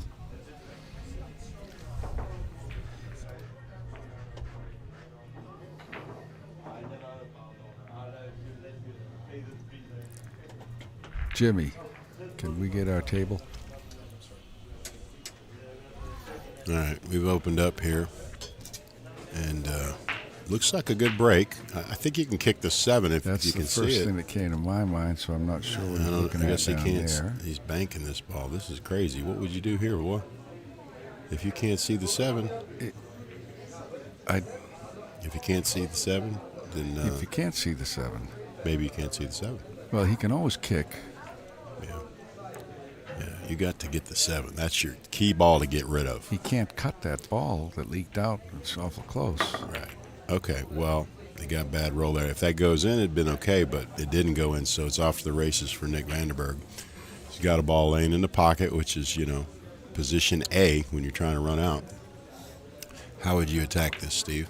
Well, for me, I'd probably come off that ball and go right into the 7 ball and get 1 out of there. But yeah, I'm trying to predict him. He's going to keep the cue ball in the open. He might go up between the 2 and the 10, or back across for the 9. When they say when it's in the jaws as deep as it is right here, you don't use any rail. You just draw it straight out and you get on the 9 or the pink. That's what you do. You just rely on your stroke and draw it straight back. Well, straight back, yeah. And he could even bump off the 6 or the 1 and have nice shape. Yeah, if he did that, and he could open those balls up, and that would be nice. But he's going to go the other way. He's decided to go the other way and play the 10, it looks like. And the 4 looks a little tight. Excuse me, the 2 looks a little tight. Yeah. But the 10 is wide open, and then he could float over and get the 4 next, or the 7 if he goes to the middle of the table, right there. All the way, yeah. So he's looking to get on the 7 if he wants to be there. And if he gets the 7, and if he doesn't, he'd have a cut on the 4, where he's looking about going. Oops, that's a little fat. Now, that's going to cost you some because you can definitely cut it now. So Nick fell for Fernandez's trap there, you know, where you just leave them in the hole and then wait for them to miss. So the trap worked. But he got the 1 ball. Well, Just like us. Yeah, I could have got that. No, of course. You'd be a big favorite to get that 1 ball in the That jaws. 1, yeah. And that's it. The over-under would have been around 1. Okay. All right, so this ball is going to get on the 9, it looks like. All right. Gotta stop. It's very flat, but you can 2-rail it up and bank the 4 ball. Yeah, that's what the table's giving. I would not try to draw it back and rattle the 9 ball. I'm taking this ball, and I'll take either the 10 ball bank or the 4 ball bank, depending on where the cue ball is. I agree with that 100%. Yeah. What are you looking at? Next, maybe? No, I mean... Okay, so he says, this is a pretty easy bank. I could bank this, and then I could shoot the 9 or the 4. That's okay. I mean, you know, that's okay. I think that's... If it's that flat that he can't get anywhere with a cue ball. Right, that's right. If you can only get just the 9 ball, or you could bank the 10. You're going to let him Nick see that 4. Nah, roll up forward. Just roll forward a little bit. You can't see the 4. Just roll up a little bit. That's like a little stun follow. Yeah. Yeah, he's capable of that. Well, he tried to think about a smart shot, but now he's gone back to the trap. Go back to the smart shot, kid. The 10 ball helps you win the game. The 9 ball gets you 1 ball. He also could roll the 9 in, bank the 10, go 3 rails around the table, dead natural. Yeah, or he could just miss it. How about that? He could just miss a straight in shot. Worse than that, because it kicked up, so he left a bank. Yeah. He really does play like us. Yeah, I think he got preoccupied with next there instead of now. Happens to the best of us. Yeah. All right. So see how that ball dives in? He's never going to miss that ball at that speed. That's perfect. Yeah. It's quickly going to be 8. It's going to be 2-0 here. Are we playing a race to 3 in the finals? Or Yes. Is it, okay, so just a straight race to 3. Yeah, even if we get a 2-hour game, it's a race to 3. All right, so. Well, we're not going to get a 2-hour game. Well, yeah. Who knows? Oh. You put Booth jinx. You like the jinx people, so who knows? We could be here for 6 hours. Well, he needs those 3 and 1 more. None of those go. He's going to have to cut the 4 ball, it looks like. No, he needs those 3 and 2 more because... look how flat the 4 is. It looked better on the other shot. This shot's like straight suicide. You got to shoot the 10 here, if you can see it. Oh, the 2's straight in. Yeah, I got good eyes, don't I? All right. Well, he's going to get on the 4 next. Yeah. How we doing, Jimmy? What's the score? He does need 1 out of that cluster. I really like the way he hit that ball right there. He really hit it well. Confident and got the proper angle. I like that shot. See, that 7 ball, the 2 little rows of balls, that 7 ball cluster, Nick needs 1 of those. He's got 5, I think, right? It's 5-1. He needs these 2 loose ones and 1 more. Okay. All right, so let's see. I would draw it back 2 rails, but that's just me. All right, he agreed. He finally agreed with me. Okay. But if he's got a little... I don't like this, though. Not to try to go into the stack because I don't think it's natural. He likes that. Yeah. Where's he going to go? Just rub the stack a tiny bit and the 1 pops out and game over. Sayonara. Yeah. There's my jinx. Okay. If I shoot it, the cue ball is going to rub off the 8 and go right in the sewer, but he's going to draw his ball. He's not listening to you. You almost got him. Don't worry. That ball did rattle. He may have thought he was out on that, but he's not. No. He's got a combo. Oh, is that straight in? laying that It's good? not straight in. It's right in low, but he threw it in. He got it close. All right. Close is good in 1 hand pocket. grenades in 1 pocket, right? Thermonuclear war, hand grenades in 1 pocket. Close is good enough. And that is game ball, so it's a little extra complication to it. Well, I mean, I mean, he could definitely do something here. It's not like the guy has to win from here. He's going to just poke the 8 out and just glue him to the 14, and he will cut the 14 in for his winner. Because he'll bank the 3. I think. That 3. I think he'll bank the 3. Sideboards and everything, plus that sweet little glide that this table has. Yeah, and believe me, a pro figures that out real quick, and he's already played. How many hours was he on? 3 hours with Lely? He's already played 3 hours on the table, so he already very aware of the dive, of the idiosyncrasy of the table. And that might be a little high, but he's going to play it off the other ball. Okay, the 6 goes, eh? If the 6 goes. We have action if the 6 goes. Thinking it doesn't, or he wouldn't have played it that way. Monteo says, I can make it off the 1 if I have to, right? It's not like you have a safe. You don't have a safe. You got to go for your hole, you know? You got to go for what you know here. I personally love that kind of shot off the 1. I mean, what else does he have? That kind of thing comes up a lot where you can't make it directly, but you've got that little helper ball. Well, he's looking at possibly kicking the ball, and just surviving.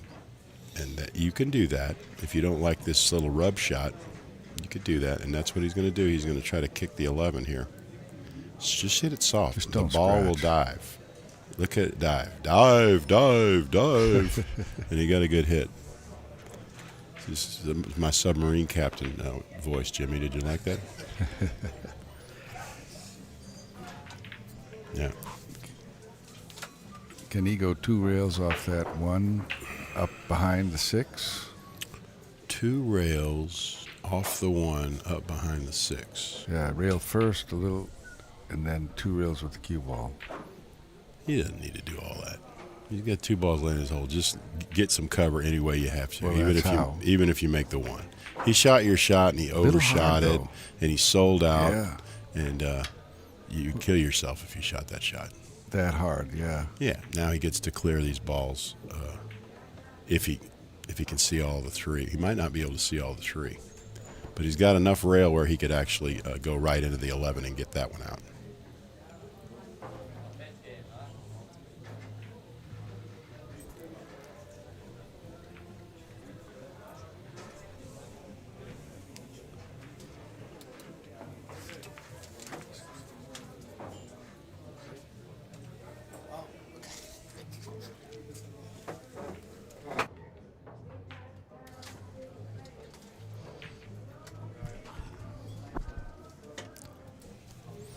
All right, so I'm clearing the 11 and just leaving my cue ball right there if I can. That 11 or whatever it is, 2 rails to the underside of the 3 and goes right into his pocket. Oh, you mean you're going to play the 2 railer off the bottom of the 3? I'm not going to play it, but in clearing it, that's a possibility that it's going to happen whether you're playing it or not. Correct. So it could be a... I don't think he has much choice about where things go except the cue ball. He can control the speed. He's going to leave the cue ball. The benefit of the pull blind. the cue ball out of there? Yeah, you called it. You called it there, Steve. So for the benefit of the blind people, that was the 13. Okay. And I'm obviously blind, so Tom Worth was saying, Joe, it's the 13, it ain't the 11. I said, okay, thanks, man. They already know I'm blind, brother. It's all good. They saw me play last night. They know I got a little eyesight problem. That combo's not going to go. Too steep an angle. Banking a 1, isn't he? Which is man, also he very... should be looking at that ball on the other end of the table. We're going to learn something here, I guess. Oh, look at this. He tried to... Oh, he's got two-way action here. Oh. Now, that was pretty. I think Scott Frost would be very proud of you with that shot. That was pretty right there. That was a power Especially 1 if pocket. he had it in mind. Yeah, we're going to give him credit that he meant to do that. Yes, and we it are. was quite nice. Because that was beautiful. All right, so there's 6 balls on the table. So the score is 7-1. Here comes a clearing shot. Very nice, subtle clearing shot. I like that. And in this view, we don't see that there is that other ball up at the other end of the table, and that's the one I thought Fernandez should have been looking at, but worked out fine. He played both balls. All right, so this is probably just a containing shot here. He's probably not going for his hole. Yeah, he's just shot what we call a containing shot, which means I'm trying to contain my opponent's offense and just lock him on a ball. He wanted that 14 to go a little bit further, though. It's all right. He's going to get It's to all the right for table. now. Now, why would you jack up to do this? There's no reason to. You can just skim off and just put him exactly where you need to. I don't understand this. I don't understand this. These guys shoot balls differently than we do. Oh, that's... Can he see the 3? Remember that 3? Yeah, he can see the 3. It's not free. The 3 is not free. Not if he can't get below the Oh, he hit it good, though. pair. He hit it really good. When you shoot it like that, it's free. Man. Good shot. All right, now the 6 doesn't go, so if he can't make the 7 or the 8. The 8 goes. Can he see it? Let's see an overhead angle here. A quick look. We're going to cheat a little bit. And that's nice, Jimmy. Thanks. Back. Okay. You're fired. Jimmy's fired. That's pathetic. I just do what you ask me to do. Jimmy, just doing my job didn't work in Nuremberg either, okay? Can he just straight shoot or shoot the 5, draw straight back enough to shoot the 8? I mean, I don't think he can see either one of them, or else he would have shot it already. It's not that bad. I mean, if the 5 is there, he's going to shoot it. Okay, he looks like he can shoot the 8.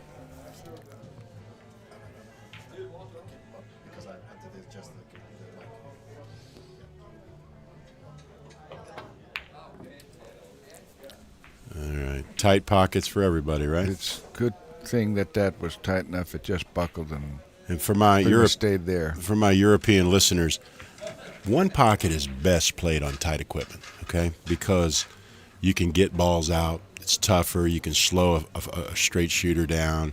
It's just better when you play on tight equipment. So this is the tightest table here at Hague 5. And it's good that they're playing the finals on this because it'll punish you if you don't shoot the ball at the right speed. It'll spit it out, and that's what you saw there. He didn't hit it bad. He just hit it a little too hard. No, and the pockets will not receive it if it's shot at that speed unless you hit it just perfect. Right in the middle, yeah. Yeah, right in the middle. So you see a bit more moving because of the tighter pockets here, which. And we like that. Yeah, we do. We old men like moving. We don't like you to have too much fun and just run out all the time. You know, we want you to earn it. And that's what one pocket enthusiasts like to see both parts of the game. They like to see the offense, but they also like to see the moving, the defensive side. And that's what we're being treated to in this tournament is that these guys, they understand that, and they're passing on some shots that maybe they would have shot a month ago, and now they're passing and they're playing defense. We like that. Is the cue ball high enough to just steal the 8-ball? Kicking across, I think. Ball's a little too far off the rail. I wouldn't shoot it. I would bank this. He's looking at the 5, banking the red ball sideways. Yeah, of course. You want to get 2 balls here. I'm not trying to kick the 8 in. That's no, one ball. He's definitely looking at the bank. You're behind, right? No, don't do this. Come on, Fernandez. It's not really in the big ball position. It's a little too far. Correct. Tell him what the big ball position means. Well, if it's less than like a 1/4 of an inch, you can. Oh, especially when you hit it that hard. He hasn't read either of the books yet, obviously, because that's one of the first things that's in there. Don't be kicking hard like that. He bought them both, though. Yeah, he bought them, so he'll be studying. He bought them both, and so the 2 of them will. Now I'm banking the 8 here. I'm not banking the other ball. I'll bank the 8.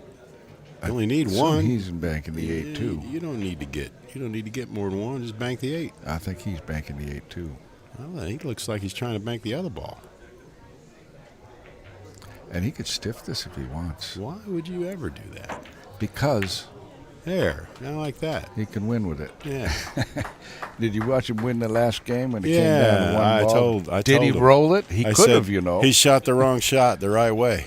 Yeah. I mean, because all the one pocket players are like, oh, no, you can't shoot that because it'll go 2 rails into your opponent's pocket if you miss it. And he's like, that's only if you miss. I don't miss, so it's okay. And it was where it laid, he didn't have to pound it. No. Either. He could have just rolled it. It would have. Because the table play's so short. This is what a lot of people don't understand about those short banks like that.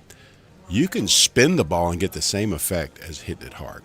You know, you can shorten the angle by spinning the ball instead of pounding it. And then you can control the ball, the speed of the ball, so you don't sell it out 2 rails to your opponent. And when you have that open, I don't know if how many of you viewers are watching that, but it was kind of about 3 diamonds up near the side rail, and the cue ball was almost like a mirror image. It was almost 5.5. It was at like almost 3, 2 3/4, and then he almost had, like you say, an exact mirror image. It was a little short for an exact bank. He had to just shorten it a little bit. Yeah. And he fired it, at the speed of light, and it went in. And he left off. The Indians in America would have been very proud of his war whoop afterwards. He was like, woo! Ah! He was very fired up that he made it. Yeah, I think that was the locals called that his Moscone Cup whoop. Okay, yeah. But he showed some true emotion, and we like that here. Yeah.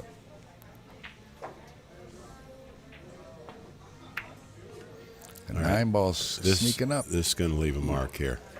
Too hard, and a great player like Nick Vandenberg will cut this 9 ball in and be on the 15 and off to the races. Well, look at how open those balls are. How?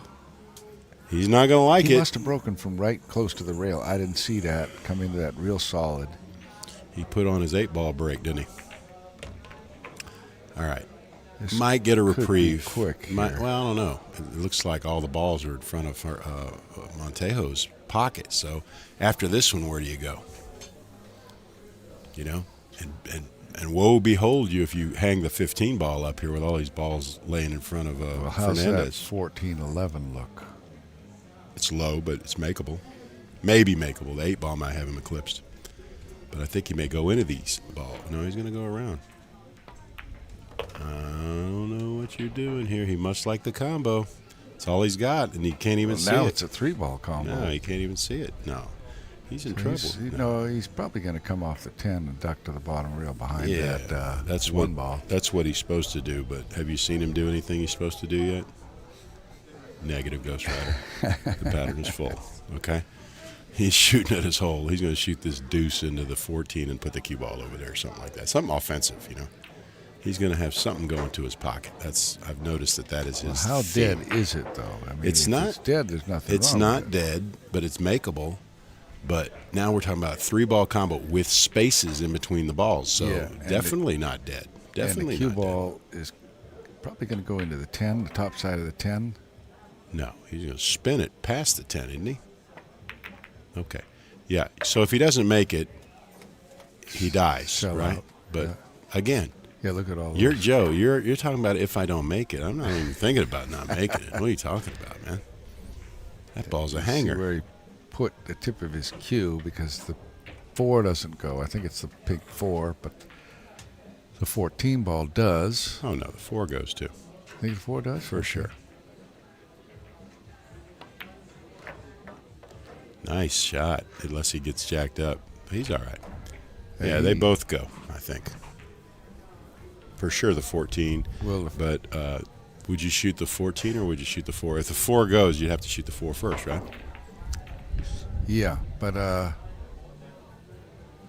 didn't think it went. You don't want that crowd in the pocket at all on these tight tables. Where is he going here? 9 ball maybe? Or 1 ball? He could be straight across.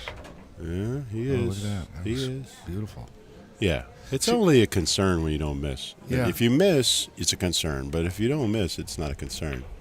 And he took advantage there of the fact that this older cloth, when he sends a cue ball over to that side rail with English, that English is going to take really nicely. There's not any sliding. He's just going to spin off of that and come out for shape. I just wonder, is he going to clear his pocket or is he going to wait till There's one of them no room spits in out, there. you know? Yeah. And then he'll learn the hard way to clear your hole, right? But he's not look, he's not clearing his pocket. I sure hope this ball doesn't spit out. No, really, because the gentleman might let it go, but in this situation, they might not. What do you mean the gentleman might let it go? Yeah, might. Well, that spit out. That just came off the ball. That was in, but it Are came you out. crazy, man? Yeah. The guys are in competition. These are Europeans, though. Oh, I know. They just put their hand up. They just put their hand up. Hey, sorry, I got lucky, man. You know, it's all good because I just threw my hand up. Oh, yeah. You notice they apologize Very when polite. they get lucky. Oh yeah, they do. Americans never do that. They're all like, I meant to do that. What are you talking about?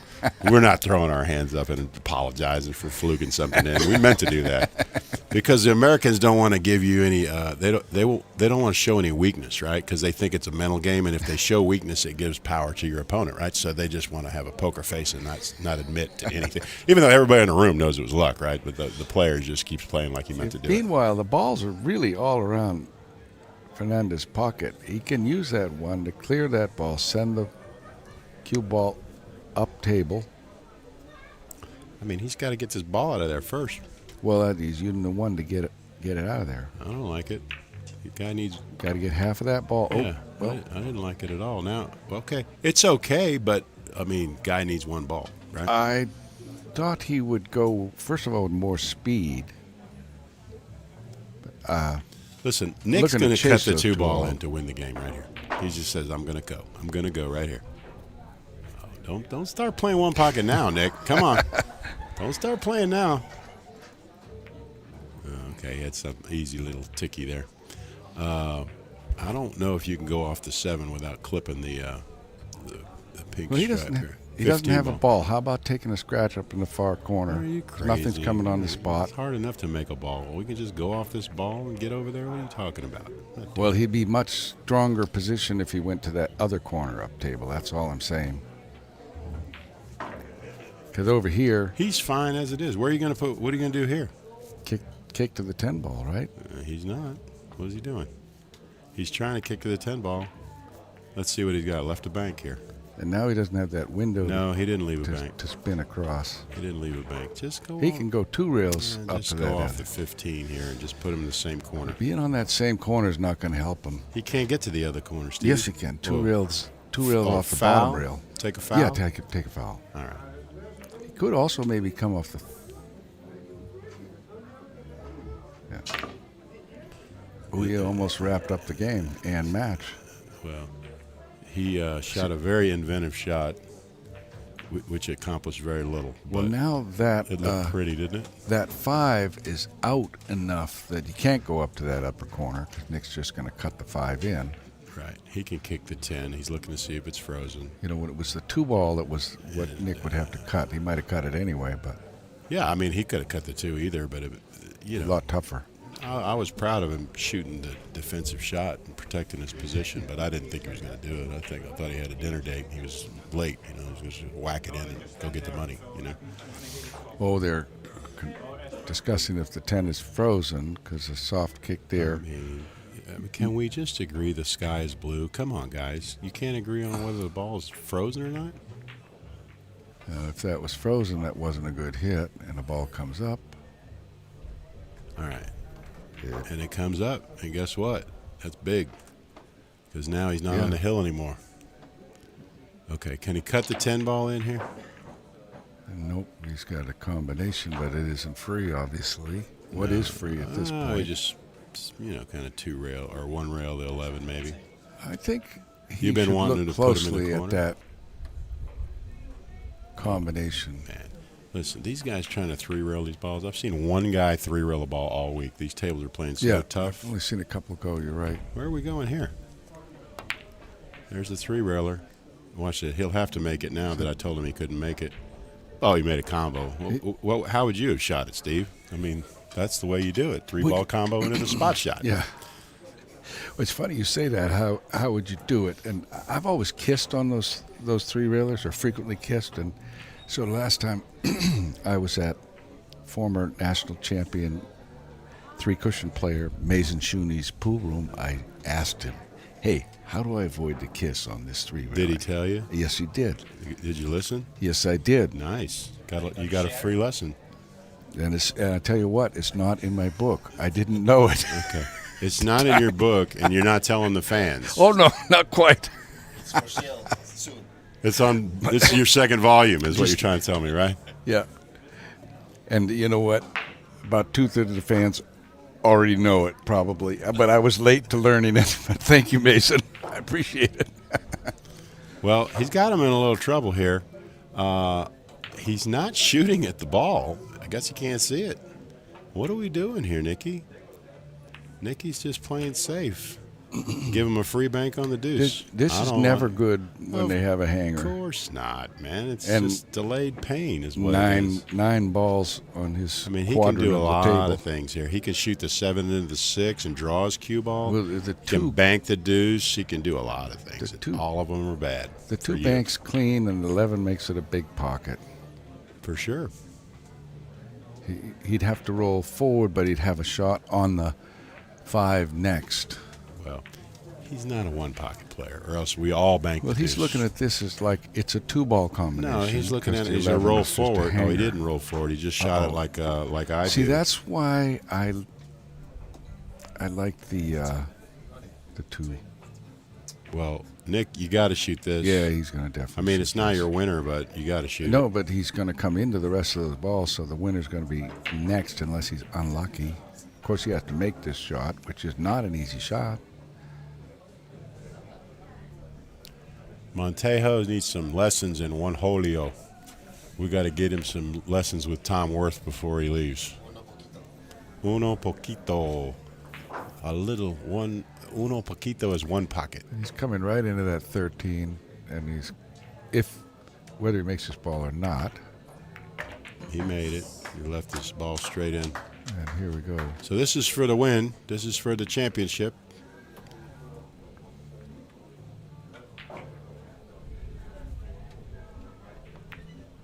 Well, that was an easy job on our There you end, go. Joe. And we got the whoop. We got the whoop from the Dutch crowd. They like the Dutch champion winning, and the 2024 champion of the 3rd annual One Pocket European Championship is Nick Vandenberg. Congratulations to Nick, and great finish by Montejo Fernandez. He will learn from this experience and be better, and he's promised me he will be in Buffalo's next May with his roadman, Ivan. Yeah, we had some Belmonte, and they'll be at Buffalo's, and they'll be looking for action. So look for the Spaniards, okay? We had 56 players this year. Each year this tournament's gone up, went from about 31 or 2 to like 40, and then 56 this year. A lot of new faces, and there was a new face right there in the finals, so it gets better every year. And our one ball, one pocket champion, Mr. Franca, has promised me that he'll have a minimum of 12 Germans in the field, or he will pay for my tab all week next year. Oh, all right. So it's hard to get the Germans off their wallet, but he's a little looser than most of them, okay? Would like to thank everybody here. I mean, the Hague 5 staff, Espen and his able assistant, Anna, but I think she does most of the work. But Espen's a great ambassador to whatever work he does. Jimmy, thank you for a great job on the stream. And unless there's something else, Joe, I think that's a wrap. No, it's one pocket. It's an epidemic, and there ain't no cure, as Strawberry Brooks says. And I will tell you that we are growing the sport here at onepocket.org. We're very proud of the accomplishments here in Europe. It's growing leaps and bounds every year, as Steve has said. And next November, I hope to bring our act to Manila for the Philippines Championship. So that's beautiful. Stay tuned. We'll get the Filipino killers playing one pocket, and we'll take it to the next level. But for Steve Booth and Joe Long, we thank you for listening, and support One Pocket in any way you can. So long. Thanks, Joe. Look at this. Look at it immediately. You want to play? I'm done for the week.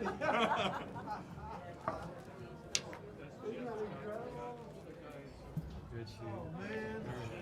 Nick, can I no. We have a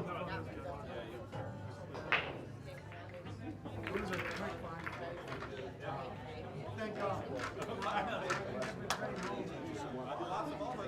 Mateo needs to take some levels. He's got a lot of talent that I'll teach him different stuff.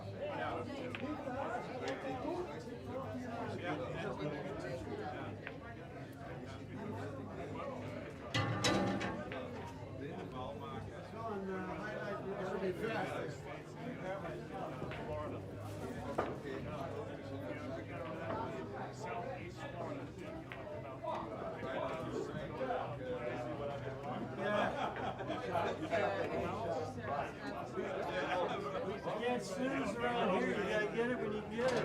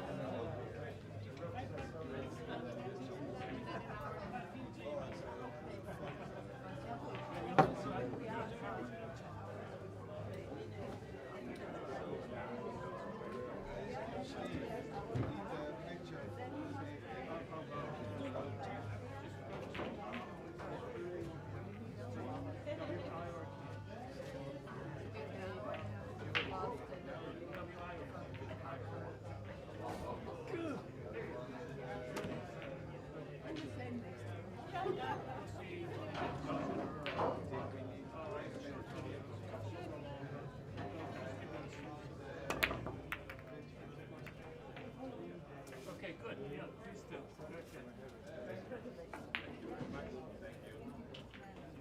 One there, and you can find email addresses. Oh, you gotta kiss off that ball.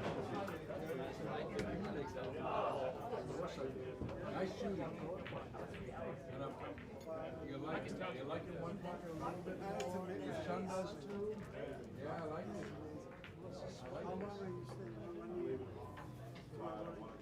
Okay. Delta.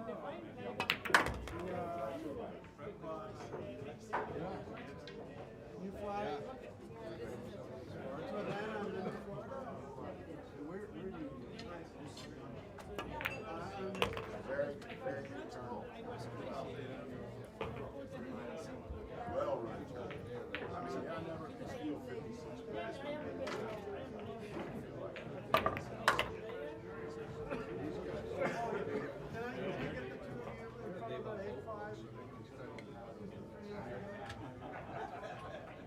Oh yeah.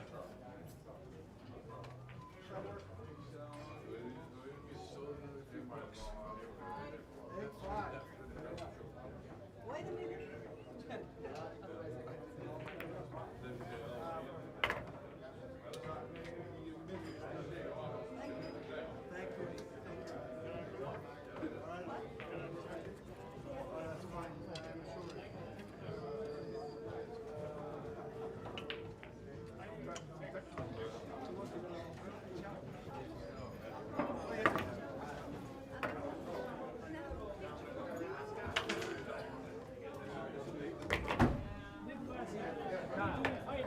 Yeah, you made a couple of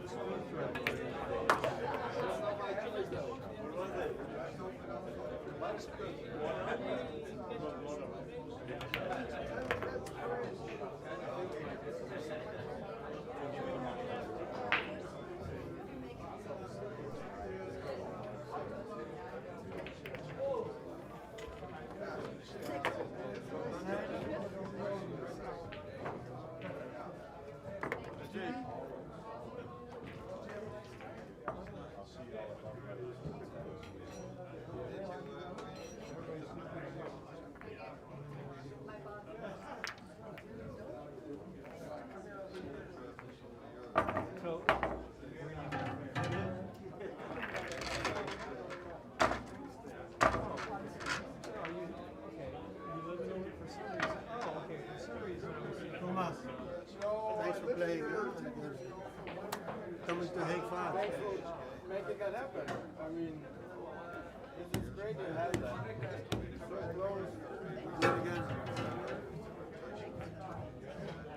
Are you going to Hamburg in October? I'll be there too.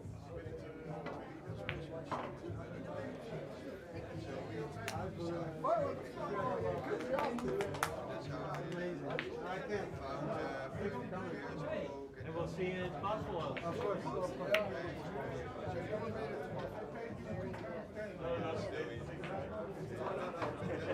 Are you in the WhatsApp group now here? Yeah. Yeah. I have to put. Oh yeah. I have You to were put selling my stuff at 4 a.m. I have to put my phone on silent when I'm at home because it dings at fucking 4 o'clock in the morning. You can mute the whole group. You can mute the group. I got to figure out how to do that. Yeah. But I'll try and do that. Just the group itself, you can mute the group. Go into settings. Just, yeah.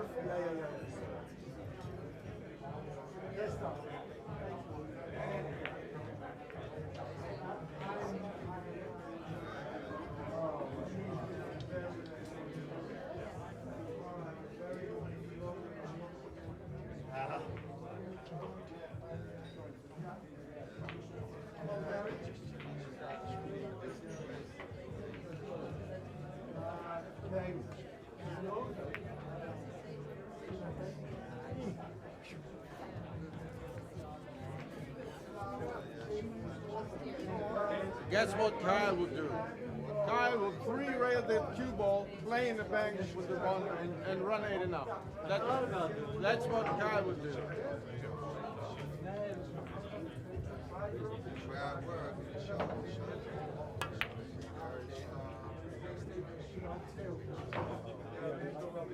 Nice shot.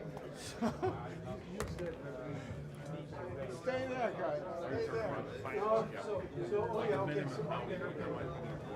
So good to have an amount that you need to be able to get to have it run successfully. You have like a, how do you calculate that? I do calculate it.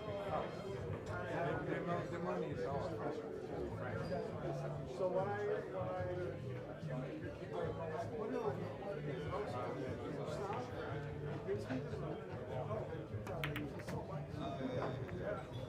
It's funny you should say that because my dad was a pilot.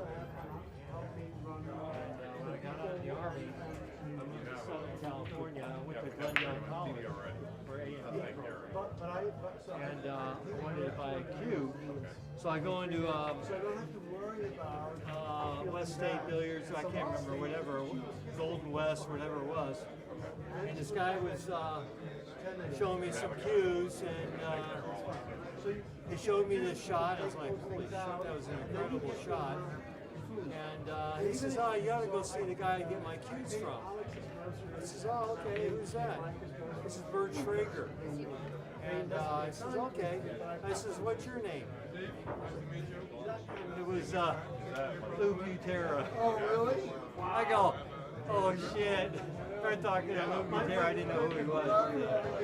So anyways, I go talk to Bert, and Bert's like, hey, I'm looking for an apprentice. Are you interested? And I'm like, you can either go to aircraft mechanics school and make real money, or build bull cubes. Good choice. So that's the thing. What we don't do, you sell it.